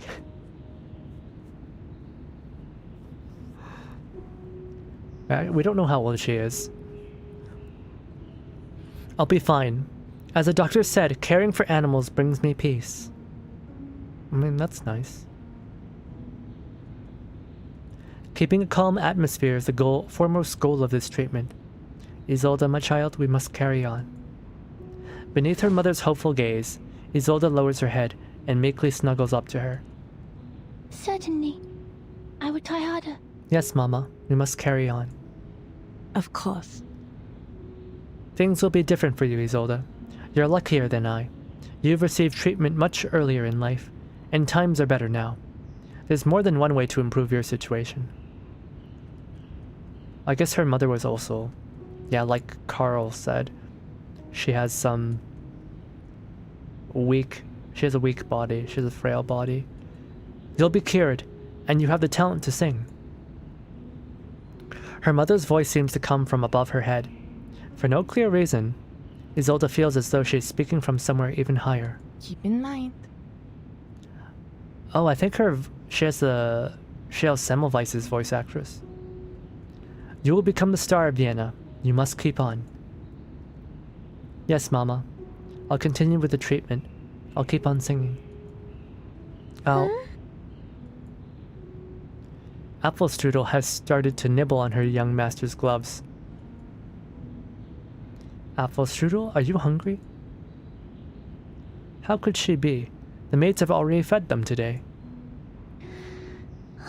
No, you're confused again, Mama. In March, the doctor suggested that you start feeding them. Oh. Oh. Oh. Does her mother have dementia? He said it would help you bond with them, Is that so? Oh, yes, I remember. Isolde puts down the rabbit and cups her mother's face. She gently pushes her hair aside and softly presses her forehead against her mother's. She has some timers.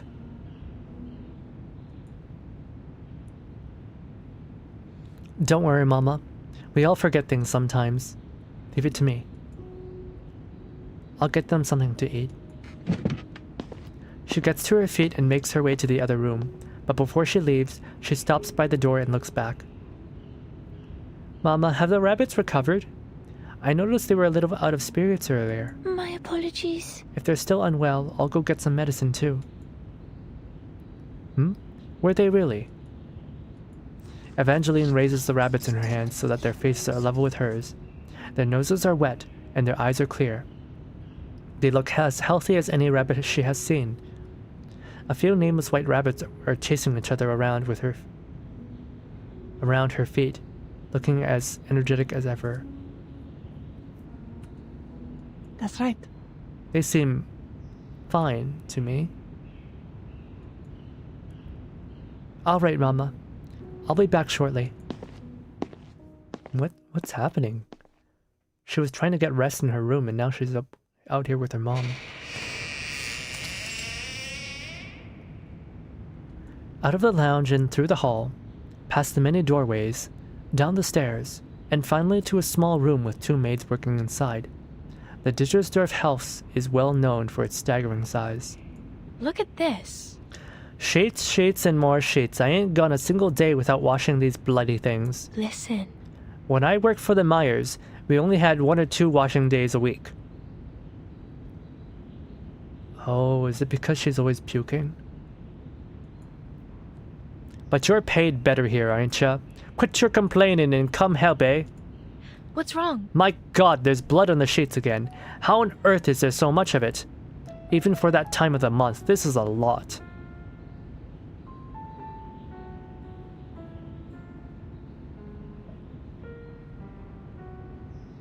Does she have, like, heavy...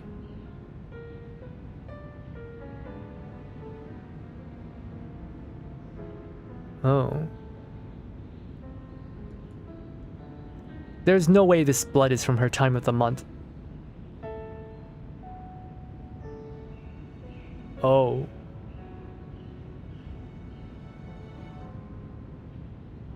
Is it from the nosebleeds, or...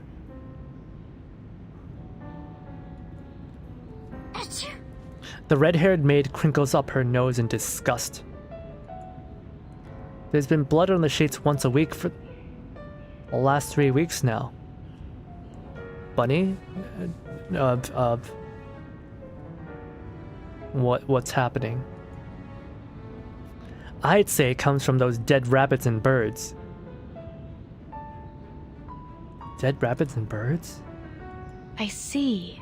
Lucas threw away another load of dead animals yesterday. I saw birds, ponies, but mostly rabbits. Yellow and white ones. Oh my God! They're going through animals like an industrial farm.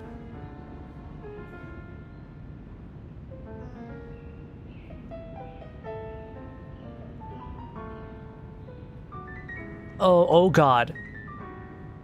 They're killing...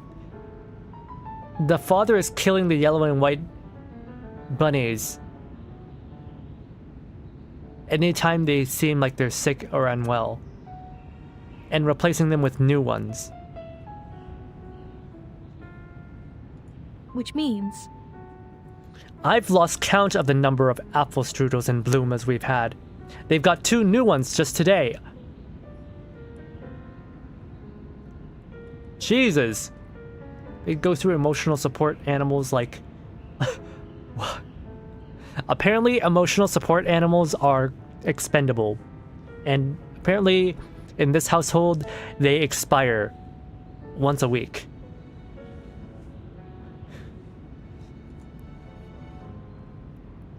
Poor things. What happened to them?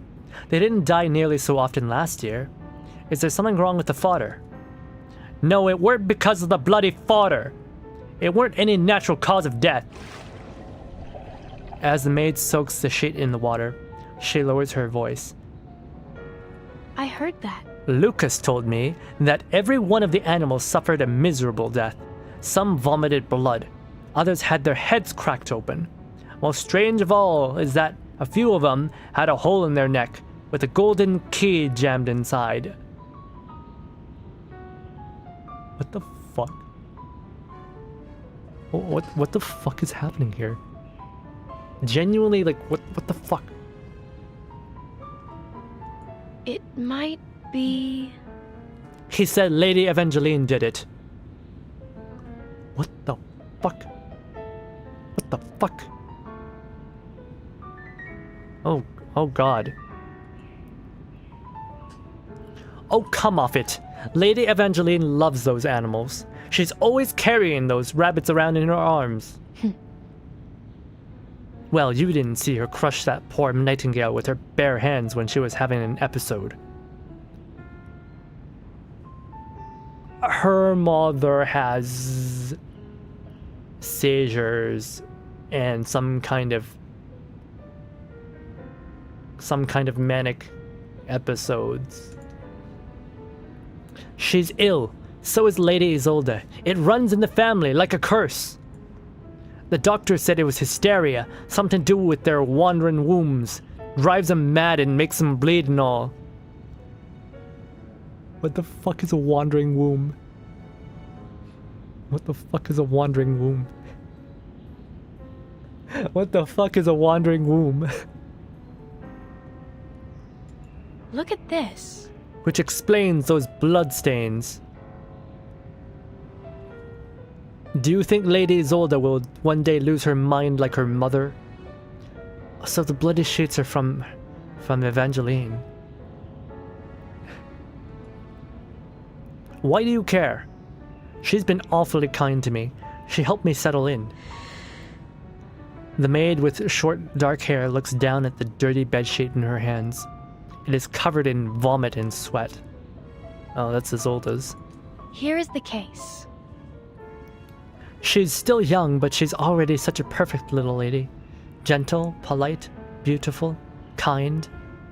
The wandering womb was a historical belief that the uterus could move around the body, causing a wide range of physical and mental illnesses, a condition later termed hysteria. It's fucking wild! That's fucking wild! Oh my goodness. It's like that Grappler Baki comic where like a guy gets shot in the head, but like his brain fucking dodges out of the way. It's like that, but with a womb. Holy shit.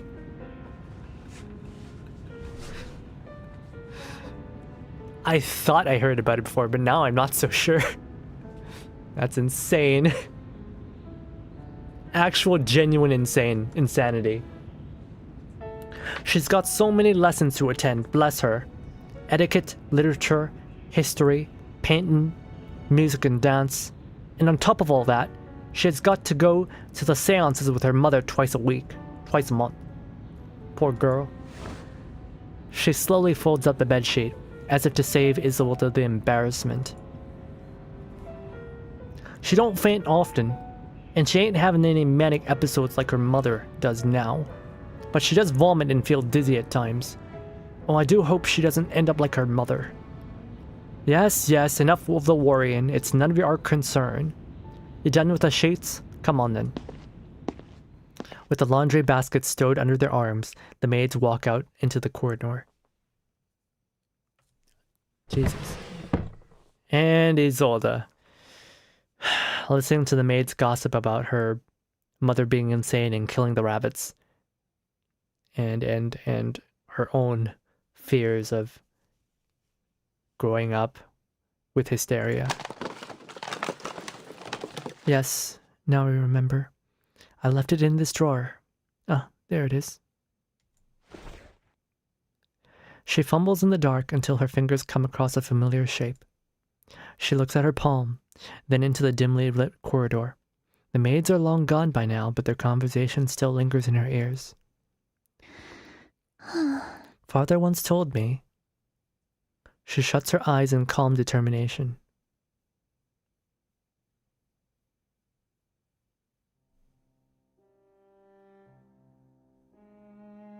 Be graceful, be self-restrained, and be kind to others.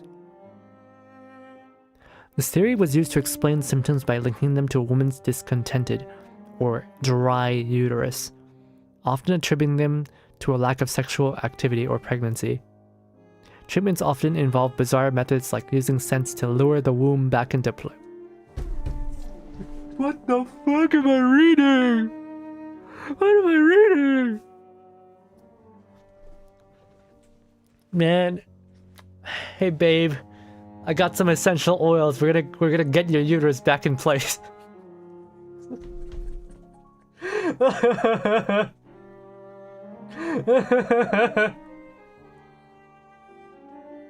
What the fuck? Actually, what the fuck? Actually, what the fuck? This is so weird. I'd rather the vaginal massage. Yeah, you know what? Fair. I think I would prefer that too. You know, give me the Hitachi 1.0. I think I'd prefer that. You know, there's diagrams of the way that they did the massage. There's like legitimate, like it's not just like some innuendo, right? Fainting room, massage, right? There's actual like, like ads in the newspaper for doctors who provide this service, who will like come to your fainting room and like they'll be known for being really good at providing the massage to relieve you of your hysteria. Like oh my god. What's it? I know there was like one somewhere. I can't find it, but they had like advertisements and shit. There was like even diagrams.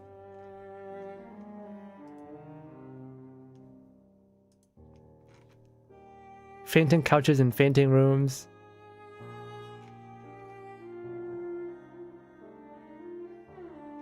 Yeah, I can't find it. There's a video of it on YouTube that shows like this diagram, this diagram of like a doctor like having to stand over a lady as she's like lying down on her fainting couch, and like he has to like do a pro wrestling move on her basically. I'm not even kidding. Like he has to do like a pro wrestling move to like reach, and then like this is some weird shit. Ancient. This isn't even that ancient. This is like 100 years ago. Old timey theory about lions. I don't know if I want to hear this. So be compassionate, especially towards the less privileged. We must be an example for our people. So this is the theory of aristocratism, which is like basically that the nobles have a societal obligation to act in a noble way towards people who are less privileged, to act as a guiding, beacon. So they have to be, they actually have to have morals. Unlike today where rich people just are completely unfettered by such things. Like Elon. Oh, yes. Noblesse oblige. Yeah, it's called aristocratism. Noblesse oblige is like part of it. Aristocratism is that there's a class of people who like need to actually manage society, and it's like they're duty bound to actually do it. It's not just about like acting like in a certain way. It's that they actually have to run society, and they have like a duty to run it.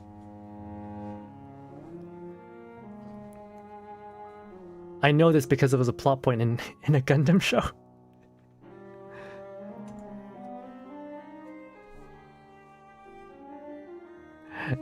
Theophil, I didn't know you were home today.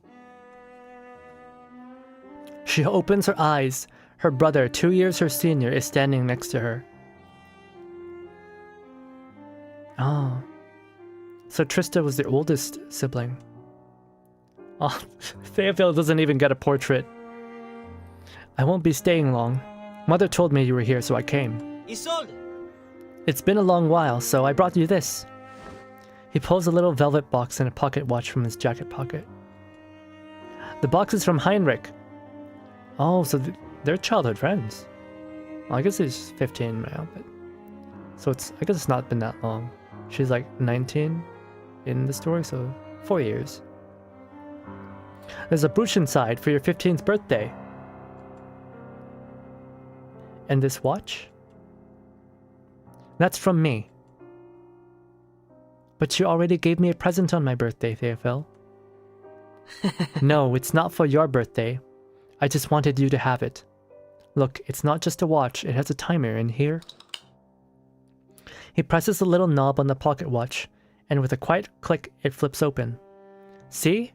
It's white crystal. It works like an amulet to help you stay calm. And here you see the slot? It can hold enough smelling salts for 20 uses. Right. Smelling salts was like the other treatment for hysteria.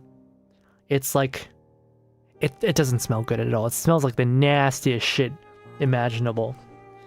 It is used to wake people up after they've been knocked unconscious. So it smells nasty. So that was the other method for less privileged people who could not afford a private doctor to give them, you know, coochie massages. It was a smelling salt for most people. I used to have a tube of smelling salts. Oh, damn. Maybe you can describe it better for us then. Why do you have those? Lion cubs are born dead until 3 days afterwards. The breath of their father brings them to life. Oh. Huh?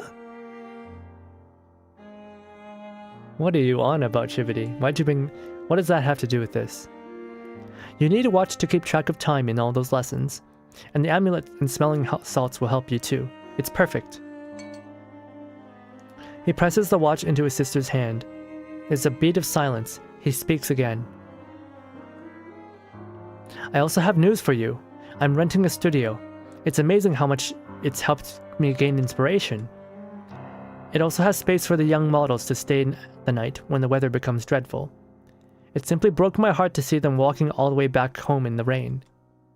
So all is well with me, but I won't be returning home very frequently. I hope you'll continue your treatment along with Mother. Remember, I'm thinking of you all the time. You are my beloved little sister after all. Aww. Isolde is pretty lonely then. All she has to help her pass the time is her mother, Carl. I don't think Dad's around that much. And the ghost of her sister who keeps trying to strangle her. Sulfur plus whatever potpourri they could find. I bought them because I had hyperfixation on steampunk Victoria here. Did Father agree to this? Oh, yes. Of course, you can ask him if you like. He even helped pick the studio. He turns around and waves to their father. A bright, beautiful smile on his face. For a moment, he looks like the herald of spring.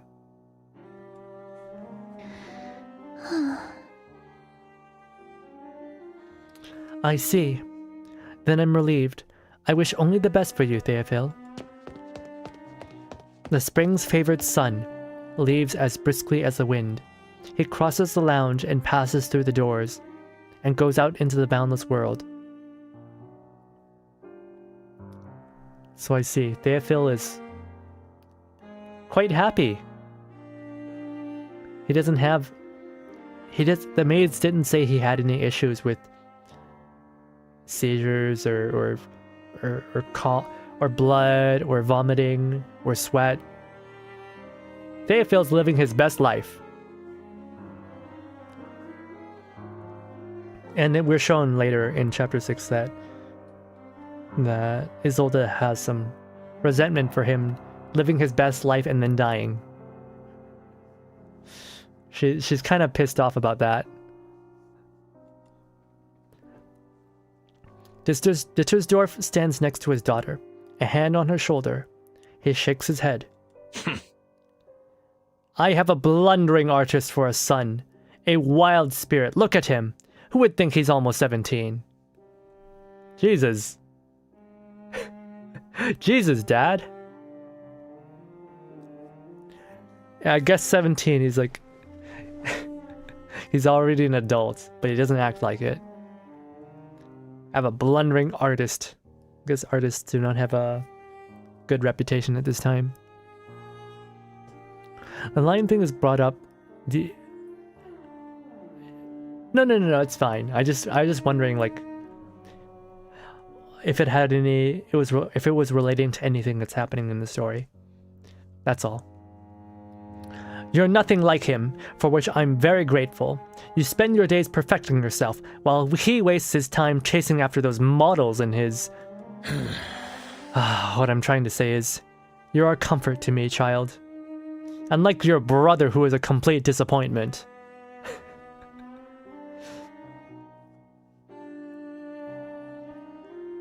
Life expectancy wasn't that high. It depends on which class you lived in. But I feel like even in upper class, you're probably going to be surrounded with lots of green, arsenic. So I don't think life expectancy was particularly good for the upper class either. For different reasons. But yeah, is Dittersdorf implying that his son is like fooling around with the models?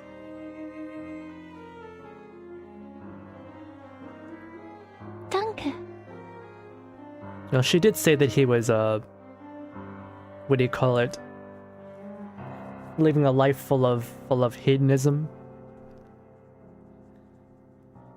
Thank you, Father. How generous of you to say such nice things about me. She smiles with an adorable shyness and looks down at the floor, as most young daughters would after making their father proud. But her eyes flicker towards the door. With Theophil gone, it is shut again. Only a thin beam of light shines through the gap. Theophil didn't inherit Mother's musical talents. He doesn't even sing. Mother passed that talent down to me instead of her Forsburn son. I suppose it's unfair to him. Under her father's silent gaze, Isolde turns and makes her way to the other end of the house.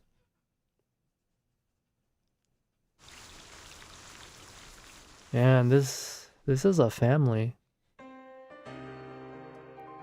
Blissful decadence. This is a family, and it might even be called the family of all time. Stage 4, Mirror of Tears.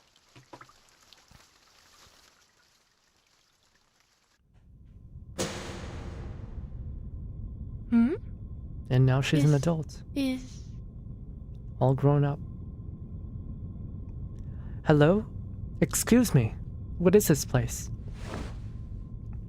A timid face appears in the dark. Bewildered and uneasy, its owner wipes her hands on her dress, where there was once an apron. Me? My name is Hannah. I'm a waitress at a Cafe Central. Have we met? Oh, I see. Sorry. I was just at the cafe, working my shift. The manager told me to walk slower so that I wouldn't kick the customer's chair's leg again. And then everything went dark, and I found myself in this room. This is strange. Stranger than a novel. I was hoping you could tell me what happened. Explain things to me. She paces around, looking anxious. What's this? One of her shoes hits something firm. She crouches down curiously. Oh, it's a painting. No, a door? How strange that it's on the floor. Actually, it looks like the door to Cafe Central. Something's written on it. It's too dark in here, I can't see. Maybe I can feel it with my fingers. She stops and furrows her eyebrows. She runs her fingers across the doorplate a few more times. The name carved on it kisses the tips of her fingers. A sweet bitterness fills her heart.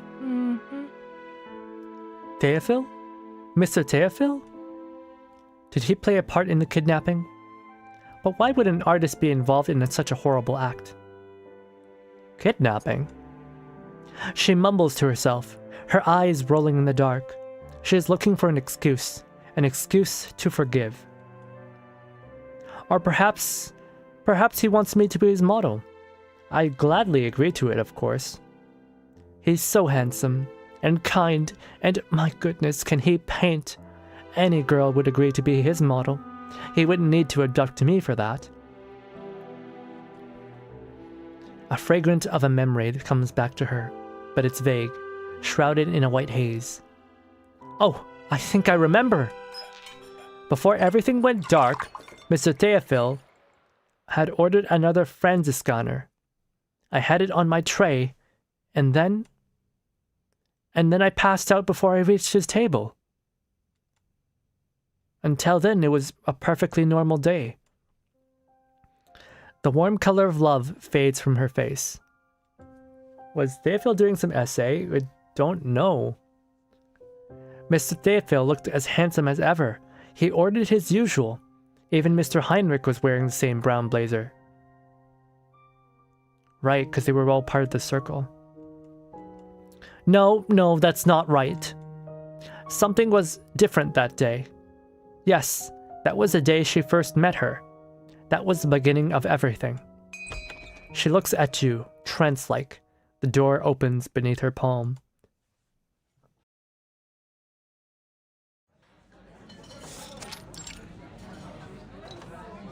Oh, yes. An insightful idea, miss.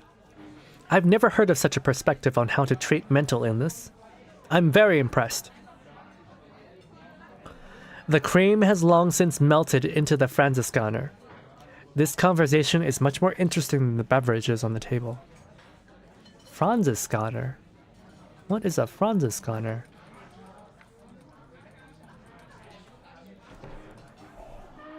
It is a beer.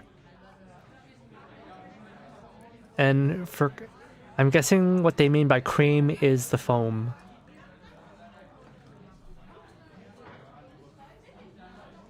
Their beer has gone flat.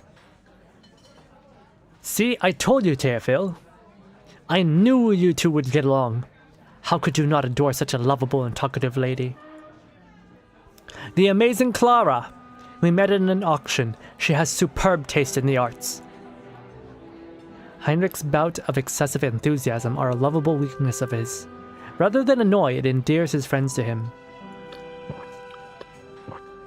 He sweeps up his friend's cup and takes a huge gulp. Oh, jeez. Wait, what the heck? This is 1914. Why is there a guitar amp in the background? Jazz music? Jazz? In the year 1914 of our Lord?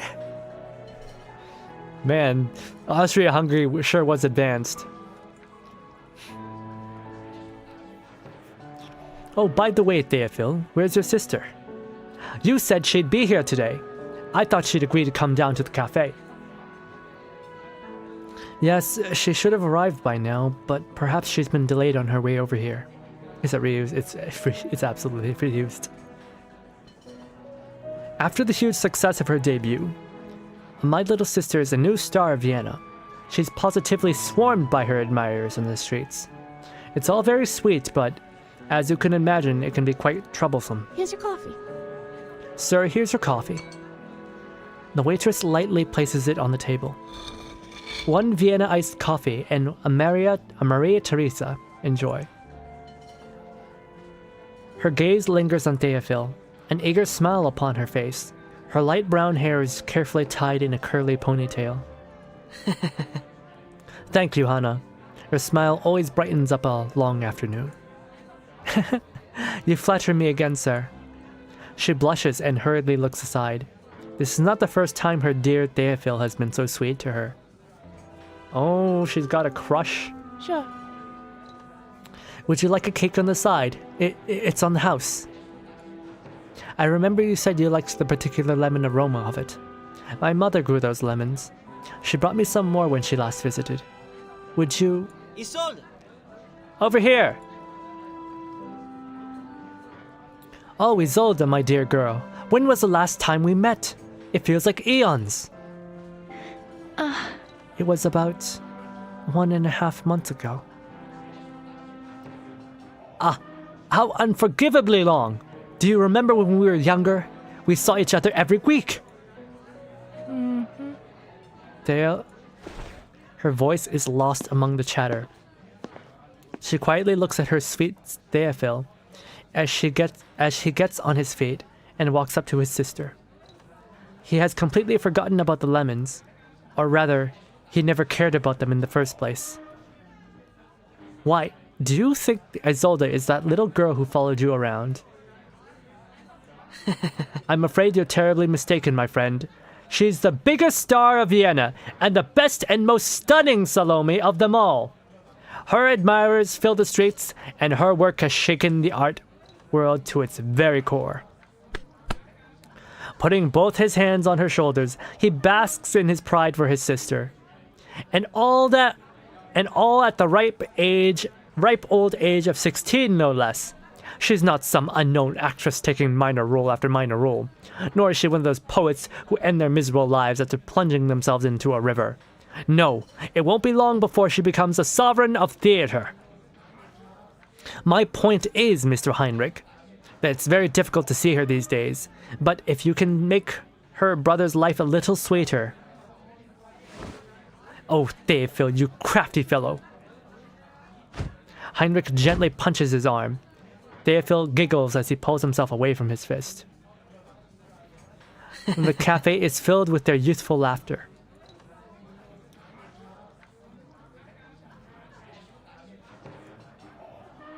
Theophil is not yet 20. He looks young, sweet, and happy, as free as the wind, unlike his sister. Hannah moves her lips, nervously rubbing her hands on her apron as she tries to come up with more words to get his attention. Is this going to be okay? She notices that Isolde is looking at her and lightly shaking her head. Yeah. Thank you, but I don't feel like having a drink.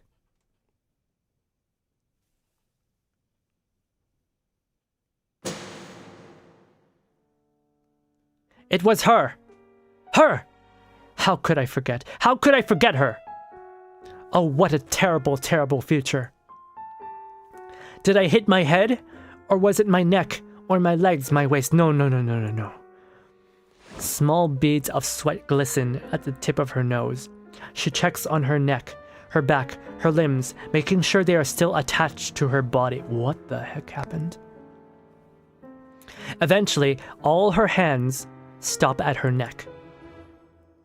It was here. Yes.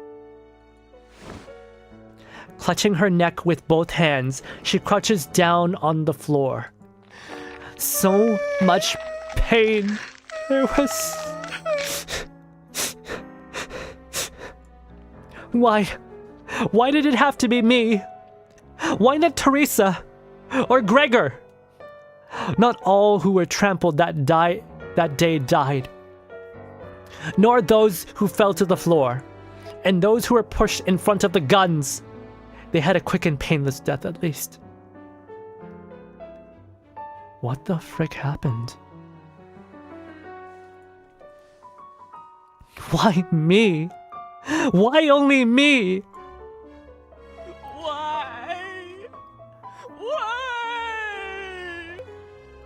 Why was I the only one who fell down the stairs?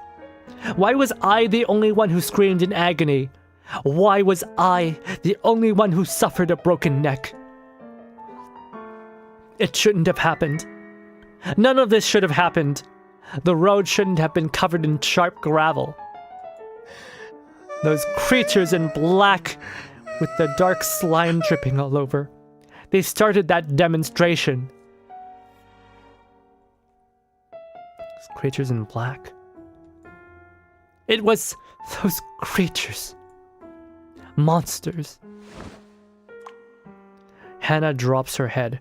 Tears stream down her cheeks, dripping on her palms and pooling on the door beneath her feet. Is Hannah dead? She's dead. The door is now tightly shut. The door to the cafe with Theophil's name on it. On the other side, Cupid and Psyche convene.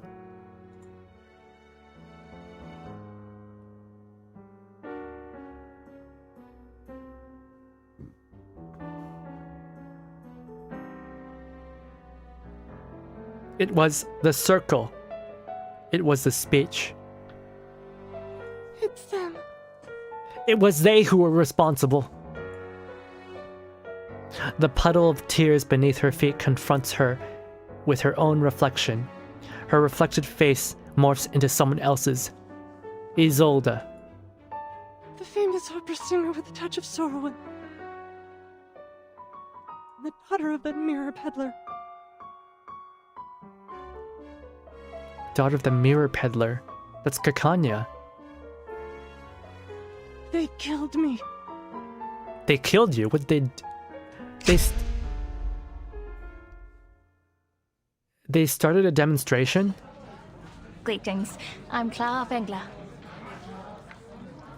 I'm Clara Wengler. Perhaps you've heard of the Wengler's mirror.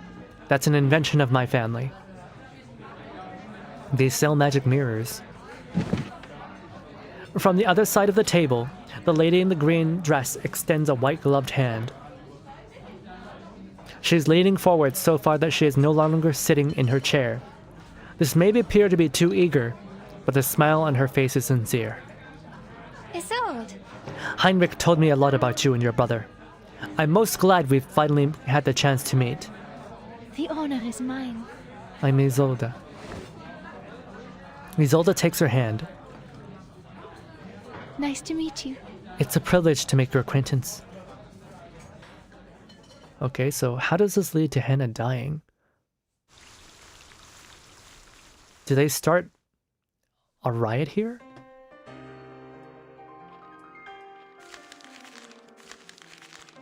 Chapter 5. Gray Eyes. I can't stop reading. Oh, yes. Yes, yes. She is Salome. She's mine. My Salome. Salome, my muse.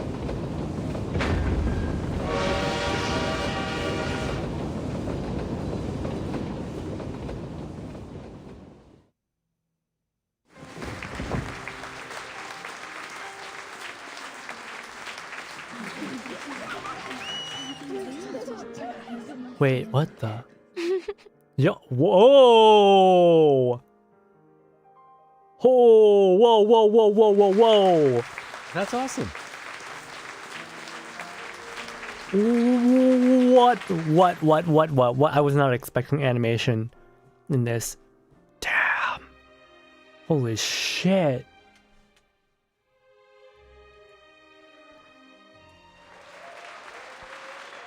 Fantastique, truly fantastique. Another applause, cliché, boring. They are merely spectators, distant observers. Their understanding of her is shallow. Of course it is. The concept of a seance performance has captured the minds of the people. The hall is filled to the rafters with a crowd eager to see the horrific dead descend on this beautiful singer with their own eyes. Look at this. This can't possibly be a real performance. Some lower their voices, whispering in the silences between the cheers and applause. One cannot deny that she has become the character, but surely this is some sort of fraud. That voice is not her voice, and that dance is not her dance. Not even her expressions are her own. She's not performing. She's just using that freakish powers of hers. This is witchcraft. Insanity, I tell you. Praise, slander, their so-called fair judgments, all are raging like a fire, a freezing gust. They gaze at her face and the movement of her body and listen to her sing. But never do they think about nor try to understand who she is after the curtain falls. They only see her performance, the spirits channeling through her. No one has ever seen her true self.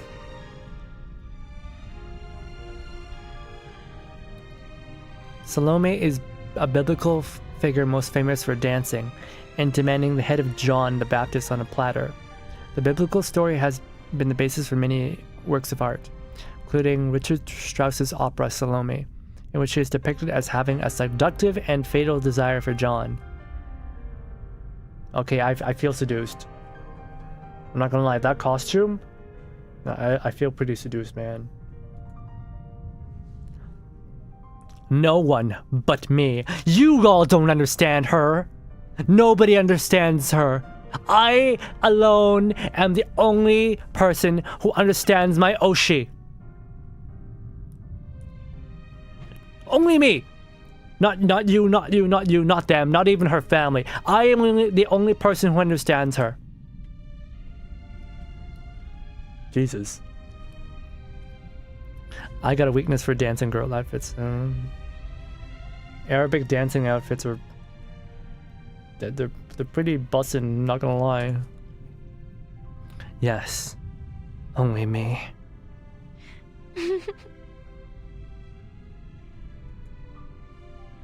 I look at her, and I see her.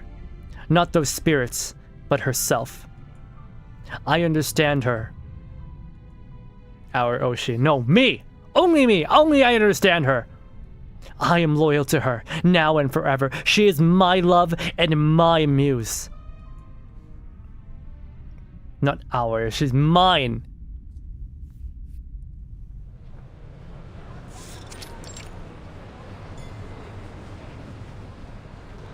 Oh, be careful, Miss Clara. The rain has just stopped. Isolde walks out of the cafe with her friend. So, I guess we're not gonna talk about the whole Hannah thing? Don't worry. I guess they must have started a demonstration, and the cops came in to stop it. And during the whole thing, Hannah gets trampled and she falls down the stairs and dies. Damn. Damn, Kakanya, I hate you even more now. I hate you even more now. Don't worry, I'm used to cleaning the stains off my skirts and shoes. Although it is good to be careful, I don't want to have to wash them every time it rains. Consume far too much of my study time. The girl in green winks at Isolde. Her eyes sparkle behind her round glasses. She hoists her skirt, takes a half step back, and deftly leaps over the puddle in front of her. You know, I've never thought of simply jumping over the puddles. Isn't it a little too eye-catching? Yeah, Isolde's a modest woman. She can't be seen jumping over a puddle, and honestly, with the dresses she wears, it would be too easy for her to get her dress dirty. No, I think... Well, maybe so. They link arms as they walk together. The distance between them is close to 0. They are two new best friends. Especially when we're strolling arm in arm like this. A synchronized leap would look rather odd. Yes. But it makes a lot of sense when you're running. Yeah, so she's... Yeah. Clara, the activist. Of course, if you're running down the street, a jump will make you no more eye-catching than you already are. But if you're in a hurry, you'll be leaving the sight of others before you notice that they're staring at you. Like when you ran out of Miss Hornberg's window. Yes, just like... What? She covers her mouth with one hand, her eyes wide with surprise. Is sword. How did you know that? I thought no one living in that street knew of me. You should pay better attention to your surroundings. Isolde chuckles and looks to the other side of the street. Anyway, you're right that you'd quickly leave people behind, but they still have their eyes fixed on you until you were out of sight. And it wouldn't end there. Their curiosity would only continue to grow. Who is she? Where is she going? Before you know it, the seeds of mystery will have blossomed in every corner of Vienna. She looks back at Kikanya and reaches out a hand to tuck a stray hair away from her face. Yeah. Not to mention that there's no other witch who would ever jump out of the window of a noble lady's room but you.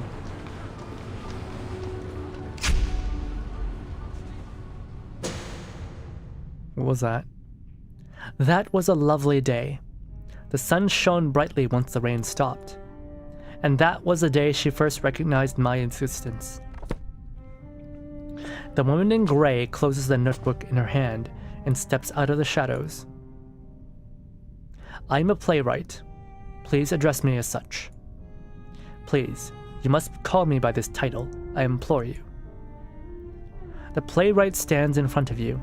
Now that she is closer, you can feel a nip in the air. A layer of gray fog envelops her, coloring the hem of her gray skirt too. Water is dripping from her clothes, forming a puddle on the ground. Oh, yes. My clothes are soaked. I'm soaked. It's a long story, and you're probably dead too. An unimportant one, rather. The least important. No, we must start with the most essential part of the tale. Here, hold my hands. She reaches her hands out to you. They are icy cold to the touch, because she's probably dead. Yes, of course. Allow me to introduce you to my father first. No, this isn't the beginning of the story, just an appropriate character to introduce it with. Maybe I shouldn't wear solid green evening wear. Schmiler, Topaz Schmiler, was a man with black hair and gray eyes. His father was a cloth merchant, and his grandfather owned a small farm. Having grown up in a financially sound environment, he didn't have to worry about feeding and clothing himself. This gave him the chance to come into contact with art and beauty. Thus, he became a gentleman. He was polite, read poetry, visited exhibitions, appreciated paintings, and watched opera. This was his favorite. He was deeply moved by the art form and attended the theater regularly. Later, he married my mother, a lesser-known opera singer. She wasn't famous and generally played supporting roles. A year after that, I was born. Nope. Family? Not. No, I wouldn't call us a family. Or more specifically, I wouldn't count my father as a family member. He rarely spent time with us, nor did he have any kind of real job. He was far too busy writing poems and melodies. Despite that, he never managed to complete a piece, just as he never managed to return home. It was my grandfather who took care of me and my mother. I suffered no hardship. I lived a similar childhood to my father. Certainly. I received an education, was exposed to art, and was loved by my mother and grandfather, just as he was. Oh, yes. I lived a life of calm stability and happiness, and as a result, I came to understand him less and less. Oh. Guess this is like a upper middle class family. Why would he choose to leave such a warm and loving family to live in a riverside cabin all by himself? What did grandfather mean by meaningless obsession when they were quarreling? She gives a slight frown as she looks up at the ceiling. The distance between us fed the confusion and disdain in my heart. At the age of 15, I realized his face had become faint to me. It was blurred, like a wrinkled, handwritten letter with a tear-smudged ink. Her gray eyes looked cold and hard, like pebbles at the bottom of a river. I was terrified. I knew we weren't close, but I didn't want to be a bad daughter who couldn't even remember her father's face. So I tried and tried. I tried my best to recall him. After a quick blink, she narrows her eyes.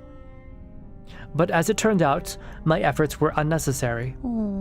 3 days after I started trying in earnest, my father ran out of his cabin, screaming and crying, and jumped into the river. It was midwinter. He was fished out, dead.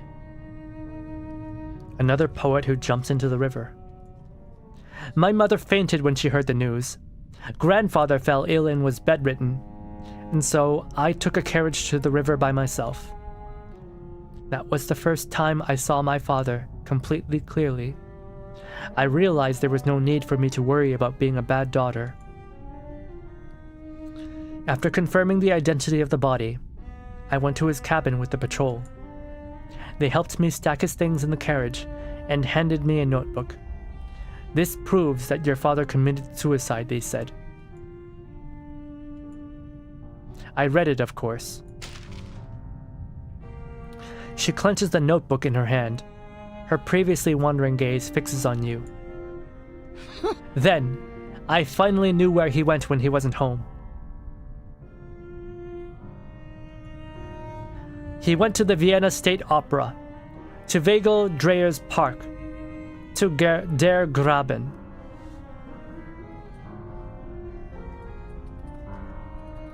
Der Graben. Street name in Vienna.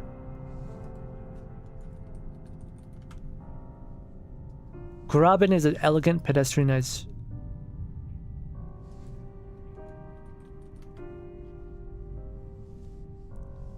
It was a shopping street featuring Baroque and.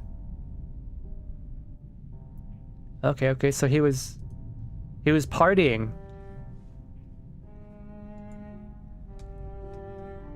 But he wasn't there for shopping or sightseeing. He was there for her, for Evangeline. She was the only thing on his mind. He praised her, he missed her, he began stalking her. He's one of the admirers, isn't he? Down. He followed her from the moment she left her house until the moment she returned home. He's admirer number 3. He even bribed her doctor to give him first-hand information on her health. Imagine discovering this about your father. That he was obsessed with another woman. The burning passion in these scrawls surpassed all the poems and melodies he'd ever written, you know. Simply reading those words scalded me.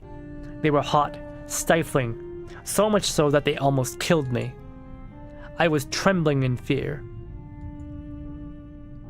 But I didn't know what I was scared of, so I kept reading in the freezing wind by the river, one page after another, until I'd read every word. She talks faster and faster, a frantic enthusiasm taking over her body. She almost swallows her tongue in her eagerness to recount the tale. The last page. The last page was moist. Can you imagine? It was smudged by tears, just as my father's face was in my memory. Who is this person with curly black hair, a pale face, and a body as delicate as a champagne flute? What kind of a person is a woman with a perfect and indisputable charisma? Oh, yes. I was desperate to find out, but before I could realize what I was doing, I'd started running. I ran and ran until I arrived at the doors of the opera house. I had run so fast there was sweat on my brow, even on that cold winter day. I asked about Evangeline's performance, only to find that she had retired in order to recuperate from her illness. The playwright calms herself. Her breathing softened as if she hadn't said a word. Several years later, in mid-June, I heard that Evangeline drowned in the beautiful pond in her garden. Does Evangeline drive people crazy? I mean, VTubers drive some people crazy, and they've never even seen their faces. So, you know, she is this well-groomed, well-bred, you know, high-class lady of perfect femininity, right? And this man was obsessed. She gives you a gentle smile. Oh, yeah. You see, it was time she followed in my father's footsteps. I never met her, never had the chance to meet her, let alone hear the singing that had driven my father mad. Don't get me wrong, I don't say this out of regret. She grips your hands even tighter. It is impossible to pull away. Because Isolde, her daughter, had her debut half a month after her mother's death. I was there. Just as my father had been at every one of Evangeline's performances. I witnessed her rendition of the Dance of the Seven Veils, and how she enraptured the whole of Vienna. In my father's notes, I had glimpsed the first sign of her existence in the swollen ovaries of a rabbit. I know when she took her first step, how painful her night seizures were, even the amount of calming syrup she took. Oh, yes. I'm my father's daughter, and she's Evangeline's. You became a stalker too. That is insane. How beautiful fate is. How it binds us together. Damn. These toxic family traditions.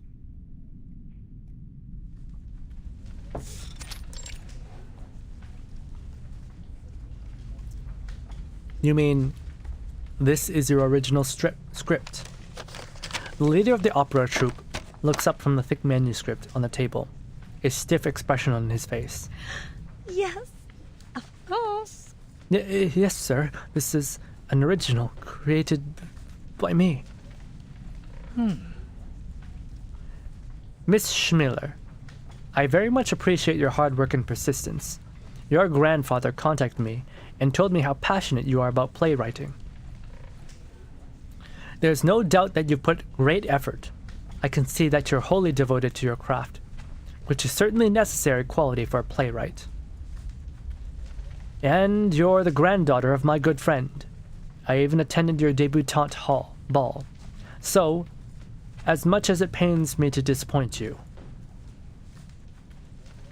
He closes his eyes, and when he opens them again, there is an apologetic look on his face. We cannot accept your script, my child. Why? It's much too risky. The story, that is. I understand that many stories are inspired by true events, but yours is simply far too obvious. Rosalie, the pretty and gentle heroine from a noble family, becomes popular after playing Salome. Her mother murders her father, and her brother burns himself to death. Yet she herself is sociable and surrounded by many friends. Isolde's? Evangeline murders Dittersdorf? Were we told this before? Her mom killed her dad? Is this a flash forward? We've been moving around. But yeah, we've gone forward. Together they create an organization called The Square, based in Cafe Central. Every day they talk about poems, share their thoughts and ideas. His voice gets lower and lower. Beads of sweat start to form on his forehead. You know, I'm glad that he didn't say, oh, because you're a woman. That would have been a cheap way to go out. No, he's like, yeah, no, your story is kind of problematic because it's basically you're talking about people who exist right now. Later, after Rosalie's father dies, her tutor shows his desire for her.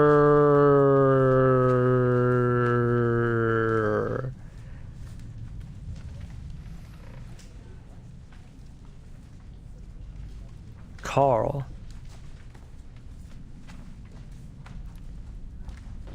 He claims to be her godfather.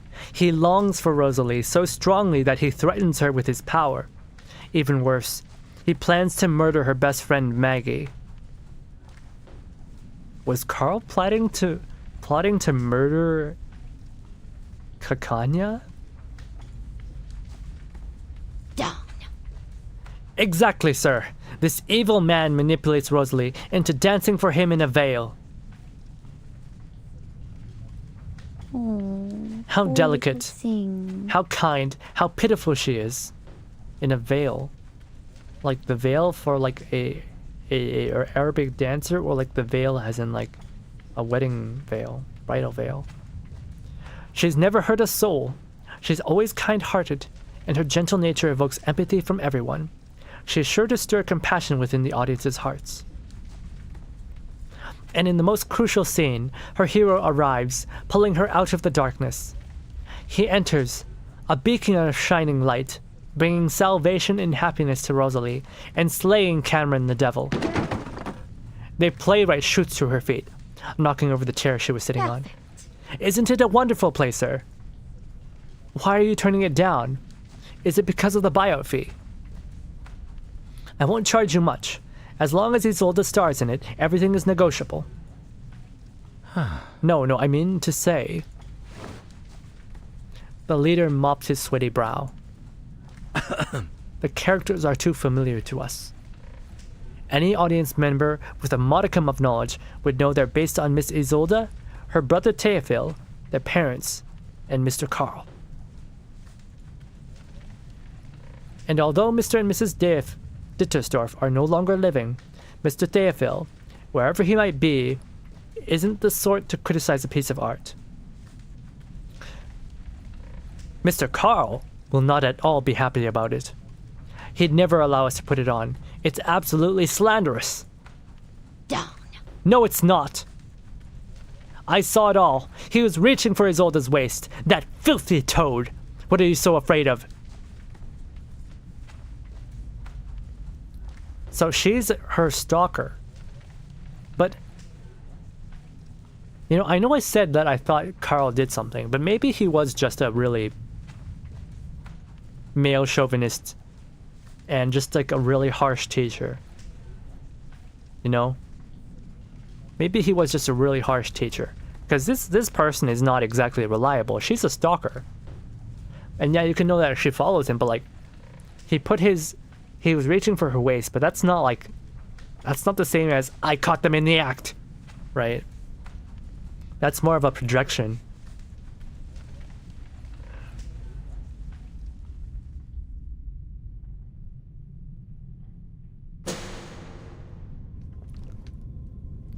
It didn't end well. I returned home with my script in hand. Down. That donkey has no appreciation for art. He even accused me of being an untalented writer. How dare he say that I'm merely repeating the facts, and that it's just an ersatz copy of Salome. Oh, I'm a playwright. You address me as such, do you not? How could I possibly hand over a manuscript as terrible as he said? Oh, he even said that Mr. Carl is a kind gentleman. Ha! Preposterous. I was always by Mrs. Isolde's side. No one knew her better than I. I knew her friends, her family, and all about that damnable old man. You're her stalker. Sis, you're her stalker.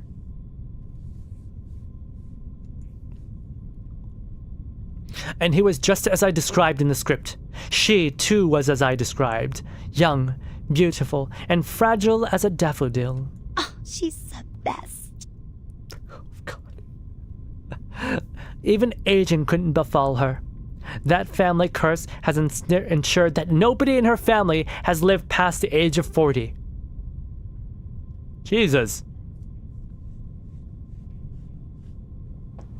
So her family has an insanely low, even for this time,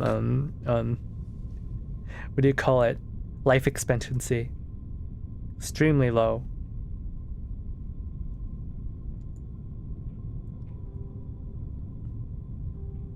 We're all familiar with the events that followed.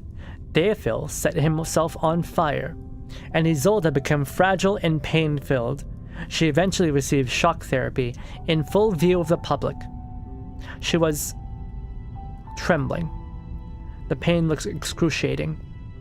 I'd never seen her like that.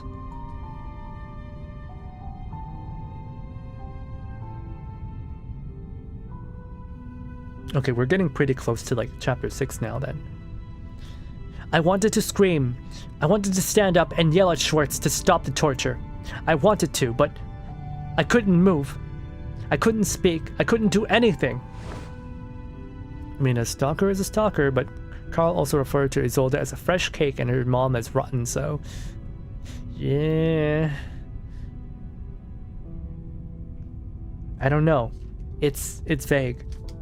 We don't know for sure. It could be either way. She releases your hands. Oh, yeah. But then I did it. I stood up. I scolded him. I ordered him to stop using that barbaric treatment. That was Kakanya, though. It was Kakanya who said that, not you. She clasped her hands together. Soon after, I raised a duel against him and won. I killed Schwartz. Yeah, see? This stalker is delusional. At the beginning of chapter 6, Kakanya stopped the thing, and then they were trying to do the duel. But then it ended because of a disqualification. It ended because of a disqualification, so Schwartz just walked away. Nothing happened after that. So yeah, no, this girl is a little delulu. Carl is one step away from a groom. I mean, he was classically grooming her. He was grooming her to be the peak of femininity and a perfect demure lady. Perfect. You see, that's when I realized it was I who was her hero. My script was always correct. We became close friends after that. There's no more Maggie. We lived happily ever after. No more Kakanya. Yeah, see? We don't even know. She wrote Kakanya to get killed in her story. She's crazy. No one is mentally well in this.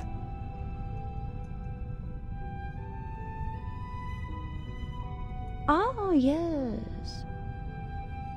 I'm sure this might sound a little different from the story you know, but you have to understand. No, it's not. You and I are different. There are clairvoyants in my family. My father had prophetic dreams, and so did I. Some say that it is a hereditary mental disorder, but that's not true.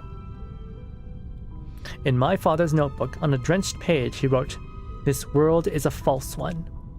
Because he had seen the true one, the one where Evangeline was still on the stage performing. He set off to find that world. Yeah, let's go to Gensokyo, guys! This world isn't real. Let's go to Gensokyo! この世界は狂ってる。この世界は偽物だ。Gensokyoへ行こうよ。Plot twist, playwright is Kakanya. No. Reddit also seems to think Isolde's dad was doing something to her, but that seems less straightforward. Yeah, no. Nothing that we're seeing so far implies that at all. Everything so far is just like everyone was super strict. Right. And repressive, but the more I read this, the less and less I believe that there was any like sexual abuse going on. The playwright looks down and holds out the notebook to you. It's gray and soaked. Water drips from its surface. I went to that river again, but it was buried. Where the river once was, a railroad was built. Countless travelers to the city. She tried to drown herself in the river, just like her dad. I lay on the tracks, and then I heard a rumbling sound. She killed herself because she couldn't believe that she lived in reality. She believed that this was a fake world, and that she didn't want to live in a world where her Oshi didn't love her. This is so fucked up, man. I lay on them. Her hand does not waver. She is still trying to pass you the notebook. She is my... My muse.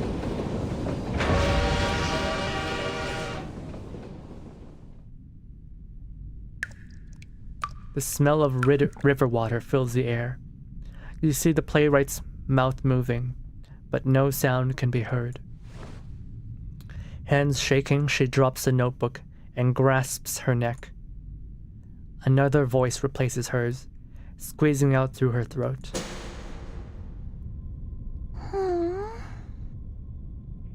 Who's here now? She shouldn't concern herself. Why is the corpse wet? It's blood. You recognize the voice. Oh, it's Trista again. Hi, Trista. It's been a while. How are you feeling these days? What a sickly little story.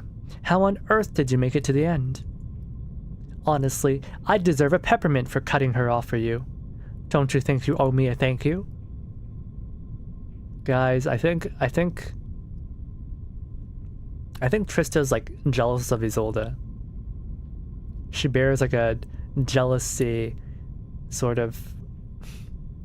She bears like a jealous grudge over her sister who got to live and got all this attention.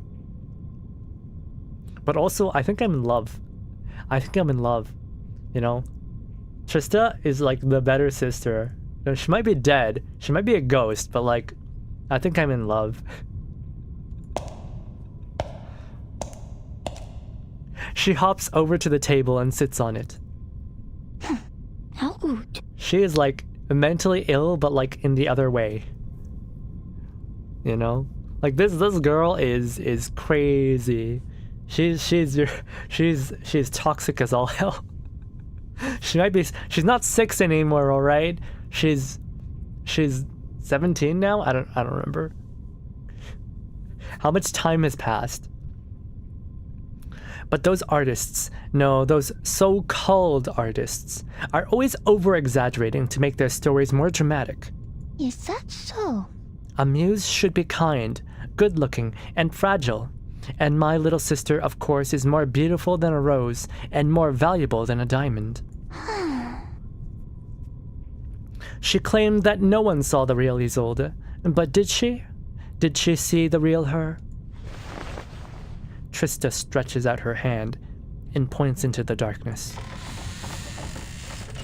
What do you think? What can you see when you peer through the cracks around the edges of a door? The faster you run, the more curious people become, and the harder they pursue you. Don't you think this is all too mushy? Heroes and beauties, salvation and light. Is this really the story? Trista's hand pulls you near. Look, I don't want you to miss this truly dramatic scene. You look back. The gray door is still cloaked in darkness.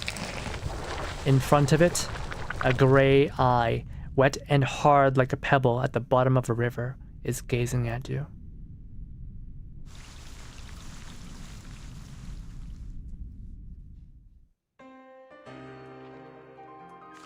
Jesus Christ.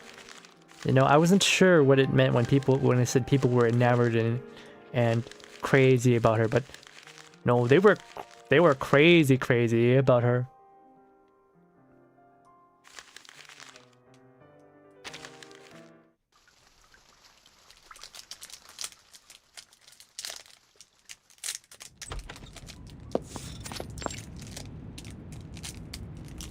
Can have myself some crackers because I'm actually pretty hungry. I ate before stream, but I am hungry again. Mother, I'm home. Mother?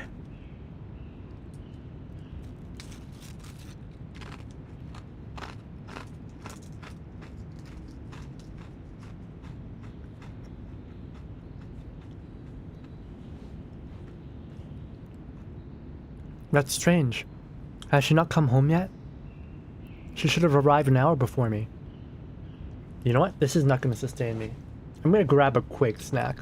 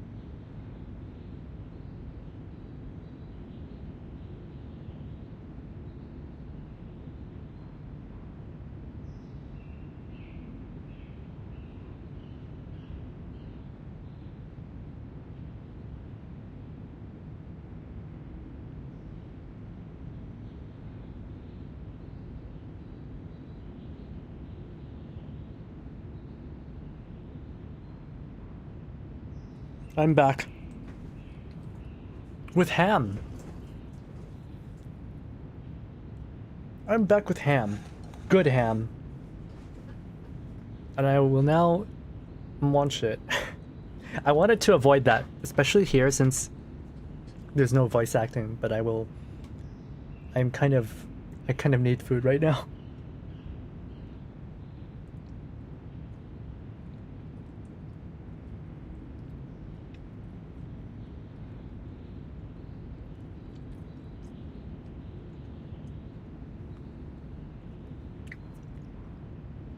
And this is good ham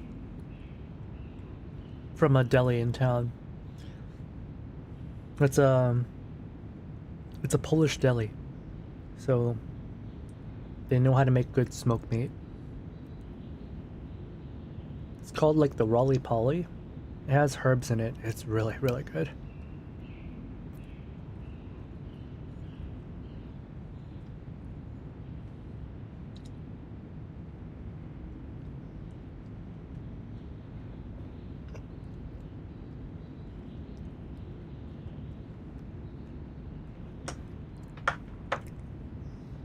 Canadian ham, no.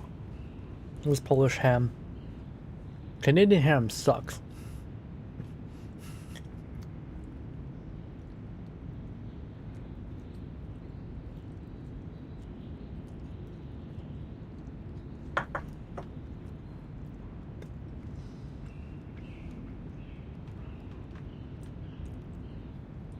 All right.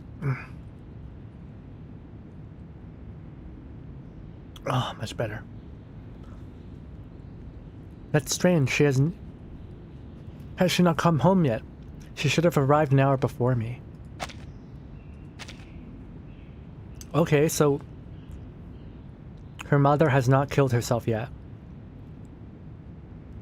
The timeline's a little bit zigzaggy in this. The huge mansion is empty. Mr. Dittersdorf has sent most of the servants to the farm in the countryside to harvest currants and raspberries.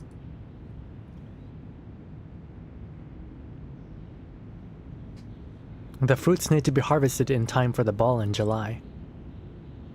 Maggie? Is Maggie not home either? Wait, her best friend Maggie. Is Maggie a pet or something? Oh, look at me. I've been far too busy with rehearsals these days. I'm almost as forgetful as my mother. Maggie took leave to visit her ill mother back in her hometown. Of course she isn't home. Oh, maybe Maggie is one of the maids. She murmurs, lifts her skirt, and makes her way to the sideboard. Theophil must have taken that pretty girl Mia out with him. She's his new model, so she spends little time at home these days.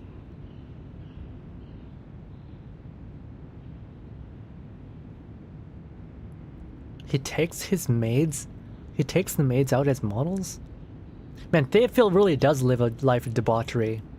He's just out in town all the time. Drinking and eating, going on dates. Meanwhile, Isolde is like, work, work, work, work. You know? Be the ideal lady, work, work, work, work. That leaves the dark-haired Annalie and the lively Agnes. Yes, that's right, they're the only ones here. She opens a drawer and takes out some food and looks out the window into the garden. Maggie's away. The bunnies must be hungry. It's the staff. He's fucking the maids. Theophil is fucking the maids.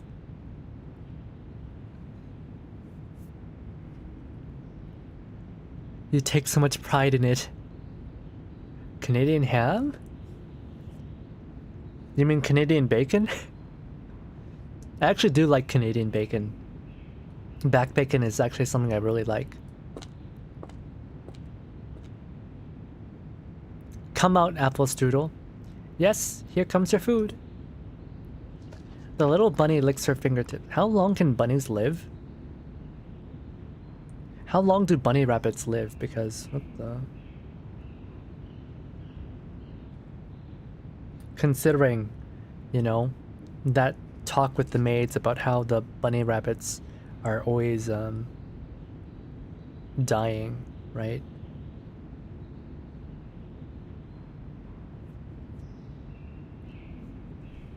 The little bunny licks her fingertip. Her fur is soft and fine. It is yet to be replaced by the coarser hair of adulthood. They're still replacing the bunnies! How many years has it been? They're still replacing the bunnies. You've accompanied me and Mother for so long, and you've stabilized her condition, yet still you go hungry. Poor little things. 8 to 12 years like a cat. The maids were talking about how the bunnies are always dying, and how they keep on buying more bunnies.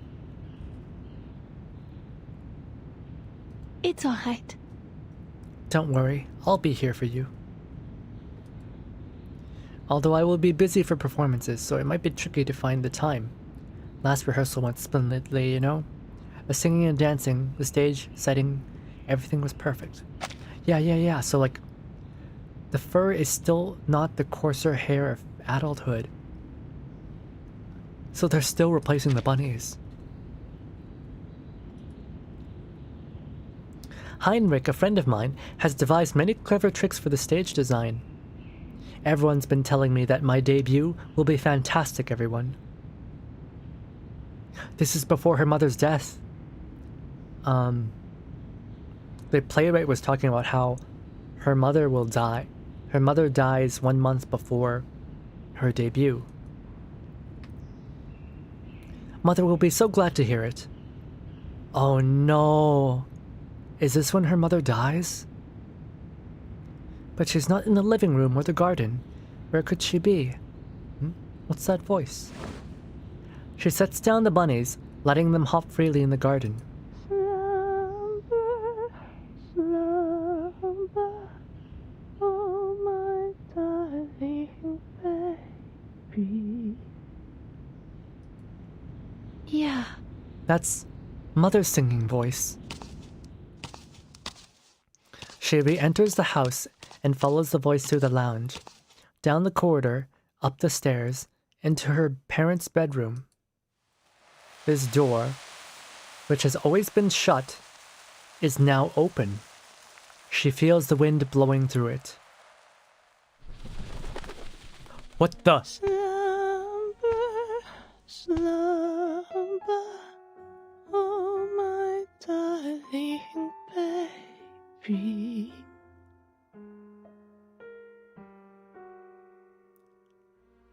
Right. She mentioned... It was mentioned that her mother killed her father. And she was here to witness it. It has been forever since Evangeline last sang.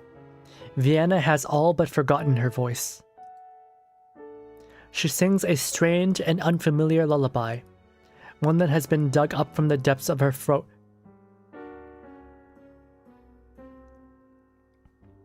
So Dittersdorf himself has never been shown to have any abilities. Does that mean that he married into this family? If that's the case, then Evangeline also has the ability to channel ghosts. And that lullaby is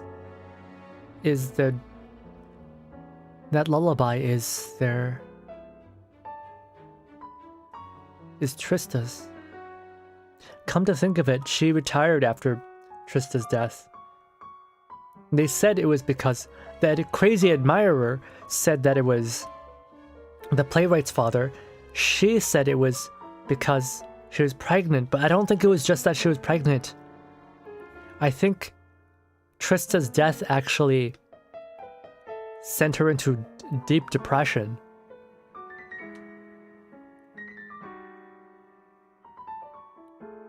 Uncommon in days of titles and influence? What are you talking about? What wasn't uncommon? But yeah, she probably has like some deep depression and trauma from Trista's death. And she's been trying to recover from it ever since. She's not been able to sing her Trista's lullaby. Marrying into a family for the titles? Yeah. Yeah, so maybe Dittersdorf married into the family. Her voice is smooth and clear, like a flowing spring or the glimmering brass needle in her hand that has been driven into Dittersdorf's temple. So not a knife, but a needle. It was designed to look like a dagger, and now it is serving as a real one. Jesus. Isolde's mother pulls the needle from her father's skull. Blood sprays Evangeline's face and soaks the bedsheets. It drips down and pools on the floor. There's a lot of references to liquids dripping down and pooling on the floor. There's a lot of references to this. Multiple characters. Usually when they're embodying Isolde's body, you know, the ghosts when they have her body, there's that reference to water dripping and pooling on the floor multiple times. The water of pregnancy?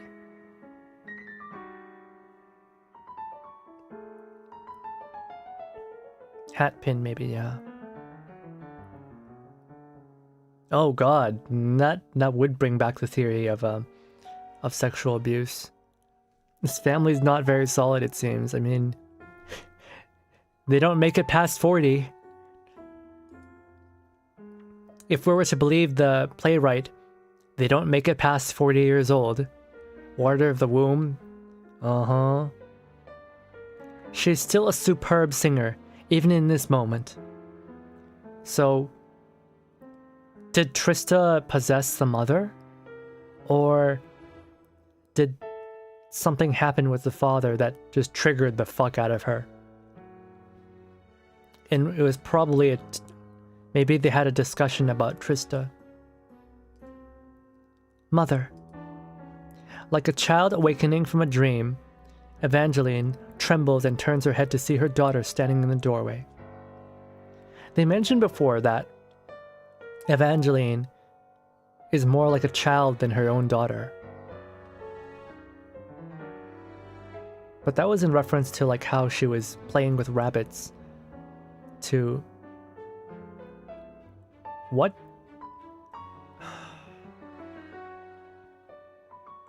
Man.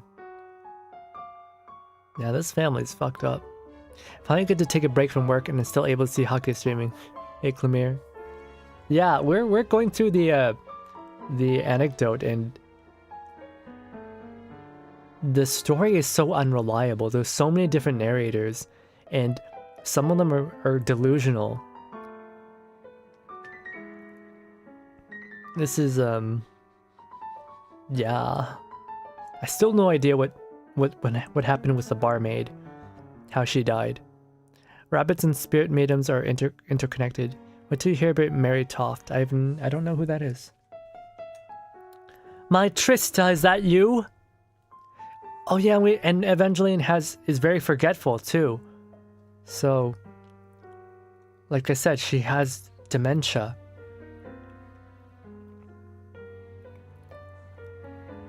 She has dementia, and the death of her daughter really did like fuck her up. Google it later. I don't know if I want to. Oh, my dear Trista. Mama's missed you so much. Yeah, the death of Trista really sent her.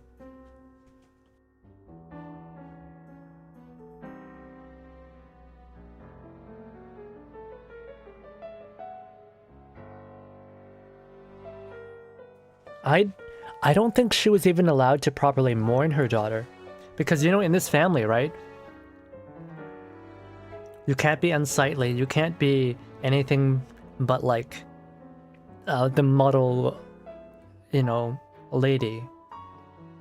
Of course, back in that time, there was, like, a certain amount of decorum for mourning. You know? You'd wear the mourning gown, and you would probably spend anywhere from half a year to, like, a year or two, or maybe even more, to mourn. But I'm not sure we were ever, like, given any indication that she was allowed to do the mourning. That's not forgetful, that's delusional. No, people with dementia can have that stuff where they just forget, like in this instance where like Trista died. Right? She'll forget that her daughter died and just assume, oh, you're my dead daughter. I never had a third child.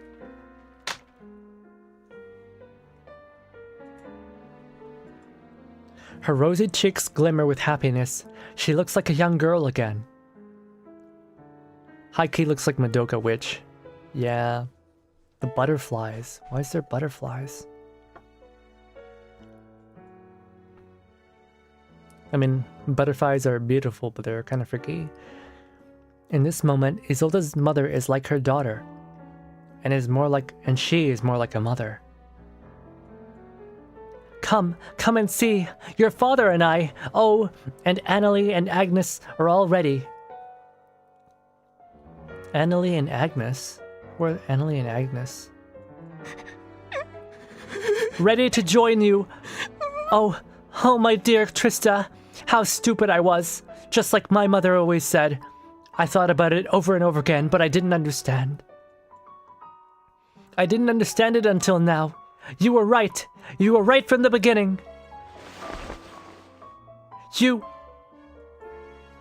Evangeline regains the visage of her mother. Even her red dress looks heavier on her. She gently moves her husband's head from her lap to her bed and adjusts his body to a comfortable lying position.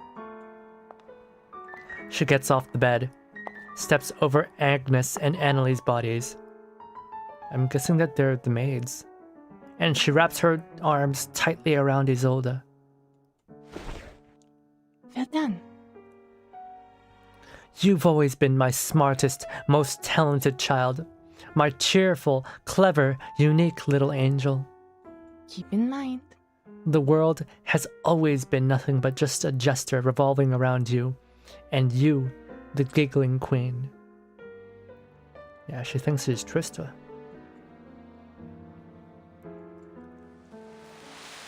The blood on Evangeline's hands has dried into a powder. It drifts into the air as she moves. The powder surrounds Isolde and clings to her skin. It immediately causes a rash where it lands, making her itch and burn. She raises her head. Wind rattles through the window and into the room. She sees the wavering treetops outside and smells the sweet June flowers. June bride? June flowers? Is she the age of marriage at this point? Blood doesn't do that. Blood doesn't turn to powder. So this is what father was afraid of. Yes, and he should have been afraid. The smell of blood is so strong here that were it to escape through the window, it would make any passerby crinkle their nose, and then people would find out what happened. The window.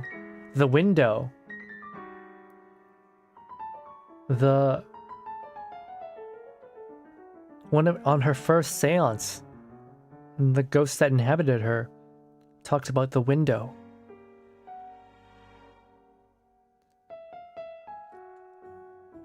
This scandal will draw everyone's attention.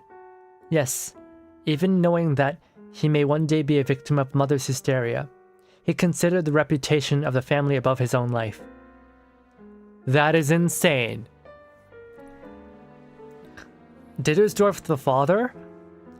He cared so much about appearances that he didn't let his wife have proper treatment.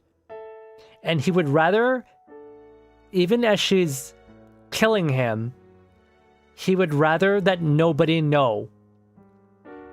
He'd rather that nobody see than to stop her from killing him.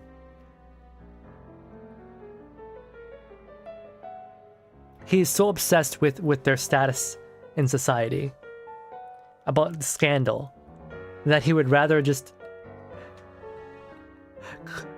Did he like close the window? Did he close the curtains to prevent anyone from seeing? Isolde murmurs to herself, ignoring the rashes on her skin and her mother's embrace. She feels blood in her nose and that squeezing pain in her lower abdomen, just like that night when she was 6. Squeezing pain in her abdomen? Oh. Oh. Squeezing pain in her abdomen. Was it the hysteria? Was it Did she have an early puberty? Was it... Did Carl do something? 6 was like the... When she was 6 years old was when she started her lessons with Carl. Oh my... Precocious puberty? We don't know. There's so many things. The maids were saying that... the blood was... on her mother's bed, and that was from her killing the rabbits. Right. Her mother was killing rabbits. The maids were talking about that.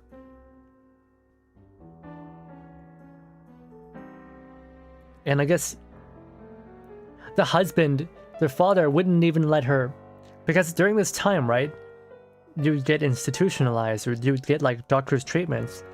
But instead of that, he just kept on buying her rabbits to kill. Even knowing that she's, you know, homicidal. He would rather do that than allow anyone to know that his wife is mentally ill. Non-canine grooming. Status is kind of like dignity in the upper class from old times, yeah. So we don't know. Could have been multiple things. But like abdomen, water dripping. I think there was mention of age of marriage earlier. Now pain in her lower abdomen. I'm just... Was she diddled? Close the window. Close the window. Close the window. Oh, that was her father. He would rather... He didn't even care that he was being stabbed to death. He'd rather that the window was closed so that nobody could see. He's that obsessed with status.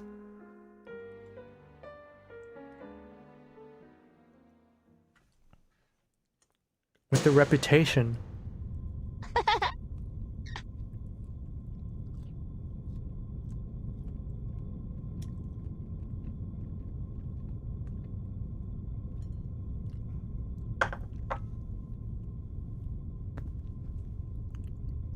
Brava. Brava. Shista clapped. Her chin held high with pride. I'm rather good at telling stories, aren't I? Did you notice the connection between the two? They even ended in the same way. A follow-up? Oh dear, don't tell me you've forgotten already. Didn't that playwright tell you what happened next? Long after, before my father's burial, my mother drowned herself in that shallow pond in our garden. Yeah, not a lake, in a tiny little pond. Could probably see her feet sticking out. So Isolde was just experiencing her father's death then. Yeah, we don't know. We don't know. The stuff is told out of time, and we don't know when exactly this whole theater is taking place. This could be, you know, this could be happening while Isolde is in the funny room underneath HQ. You know, she's searching her memories. How pitiful. And she's talking to Trista. Yes, you're right. She went insane and considered death the only means to break free. She'd had enough of this world. It brought her only anguish. To prevent her from hurting herself, Teofil requested the housemaid guard her door every night. So yeah, she has dementia. She had dementia, she was delulu. She had trauma from Trista dying because she allowed her to do the seance. And she was just living with the guilt of killing her daughter. And eventually it just set her off. Maybe they were having an argument with the husband. And then she, you know, stuck a knife in his head. What's crazier is that Isolde had, like, no reaction to her mother killing her father. She just stood there. Trista hops off the table and steps forward. You know, even in utter hysteria, she was Vienna's greatest performer. On the night of her death, she woke at midnight, confused. She couldn't remember a thing. She asked the maid for a cup of hot milk and honey and wondered why her throat hurt so much. Why were there wounds on her hands? The maid, Maggie, oh yeah, so that's Isolde's friend, obliged and rushed to the kitchen to retrieve it for her. In that short time, Evangeline ran across the hallway, down the stairs, through the lounge, and into the garden. She didn't stop to look at the clematis, nor did she notice the scent of jasmine in the air. The flowers? She simply leapt into the pond, crawled over to the pearl shell decorated fountain, and curled up like an infant in the water. She reaches out and touches the slightly ajar metal door before her. There's a knife in the gate. This door doesn't belong to Mr. Carl.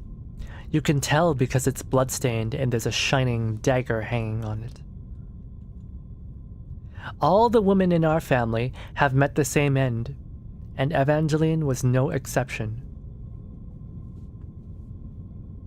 They all commit suicide.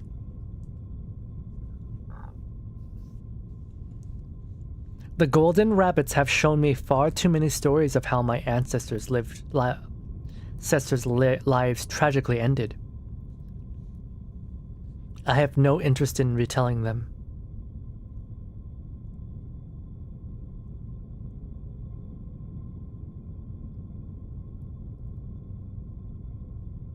Oh.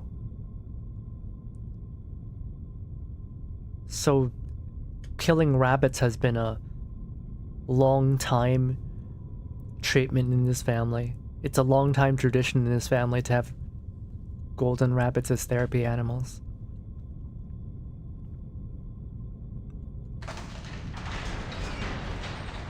So Trista was able to see all of that.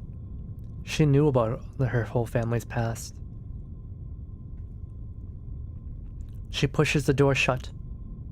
The next morning, when Evangeline's body was discovered in the pond, my little sister fell to the ground, twitching and howling like a drowned cat. On that day, the hysteria that had once haunted my mother well and truly manifested in my sister. So she didn't quite go crazy before that.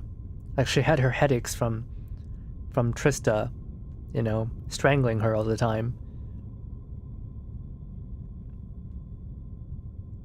But, you know, when her mother died, it actually, like, really fucked her up.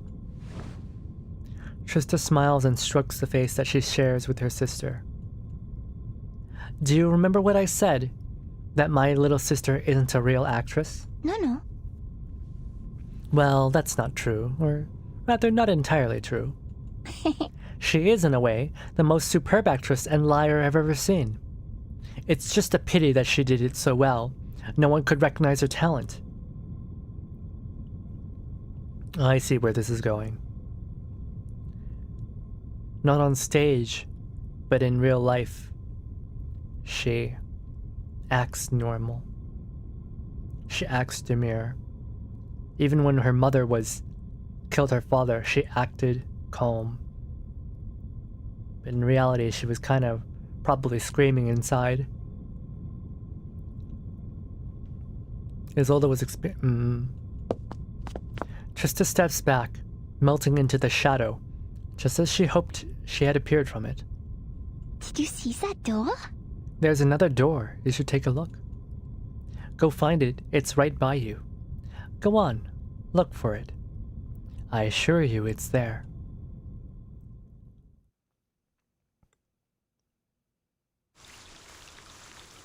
This story is so damn good.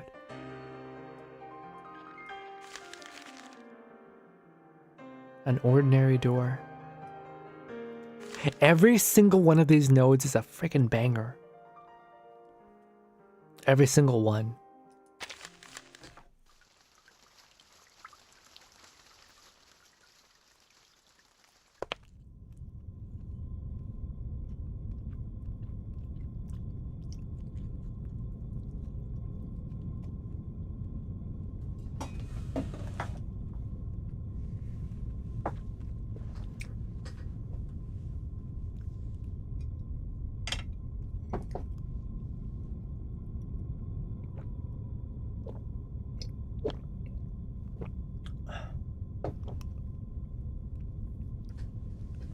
After a brief search, you find the door.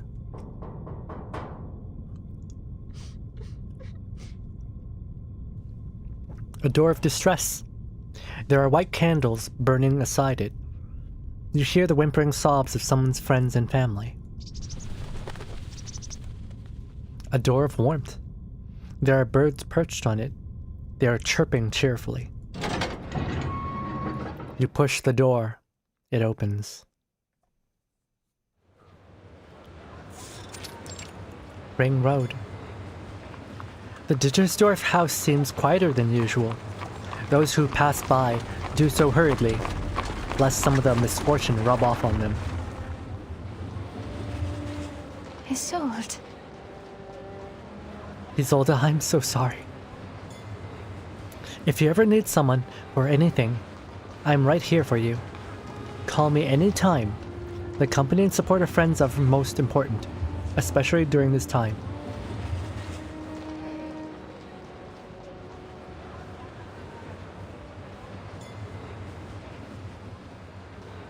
And if you feel uncomfortable at home, you're more than welcome to stay in my clinic. She turns back to Isolde, who is standing by the gate. She is as elegant and upright as always, her body slender, her face pale, her eyes black. Thank you for your concern. It's alright. I'll be fine. You needn't worry about me. After a brief silence, she casts her eyes down. Yeah. The Dittersdorf family needs me as a hostess more than ever. My reputation is worthless at the moment. What family? You're the only person in this family. There is no family. It's just you and the maids.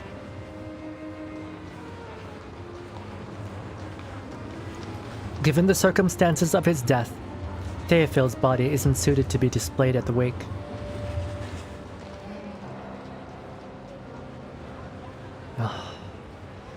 Right, this is after Theophil sets everything on fire and Isolde shoots him. So Mr. Carl suggests we bury him sooner so he may rest in peace rather than painfully linger in this world. The maids are packing his things. A third of his paintings will be buried with him. As for the financial disputes between himself and his models, they remain to be solved. Financial disputes between his models? He owed them money, or like... did he, you know, put his bun in their ovens?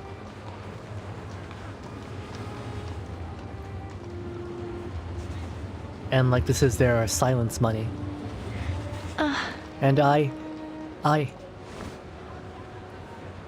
Remember, she talked about her brother living a life of hedonism. Can't imagine child support existed. I mean, it's hush money. Right? They are a well-known family, and it can't be known that, you know, that Theophil was going around sticking his John into every lady, right? She hesitates, looking to the decorated iron gate of the Dittersdorf house. Its recent neglect has allowed dirt to grow in its crevices. I'm the last living Dittersdorf, Miss Kakanya. It falls to me to shoulder our burdens. I can't live like this. I can't let my wandering womb control me anymore. Oh my god. The fainting, the convulsions, these visceral disturbances. I will not allow myself to become some horrifying lunatic. Isolde. I've decided to accept Dr. Schwartz's treatment.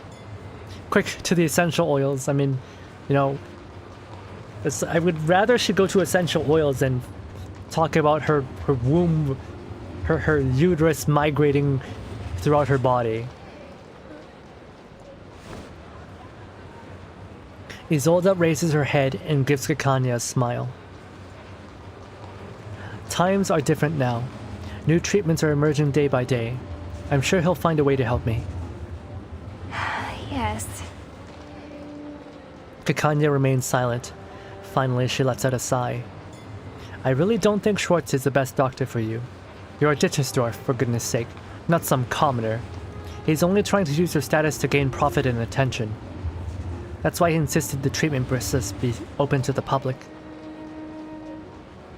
But as your friend, I respect your decision, and I completely understand why you choose to accept the treatment. Just know that you have the right to stop him at any time. Please, Isolde, as soon as you feel any discomfort, any pain, promise me you'll tell him to stop. Kekanya, Isolde has endured pain her entire life. Pain is normal to her. Pain is her normal. How can she tell the difference? In front of an audience too. She can't. Not when she's such an extreme people pleaser. She cannot. Not in front of an audience. I didn't even realize, but yeah, that part about the treatment being done in front of an audience, there's that pressure. Because as a good woman, she's seeking treatment to fix her hysteria. So if she said that she was going to stop in the middle of it, everyone would see that. She can't do it. Every living person has a right to express their discomfort. Not this one. Not this one. It goes against everything she was raised with. No, I think... Fool, pain is my friend. Allow me to introduce you to it. But it's possible that under the circumstances, you'll be unable to stop him. Kekanya rubs her chin, immersed in thought, then her eyes light up. Don't worry. Of course, the presentation is open to all, so I can be there too. I'll sit in the audience and keep a close eye on you. If things get out of control, I'll stop him. This is the first time anyone has interjected on behalf of Isolde.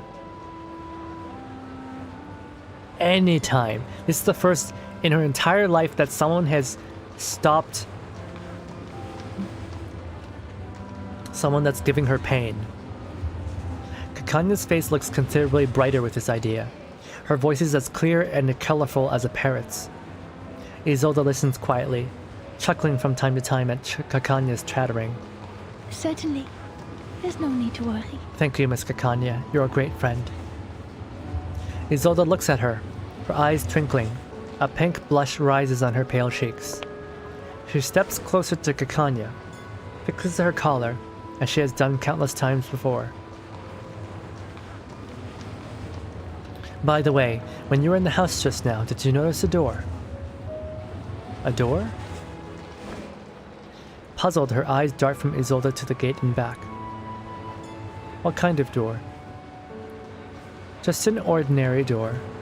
There's nothing special about it. Huh? She blinks in confusion. I don't get it, Isolde. There are many doors throughout your home. Which one are you referring to? Nothing. Forget it. It's not important. Is that Isolde's door? There's a lot of reference to characters each having a door of their own. Trista had one. I'm going to assume maybe that blank one is Isolde.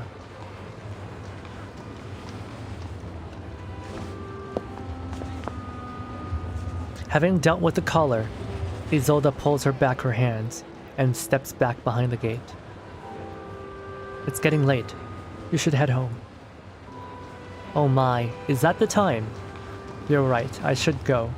I have a patient, a visitor, who requires the help of my witchcraft. Thanks for reminding me. Then I shall take my leave. Lowering her hat, Kakanya leaves with her suitcase in hand. She quickly blends into the crowd. The maid steps forward and starts closing the huge metal gate. Miss Kakanya, wait! Isolde's voice sings out above the quick squeaking of the gate. She notices the green feathers in Kakanya's hat flicking the crowd.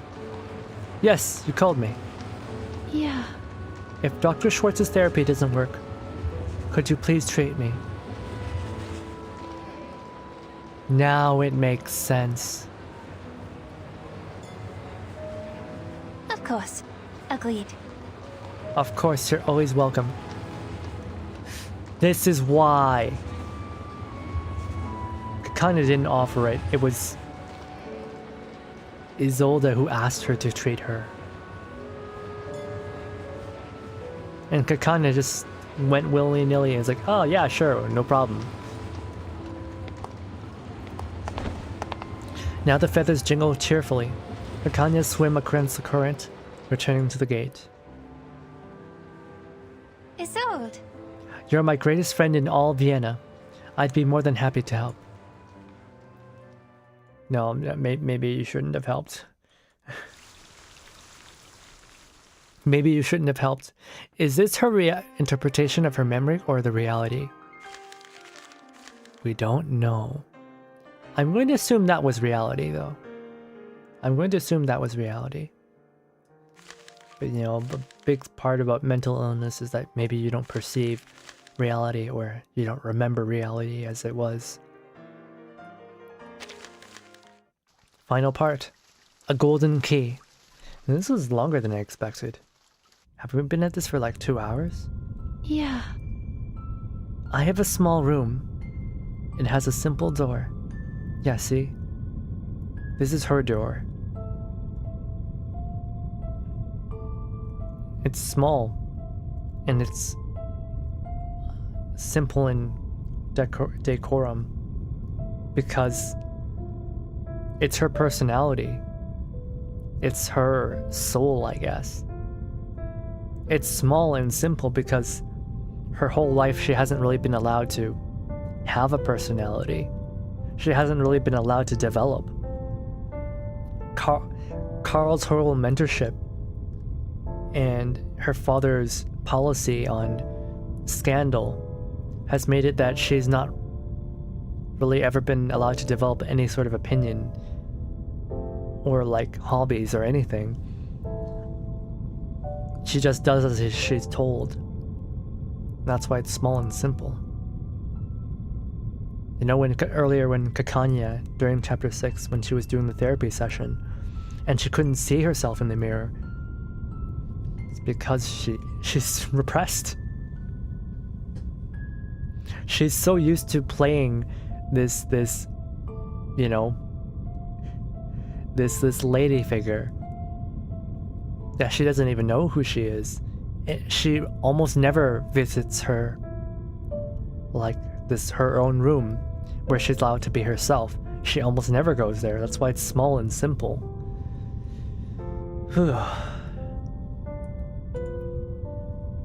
The room is cramped. It's a truly tiny little room. But besides that simple door, there are many, many other doors in this room. Big ones, small ones, hard ones, soft ones, mushy ones, wet ones, warm and furry ones. They're in front of me, they're behind me, there are so many of them. And more keep coming. They squeeze me. And these are all the ghosts that inhabit her. She doesn't have room for herself. Do you know how this feels? To be squeezed by so many doors? Isolde turns her eyes to you. I suppose no one in the world has felt what it's like. No one would ever place so many doors in one room. Door after door lies on me, compressing me until my skin, my flesh, and bones squeak under the pressure. I'm enveloped by endless pain, as if my flesh is being torn from my skeleton. When I was a little girl, I read a story about a princess who tried to sleep on 100 layers of mattresses, yet was still kept awake by a single pea beneath them. My father called her the true embodiment of a princess, a good maiden with noble virtue and the most delicate skin in the world. He said that I should be such a lady, both sensitive and polite. There it is.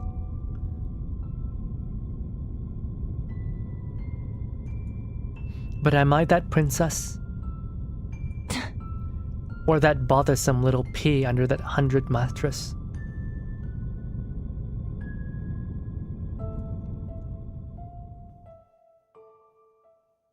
Yeah, that's what is it? The perfectionism? Baby, my child, my darling. Mother hugged me as she always did when she was overtaken with despair. Teofil had grown up, and Trista was long gone, so I was her only choice. The day prior, her hysteria had burst out at a banquet, making her shame all the more potent. That's why she came to my room and held me close. Listen, child. You must always remember Mama's words, don't you forget. You have to be careful. Don't allow others to see your vulnerability. Don't cry, don't scream, don't lose control. Don't make a fool of yourself. Your true self is filthy. Reveal it and the world will hurt you, even kill you. Her hands squeezed my arms, quivering. I couldn't help but quiver with her. It will only make you suffer, keep you from your dreams and plunge you into nightmares. Oh, this is terrifying. It's a most frightful beast, and it will tear you apart just as it tore me, and your grandmother, and your great-grandmother. This is her ghost. This isn't this is Evangeline's ghost. This... You can see why Cacanya's whole epiphany, where she's just allowed to be herself, completely changed Isolde, right? Everyone's telling her to hide herself, to never complain and make her discomfort known. Cacanya was the first person to say it was okay. You must conceal it, Isolde. Not one girl in our cursed family has been able to survive in this world without doing so. You must follow the rules of society. I didn't fully comprehend what she meant back then. Curses, rules, concealment. It was all too complicated for a 4-year-old child. Okay, so it's not her ghost. 4 years old and your mom's freaking out at you. So I asked her what it meant, what I should do. There was a long silence before Mother spoke, so long that I almost fell asleep in her arms. In my semi-dream-like state, I heard my mother's voice. It was soft and distant, as if floating down from a cloud. That's right. You must learn to play a role in life, my little Isolde. You must mask. She brushed my hair with her fingers, her face twisted in agony. She had been dancing in this pair of hot iron shoes for 20 years. And in this moment, she presented them to me. Of course.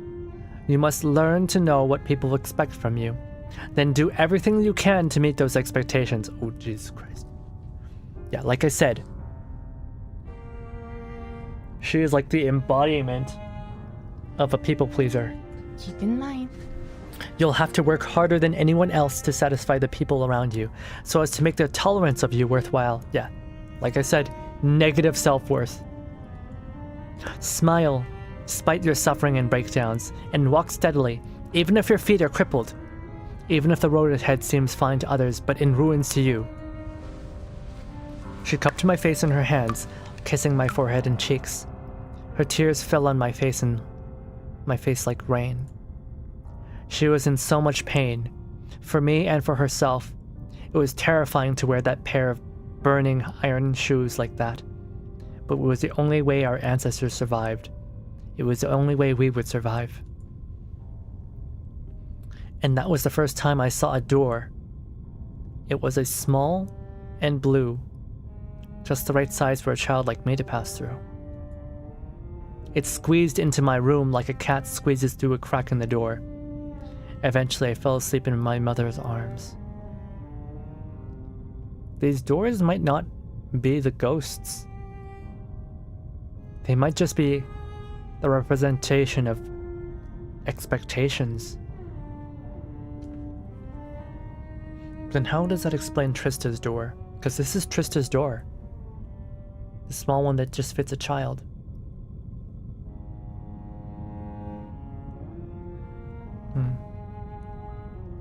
And what do these doors do? They allow performers to come onto stage and get back off stage.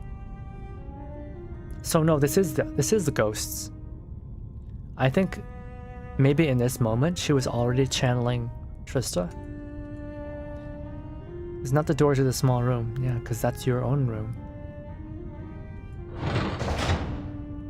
Mind your posture, child. Okay, maybe in this case the door means expectations. 100 times, that's right. Scoop up the soup 100 times. It was then that I saw the second door. Yeah, Carl's expectations. You've done well, my child, see? Your hands have stopped shaking. Mr. Carl stood by that door. His figure was formidable. It kept my distance. I didn't like Mr. Carl. I respected him, but I feared him. He seemed so tall to me, grander than a palace, more oppressive than a mountain. He haunted my every nightmare. In those nightmares, he was an entrance to a wide, luxurious ballroom.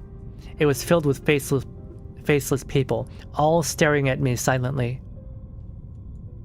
Sometimes I was disheveled, barefoot or naked, but I was always scrambling to cover myself, to hide my shame.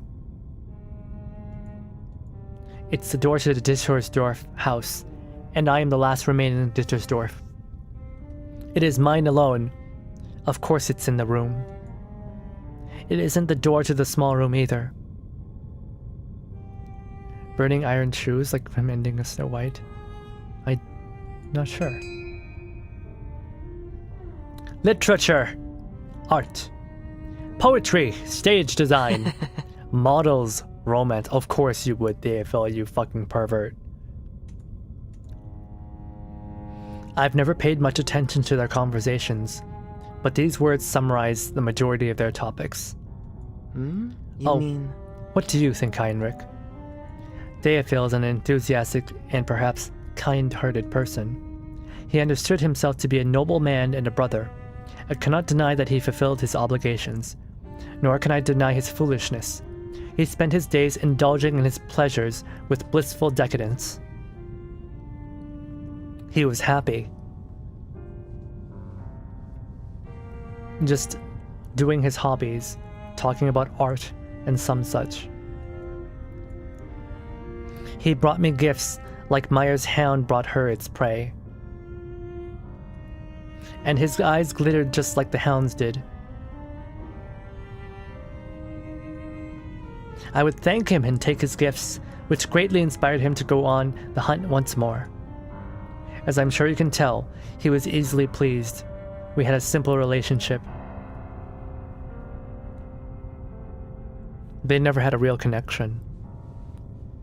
Like, he brought her gifts, but like, that was... They never connected on an emotional level.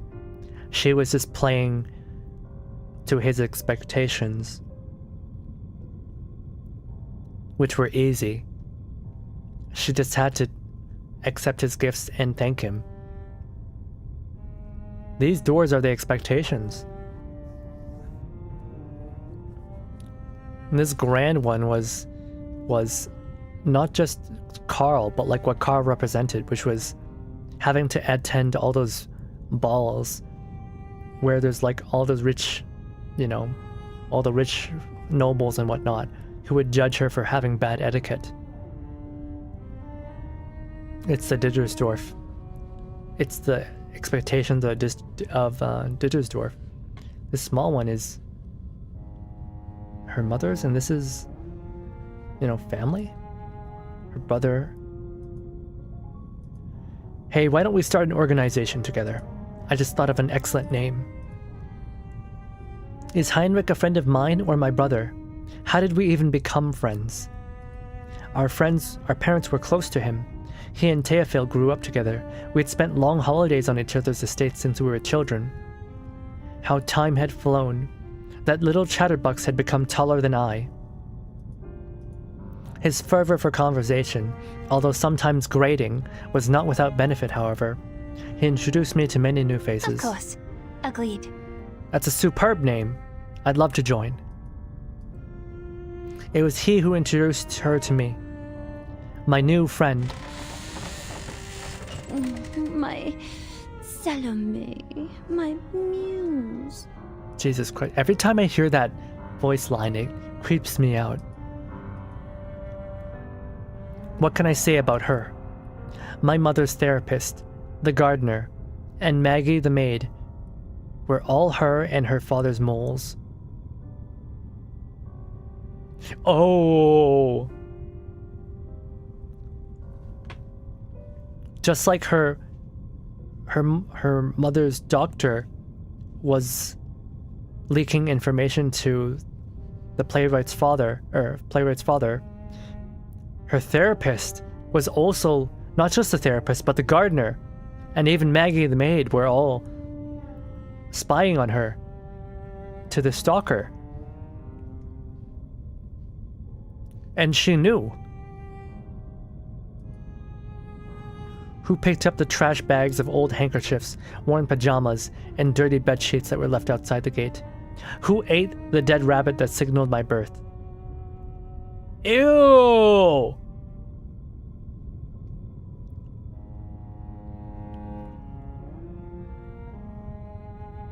Dirty bed sheets that were left outside the gate. Who ate the dead... She... How old was she that she ate the dead rabbit? That the pregnancy... She ate the pregnancy test rabbit? How old was the stalker?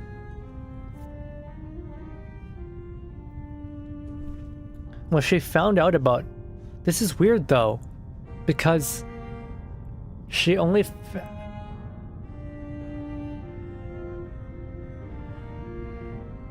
Her father killed himself shortly after. So she probably found the rabbit on the day that he killed himself.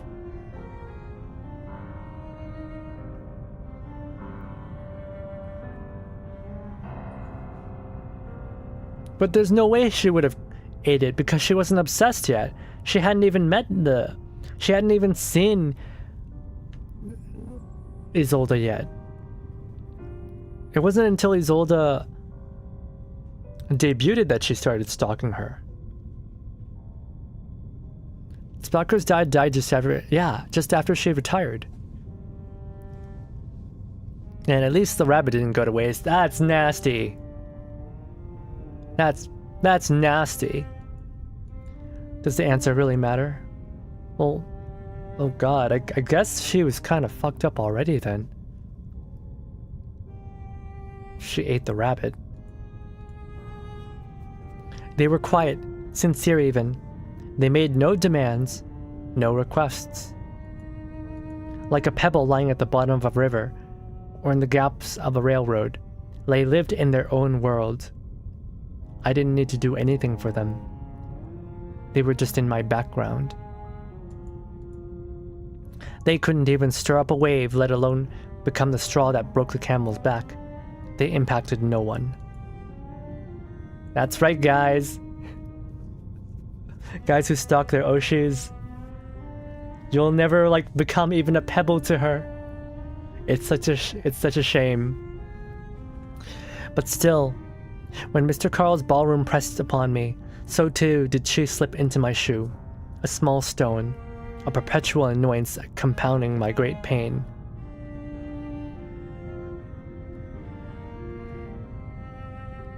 My muse. It's just as father said. Be generous, my daughter. It is an honor that they love you so much. Yeah. The playwright's endings, yeah. Be lenient, let them be. Even if you know they're stalking you, don't do anything. You must be permissive of everything and everyone. Damn. Slumber, slumber, oh my darling baby. This is how her story should end, don't you think? My darling baby. Trista, Isolde. I keep hearing things. My heart is broken. My joints are screaming. No, not my joints, my spleen. It feels as though it's been ruptured. And there are millions of voices shouting in my head.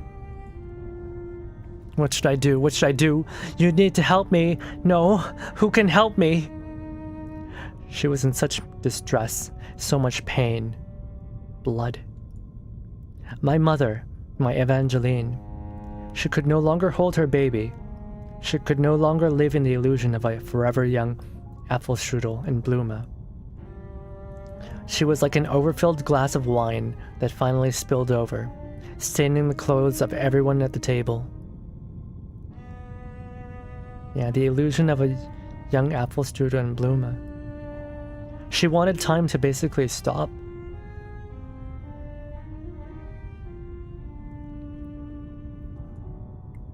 This is salvation, my dear. The world is filthy. Just breathing is torturous. When she dreamed about Trista, she saw that sweet smile again. When she relived her death, Mother found the exit of her life. Because Trista was the only one who smiled in the family. She didn't cry, she smiled. And then she died. And that was Mother's epiphany, was that to die is to be happy. Jeez. Sometimes stalkers remind you you're out of milk. The door to freedom opened before her. She was far too kind to leave behind her husband and maids. Yeah, she's not going to be happy by herself. She's going to be happy with her husband and the maids too. Why didn't she kill her daughter? Wait, why didn't she kill Isolde too?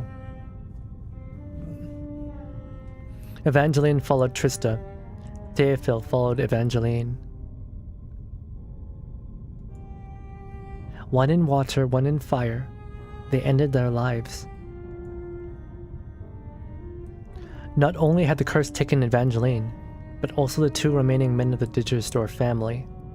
The curse that had once plagued only my mother's family had truly taken over all of Digersdorf. Yeah, so the father married in. People started looking at me with pitiful eyes and prying eyes. Of course they would gaze at a tragic but wealthy and well-bred girl like me, especially those who had sons of marriageable age. Isolde, my child. Why is this happening to you? First your father, then your mother, and now Théophile. Mr. Carl wiped his tears with a white hanky, his face ruddy and full, like a peach. The sincerity of his response made him almost charming. Was he always this way? Where was that stern, harsh gentleman from my memory? So yeah, she's narrating. I thanked him, I consoled him, and I shook his hand. This was the Carl my father saw, wasn't it? The gentleman. I was an adult then, and he was treating me as such. Isolde. Are you alright? Luckily, there were some more welcome visitors. A different kind of friend. A friend who stood by my side, a sincere, worried expression on her face. Yes. Call me anytime, no matter how late it is. Don't hesitate, alright? By the way, when you were in the house just now, did you notice a door? Teofil's death's still kind of fishy. I mean, not really. Within this story, the news that the storm will like destroy all of, well, basically kill everybody, it sent most people into depression. So he probably started himself because Teofil is like, she described Teofil as being like her mother, and her mother realized that death is happiness, and Teofil probably sought the same thing, to escape the misery by just ending it himself, not having to experience the storm. And he tried to kill Isolde as well, and that's why she shot him. But where did she get the gun? That's my question.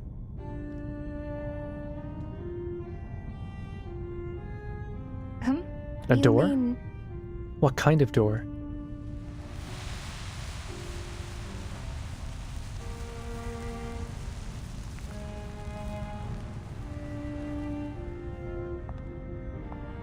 That's her door. It's a door. One of the most common types. No one would notice it when placed in such a big and magnificent mansion.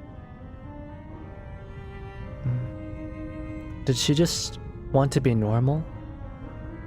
Is that her desire? To not have all these expectations placed on her? To just live a normal life? It appeared on the evening of my 13th birthday. I vomited on my bed that night. I couldn't digest all that cake and roast chicken. My stomach hurt.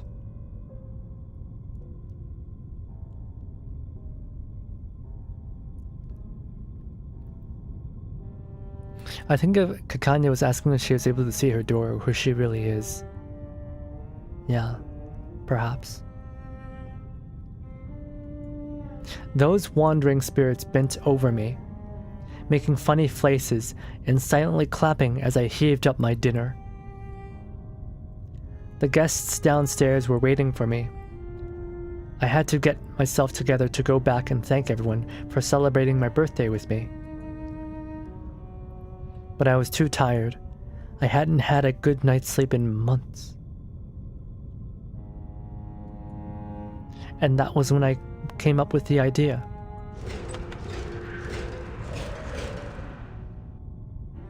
Yeah. I invited the spirits to fall upon me, whether they were willing or not. I utilized the spirits' proficiencies to do what I couldn't do alone, and they helped me flatter my guests, behave well, sing and dance, read and write literature. They aided me in everything. Oh. She was tired, so she just let the ghosts in to do things for her. You know, another way you could look at this is that she was dissociating. Is that she was just completely disassociating.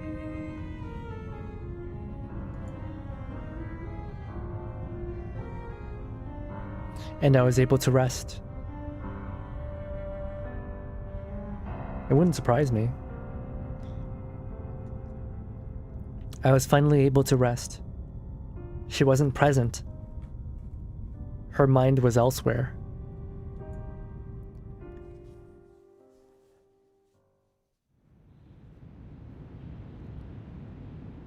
I see. So unlike her mother was an actual singer and an actual actor. Her mother only used the seances in those, like, she only used the ghosts in the private seances. But Isolde, her powers were stronger, and she basically used it in all aspects of her life.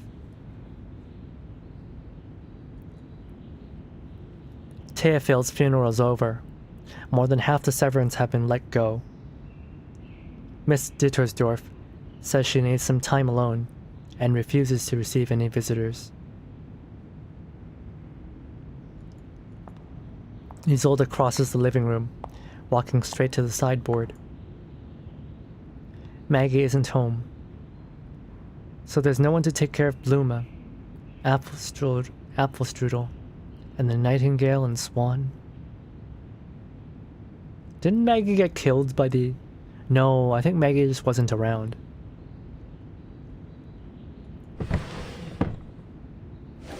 She opens a drawer and takes out a metal box of arsenic powder. That's makeup, isn't it? It has been the oh, never mind. It has been the most deadly poison since the time of ancient Rome until today. They're my responsibility now. Here, Apfelstrudel, Bluma, come have some. I was thinking to myself, I remember she came into this room before to grab medicine and food, and I thought to myself, why would she get food from a drawer in a study? And now I realize, was she feeding her mother arsenic? The arsenic powder is probably makeup, but was she feeding her mother arsenic? Or, no, maybe it wasn't her mother who was killing the rabbits. Maybe it was Isolde. Here, Apfelstrudel, Bluma, come have some. She's feeding the rabbits arsenic. She carries the box over to the tea table by the window and places the box on it. Be graceful, be self-restrained, and be kind to others. She tilts the teapot and watches the tea flow into the cup. Be compassionate, especially towards the less privileged.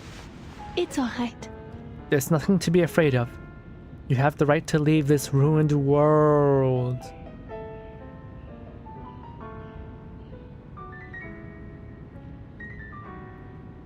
And Isolde came to the same conclusion. To be happy is to die. We must be an example for our people.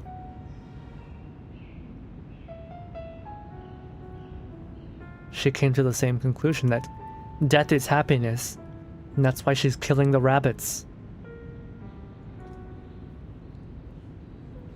Oh dear, you're twitching.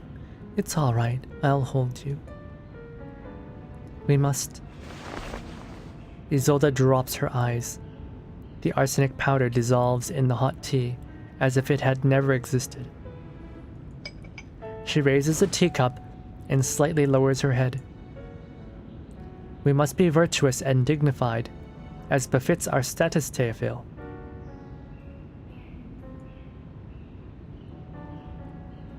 Teofil? In the teacup, her charred brother gazes at her sorrowfully. Teofil's funeral's over. So he's already dead.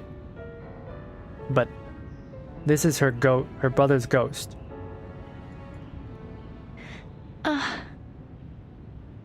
How careless am I?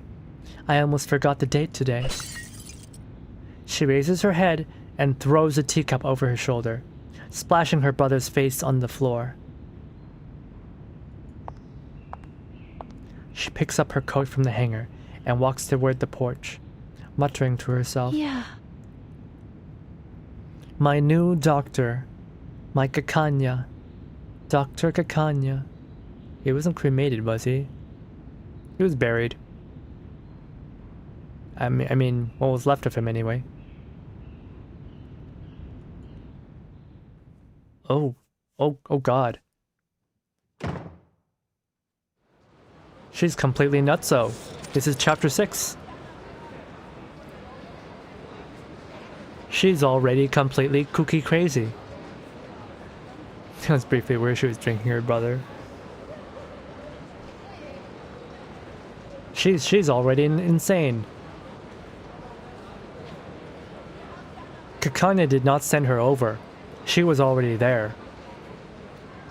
The death of her brother, or maybe the death of her mother, how can you even say where it started? Her whole life has been kind of fucked up. How can you even say, like, where exactly she lost her mind? What's up, brother man? What did you miss? Trauma. Lots and lots of trauma. This whole stream has just been trauma.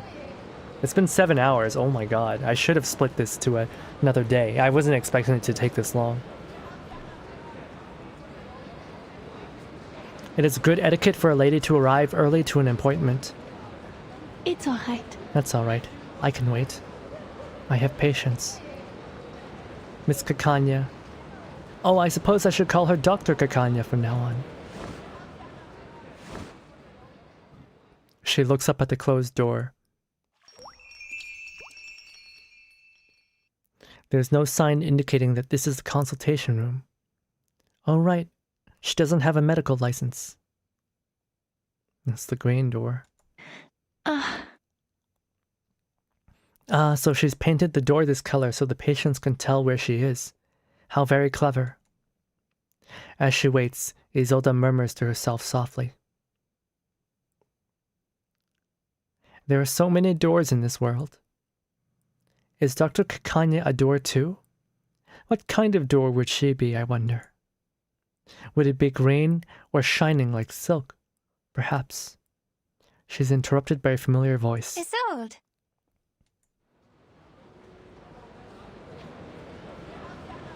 Oops, sorry. Kakanya trots over to her, her lively green skirt swaying with each step. I was delayed. You know what I'm like. I swear I'd planned to return earlier to ensure this wouldn't happen. This is our first consultation after all. Oh, I so wanted to have a good start to our doctor-patient relationship. I'm really very sorry. Have you been waiting long? Yes. Are you tired, or I shouldn't have kept you waiting under the sun? As Kakanya continues her apologies, she pulls a golden key with a green ribbon from her waist. A golden key to the golden lock on the door. She inserts it and turns it. The door opens. Don't worry. Come on in. I'll fetch you a cup of tea. Kakanya enters the side room, and Isolde can see her cheerful green dress reflected in the corner of the mirror as she busies herself with the tea. I'm looking forward to it.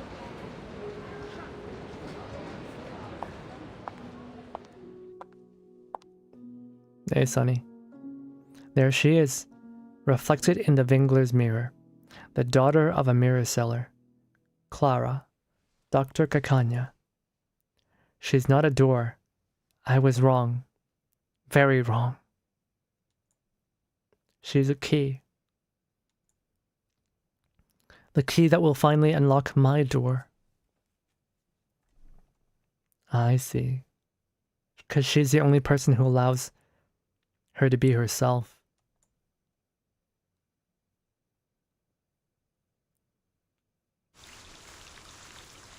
Instead of Kakanya, I understand Kanye. This girl is tragic. Do you like the green woman better? No. No, I don't. I don't like green woman. I can see what happened to lead up to green woman like saying, oh yeah, I'll be your doctor. It was like, you know, a part where she was trying to support her friend, you know, when Dr. Schwartz was, when she was like, oh, you shouldn't go to Dr. Schwartz, he's a bad doctor. And she's like, oh, will you treat me then if I fail? And then she's like, yeah, okay, sure. I still don't like green woman. She had no idea how messed up this woman was. I didn't have any idea how messed up she was. I knew she was messed up. I knew she was off her rockers. I didn't realize she was this bad. She was about to feed her rabbits arsenic. We don't know if she's the one who's been killing the rabbits the whole time, or if it was the mother. I would like to believe that it's the mother, and she basically inherited her mother's insanity. In over her head rather than intentionally trying to hurt her? Oh, absolutely. She's completely in over her head. But like, you know, I think she should know better. Someone she's really like, she just had no idea. She had no idea. It's not just the doctor part, it's like the whole, like, throwing all her like propaganda slogans at this lady who's deeply traumatized, and like she just had a mental breakdown in front of you. Maybe don't use so many combative language. I really want to start playing again, but I know I'll be I gotta download the updates and try some motivation. Play regularly on the Chinese too. Oh, I see. Can you read Chinese? I can't even read Chinese. Yeah, I feel really bad for this woman. Every step of the story where I read more and more about this woman, I feel so bad for her. I can relate on some levels. I did not have a particularly good childhood, and I was absolutely I still don't have a good constitution even now. So on account of I haven't been possessed by ghosts, but I think I have a pretty good grasp on what it feels like to be in pain. So yeah, I think after all that, I don't think there was any like sexual abuse going on. I don't think that's what happened at all. I think it was really just the pressure of society, the physical all the training, all the etiquette training until she was tired and her muscles ached, her father's expectations, you know, wearing heels at the age of 12. Just everything all around her just served to completely mess her up. And she just really wanted to be herself, but she was never allowed to do that. You know, her mother like mentally breaking down in front of her when she was 4 years old and telling her that she should never, you know, reveal her true self to anybody. That she should just perfectly fulfill other people's expectations. At the age of 4. And then if she doesn't do it, she'll die. I don't do it either, but I'm possessed by my friend's extroverted personality. I do have a good view on it. I make a joke, but I'll keep it to myself. Holy shit, what? Yeah, there's a lot that goes on in this anecdote that they didn't put in the main chapter 6. And it's fucking awful. The stuff that happens. Her mother, like, has emotional support rabbits that she, like, kills every day. Oh! There was a reference to a golden key. And her mother was jamming this golden key into the rabbits as she killed them. I don't think it was Isolde who did it. But this is the only other reference to golden key is when she's with Kakanya. So it's hard to say. Ponies, yeah. Birds, ponies, swans. Kakanya being the key to Isolde's door is kind of like... There's no way that was an inside joke. Choi, don't act like yourself or you'll die. What the fuck? Yeah, no. If you were here for this, you would know how really awful it was. What was it? What was it? Carl saw that she was like during a ball party. She her soup spoon was like shaking, so he made her practice sipping soup for like. He made her practice lifting a soup spoon 100 times until he could see his own reflection in the fucking spoon.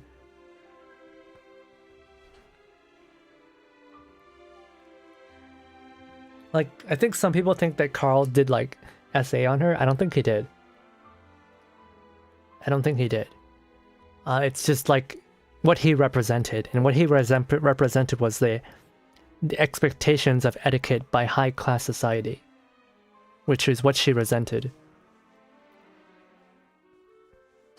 You know, and then there was all the stuff with her father, who like, as her father was being stabbed to death by her mother, he was like screaming to close the windows so that no one could see, because he was so obsessed with the family's what do you call it? He was so obsessed with his family's reputation that he didn't even care as he was being stabbed to death. He's just like, the windows! Close the windows! Hurry, close the windows! Because he didn't want anyone to see. Hey there, Kota. Hello, hello. Everyone suffers in this chapter. The fact she was killing horses was nuts. Was she also killing the horses? There was like mention of horses like once or twice. How did Marcus do this? Marcus was a badass. Marcus basically saved the day. Marcus is the best. Kakanya sucks. Kakanya fucking sucks. I hate Kakanya. Kakanya L. Marcus W. Like, actually, like, Marcus, like, saved the day. She, like, did everything. Spoiler alert, Hoffman died. Hoffman fucking died. And it was the most heartbreaking thing. Hoffman isn't even a playable character. They made me cry for her.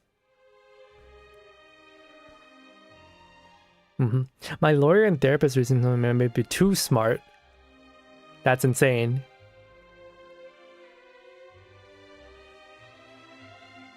Psychology fix since 11. Dang. I feel like you would have had a field day with everything that was happening in this stream. If you had come here, if you had been here earlier, you would have seen everything. Like what else was there? Oh my goodness. There was like the jealous waitress. The jealous waitress who was infatuated with Teofil. And she ended up dying in a stampede. There was like some disturbance and she fell down the stairs and broke her neck. And she hated Isolde. She hated Isolde. There was Isolde's creepy fucking stalker, who, like, her father stalked Isolde's mother, and then killed himself when she retired. And then it came turn for her to begin stalking Isolde, and like she paid Isolde's therapist, or she paid Isolde's mother's therapist. She paid off the maid, she paid off the gardener to spy on Isolde for her. Like, what the hell? The stalker was insane and just reminds me about a lot of, like, I'm not gonna lie, a lot of VTuber fans who stalk their Oshis. And in the end, she was just not even a speck. Her expectations were so little because Isolde literally didn't have to do anything. She was so passive that Isolde didn't do anything and she just killed herself. Right? There's so much that happened this stream. And like she was taught to always fulfill everyone's expectations and always be kind to people. So even though she knew she was being stalked, she didn't even do anything about it. She didn't care. In the end, it didn't even bother her. That's like the more disturbing part, is it didn't even bother her that she was being stalked. I have the physical dossier that they released for this chapter, and it comes with a death scene as a booklet. What the fuck? What the fuck? Whose death scene? Shit like this makes you thankful you're not from a rich family. You know? Her brother learned about the storm and decided, you know, just like her mom, you know, the way to happiness is to just die because life is suffering. You know? Her mother was filled with trauma and regret and guilt for letting Trista pass away because she made Trista do the seance at 3 years old. And like she'd been living with that guilt for like some 17 years or something. And eventually it crushed her and it made her kill her father. Kill Isolde's father. And the maids. She took the maids. The mom took the maids with her. And then she drowned herself in the pond. Like, holy shit. This woman, like, her entire life is a tragedy. You know, Kakanya, and then, like, you know, she does all this stuff with the Manus Vindictae so that she can make a brand new world that Kakanya likes, because she's fulfilling Kakanya's expectations. Because Kakanya said she was allowed to be herself. The first person in her life to ever say that she's allowed to be herself. So Kakanya, she worships Kakanya. This isn't love, this is like some twisted bullshit. It's such a toxic relationship. Right? Her brother burns the house. Well, he didn't burn the house down, but he sets fire to the room or whatever, and he tries to kill Isolde, take Isolde with him, because he's like, oh, I've been living my life full of debauchery and hedonism. I've been having so much fun talking about art and culture and banging all the girls in town. And the world is ending? Fuck that. I'm gonna die, and I'm bringing my sister with me. And Isolde fucking shoots him. And then in the very end, like, she really loses her mind, because she realizes that when Kakanya says that she's gonna hypnotize her, she's not mad because Kakanya, like, said, you know, Kakanya hates her. No, she's mad. She cries like the saddest of cries, because, you know, her whole life she's not been able to properly sing. She's never sung on the stage. She's always had a ghost sing on stage for her. For the first time in life, she's actually singing with her own sadness in her voice. She's sad because she made the person she cares about most in the entire world. She made Kakanya betray her own ideals. Like, damn! The hurt goes deep. And in the end, Kakanya is just like, go to sleep. And she does it. She chooses to be hypnotized. Because she just wants the suffering to end.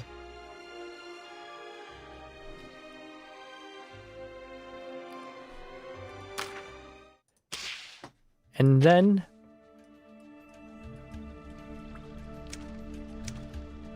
after being hypnotized, this is our Isolde. Look how happy she is. The veil is on top. Underneath is the hat, my hair, and then my brain. That's all I have here, miss. Look how beautiful she is. Look how demure she is. Look how modest she is. What do you think of vessels? Does the word mean bowls? Oh God. Plates, bottles, or vases? Is it really the vessel that matters? Or the wines and delicacies inside? Oh God, I didn't realize that's what she meant when she's talking about vessels. She's talking about herself. She's talking about being a vessel for, like, ghosts to inhabit. Oh God. Safe to say Isolde's kind of screwed here. I didn't see a happy ending. Yeah! Like, she came to the same conclusion that, as her mother, that death is the greatest kindness, and that's why she was putting arsenic in the tea to feed her rabbits. Because she wants to grant death to people, because death is happiness. In her eyes. So, like, I think in the story that it's been shown that they keep Isolde, like, in a room, in a suitcase, and they don't really, like, let her talk to anybody, because they're afraid that if they don't monitor her and, like, keep her under house arrest, that she'll, like, kill herself.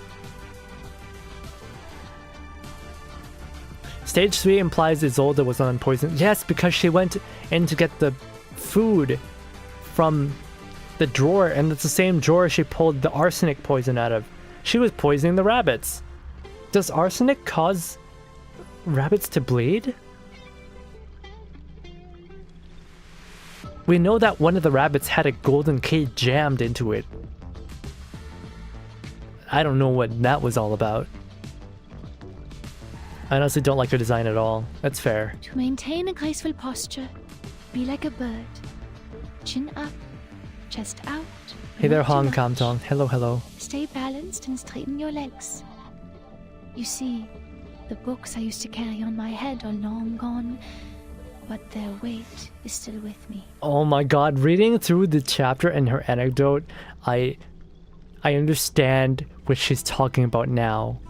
And I'm like, I knew like there was like on like some shallow level that, you know, obviously there's the whole like societal pressure of being an upper class lady and whatnot, but like now it's just like there's so much more baggage that goes along with these words. Huh. The future. Arsenic cannot make you bleed it like the matter? rabbit bled. Some of them vomited blood. It sounds like poison to me. Yeah, we don't know. How is she like feeding poison to the rabbits at age 12? 12 years old, she was feeding arsenic to the rabbits? Because at 14 is when she started allowing the ghosts to just inhabit her whenever, right? She would just grab a random ghost whenever she felt tired and she would use it to live her life for her.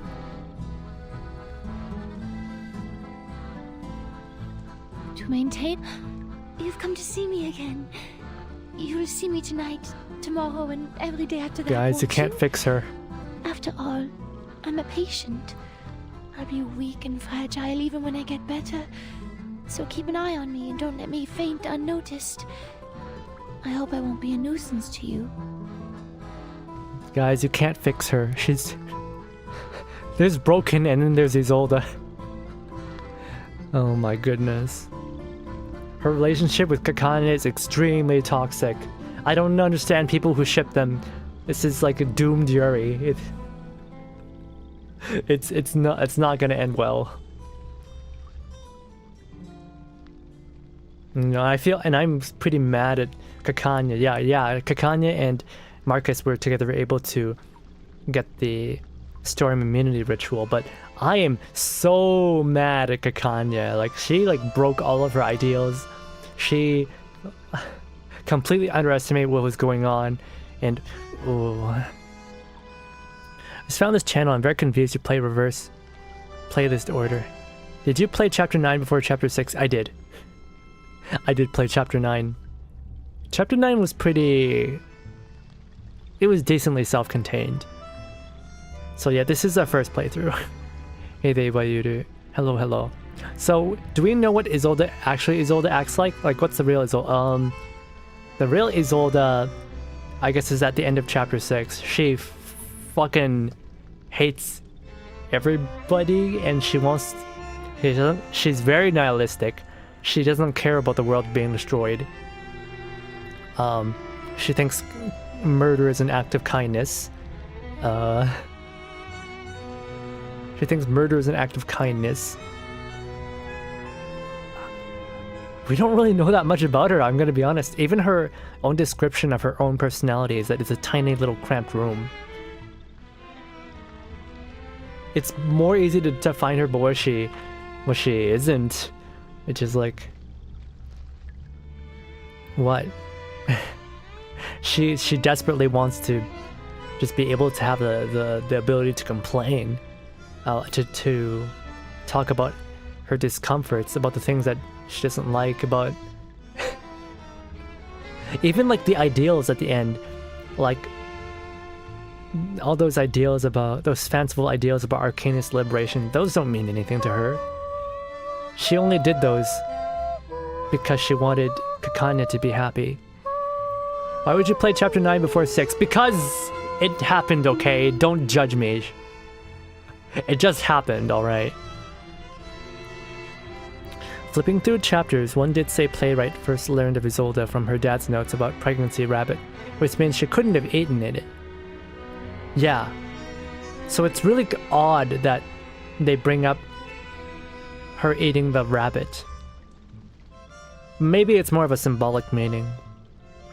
In that she took the rabbit because... she inherited the rabbit. She inherited the obsession from her father. It's because Hakuya confused 9 for 6, duh. Yeah, no. Aside from 9, I've been playing most of them to order. I guess I played 2.0 as well, but 2.0 and 2.5, but those were both standalone, so it's okay, right? It's okay. Yeah, I might take a break before I get to chapter 7, because just, man, there's so much going on here. But I do want to talk more and more about this game. Right, I'm posting again, okay, so... What is it?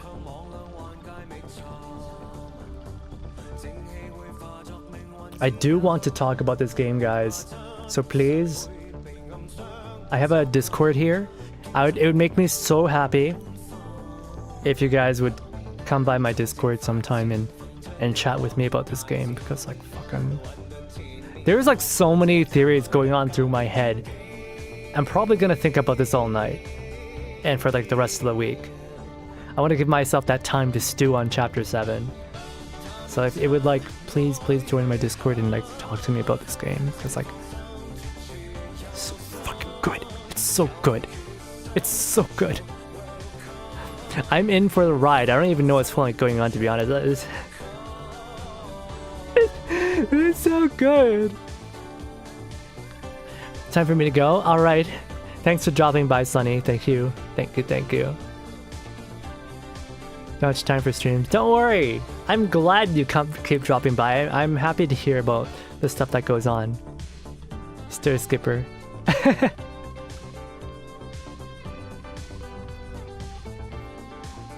But yeah, oh my god.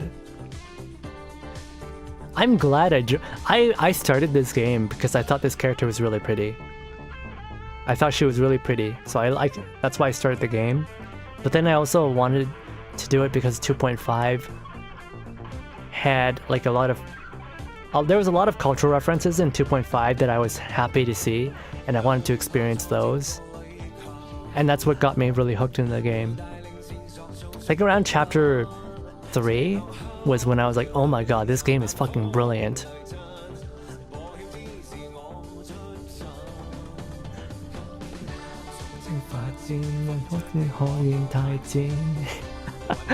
Oh my goodness. He came for the waifus, but he stayed for the broken woman. I mean, the broken women, the broken men.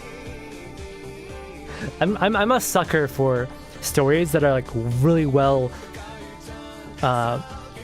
weave together, because you'll have like a character that shows up in some side story in the middle of chapter 3, and they end up being a very important character in a later event, and it's like, what the heck? They had so much foresight. Like we read through chapter 2.0, Joe's chapter in San Francisco, right? And in it, his sister is a central character. And like, the player already knows about his sister, but I didn't know it because I didn't play the earlier chapters. But then she shows up in the earlier chapters. And it's like, what the frick? What the fuck is Joe? Who the fuck is Joe? Want to catch a ride with me? Oh, this man is Joe. Usually no kids allowed, but I'll make an exception this one time. This man is Joe. He is a greaser, blacksmith, gang leader, arcanist. He's cool. He's really cool. Pauline. Yeah, Pauline. Freaking Pauline. Are we a kid? How young is our main character? The main character is like 16, I think. This handsome girl right here. She's the main character. She's Burton. She's only like 16. She's a child soldier, basically. If Doctor Who were a child soldier, that's who she is. When it's good, it's good. When it's not, it's Recoleta. Yeah, fuck Recoleta. Fuck Recoleta. I hated her story.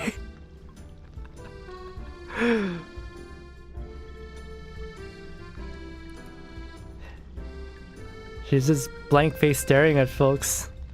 I know, isn't she so awesome? Isn't she the best?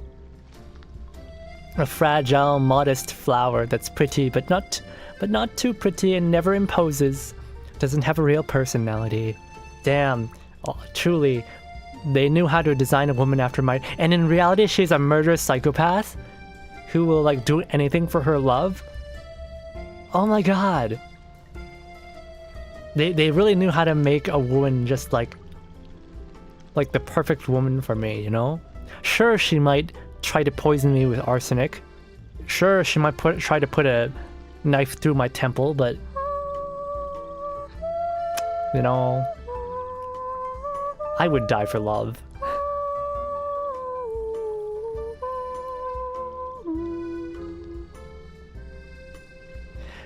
If you want to get the story in order before you play Chapter 8, you should do Haunted House. The Haunted Hotel. Okay, so... yeah, so Chapter 7, then Haunted Hotel. And then... oh, well, I already did 2.0. Come directly to Chapter 8. Okay, okay. Yeah, I know, because... what was it? Mrs. Kimberly? She was hot. I'm very interested in her character. This game has a lot of really pretty dark characters that I really like. What? An, Noir, Isolde. I like Yang as well, of course. I like Necrologist. Just purely from a design perspective, right? I think all the black hair characters are hits for me. I think they're all hits. Freaking love Kiparina, she's great. People might think she's boring, but I think they're stupid and dumb. A lot of women that's your type is what you mean. Yeah, I mean, you know. The men are great too, you know? The men are also great.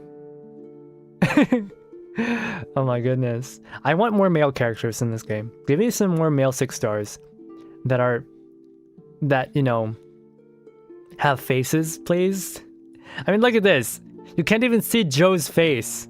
He's covered up his motorcycle helmet. This game does not like men with faces for some reason. Give me men with face.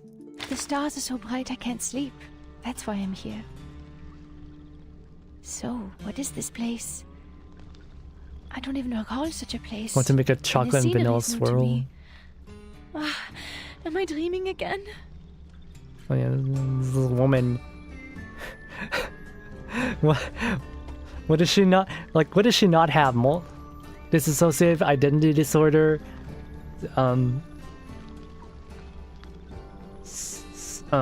Psycho. Does she have psychopathy? I don't know. Seizures, like epilepsy. Schizophrenia. I don't freaking know. Don't have you around her arm. That's what she don't got. She's 2-dimensional, so I can't, unfortunately. Killing animals is sociopathy. Karen doesn't have a face, so it sucks. Can they please get men with faces? I like pretty girls, but I also like pretty men. I'm not bisexual, but like, I can appreciate a pretty man, alright? You're 2-dimensional too. That's right. She and I can eliminate Kakanya. You know. I can eliminate Kakanya and then I'll be her number 1. That's how it will work, right? Nah. No, I don't like Kakanya for like all the doctors, like all this stuff she talks about for being a doctor is just like, oh my god, don't treat a person like this. This is not how you do therapy. We did get Ezio, but yeah, we're not getting unmasked men soon. Dog, I go for faceless women like Lucy. Faceless men is totally understandable. I mean, I understand, but also, like, I'm not into clankers. I'm not into clankers. Lucy is, like, really sexualized for this game. She's basically naked. Just because she's a robot, but like, she's basically naked. That's how yanderes work. Yeah, and this girl is like, they did such a good job of creating and establishing why she's crazy. They did such a good job of like making you understand why she's this messed up. Girl's been haunted by her dead older sister's ghost since she was in the crib. I think that's a reason enough to go crazy. Lucy's a top tier character, and I can't pull for her because I straight up I can't even get Nautica. I've done 130 polls, I don't have Nautica. Oh my god. I can't even dream of getting Semmelweis. I really want Semmelweis though. I really like her. Another dark hair character I really like, Semmelweis. She's great. I guess you're almost there. I was also not really into Lucy at first. I think she's a sexy robot. After finishing her, I would immediately pull for her. No, I don't doubt that she's probably a really well written character, but I haven't gotten to her story yet. Another woman that's your type. You know, I think just every woman is my type. Every woman. Maybe I'm the one who doesn't have a personality. Maybe I'm the one who'll just love anybody who will love me. Maybe I'm also that deprived, huh? Actually, that's not true. I know that's not true. If it were true, then I wouldn't reject women. Kakanya isn't your type, and neither is Recoleta. Yeah, fucking... If I were to meet either of them, I'd probably put a gag over their mouth so they wouldn't be able to talk, because oh my god, I would rip my own hair out if I had to listen to either of them speak.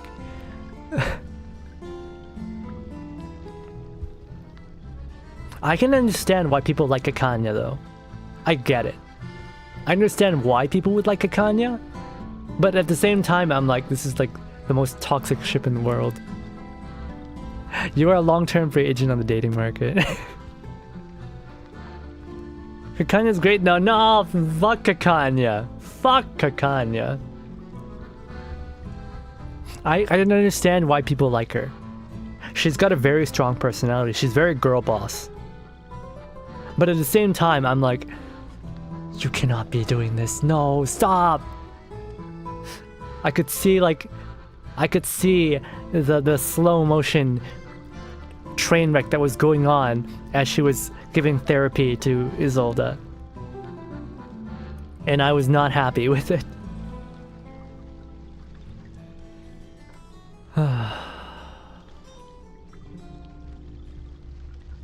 Man. And your guys are saying this game will get even better. The story gets even better. Damn. Well, I did see recently, they showed like a new character sprite for Semmelweis, and it was one where she's like wielding a double barrel shotgun. It looked really cute, because Semmelweis usually wears a hat, so you can't really see her, but like young Semmelweis is really cute. She has the best intentions. If only that, you know who also had the best intentions? Carl. Fucking their father. Dittersdorf. Heinrich. The terrorist. They've got great intentions too.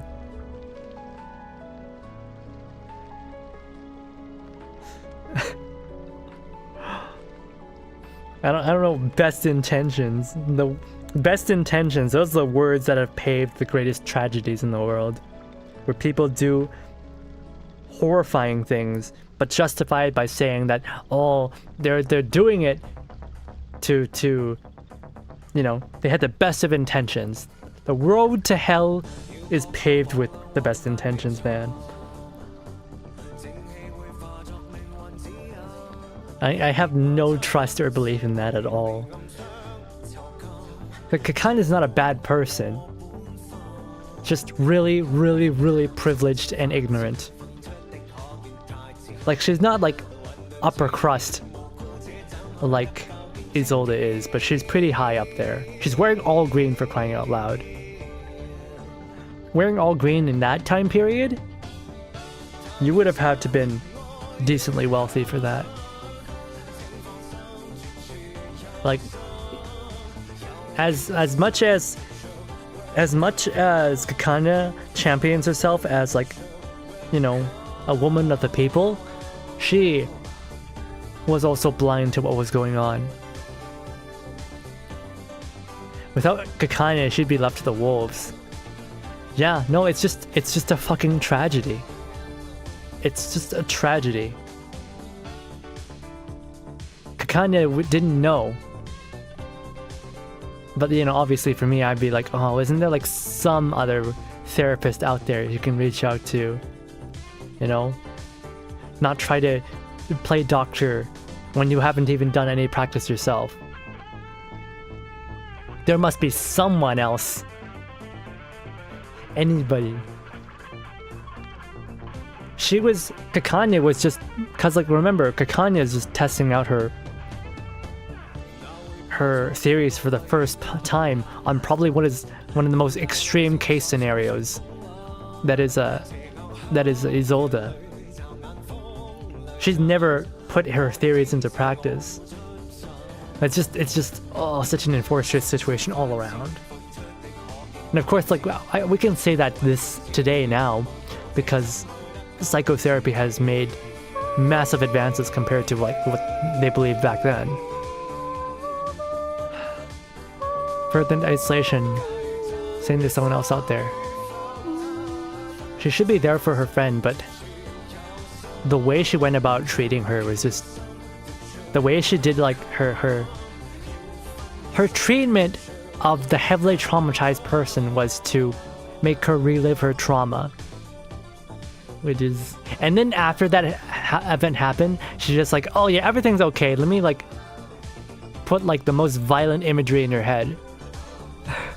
And then she acts all surprised when the girl follows through on the actions. It's like, Kakanya, what do you think was gonna happen? That things would just be roses? Oh boy. Anyways, I'm tired. It's late. It's like, oh, frick, it's 1 a.m. I'm going to bed, guys. I'm going to bed.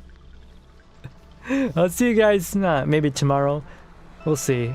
If I do tomorrow, I definitely want to do a shorter stream. 7 hours. My goodness. I'm so sorry. Anyways, 今回の配信を見に来てくれて皆さんありがとうございました。お疲れ様でした。It's Raven. I'll see you later. Bye bye. Tomorrow isn't Friday. Oof, I don't fucking know, man. I'll put up a waiting room.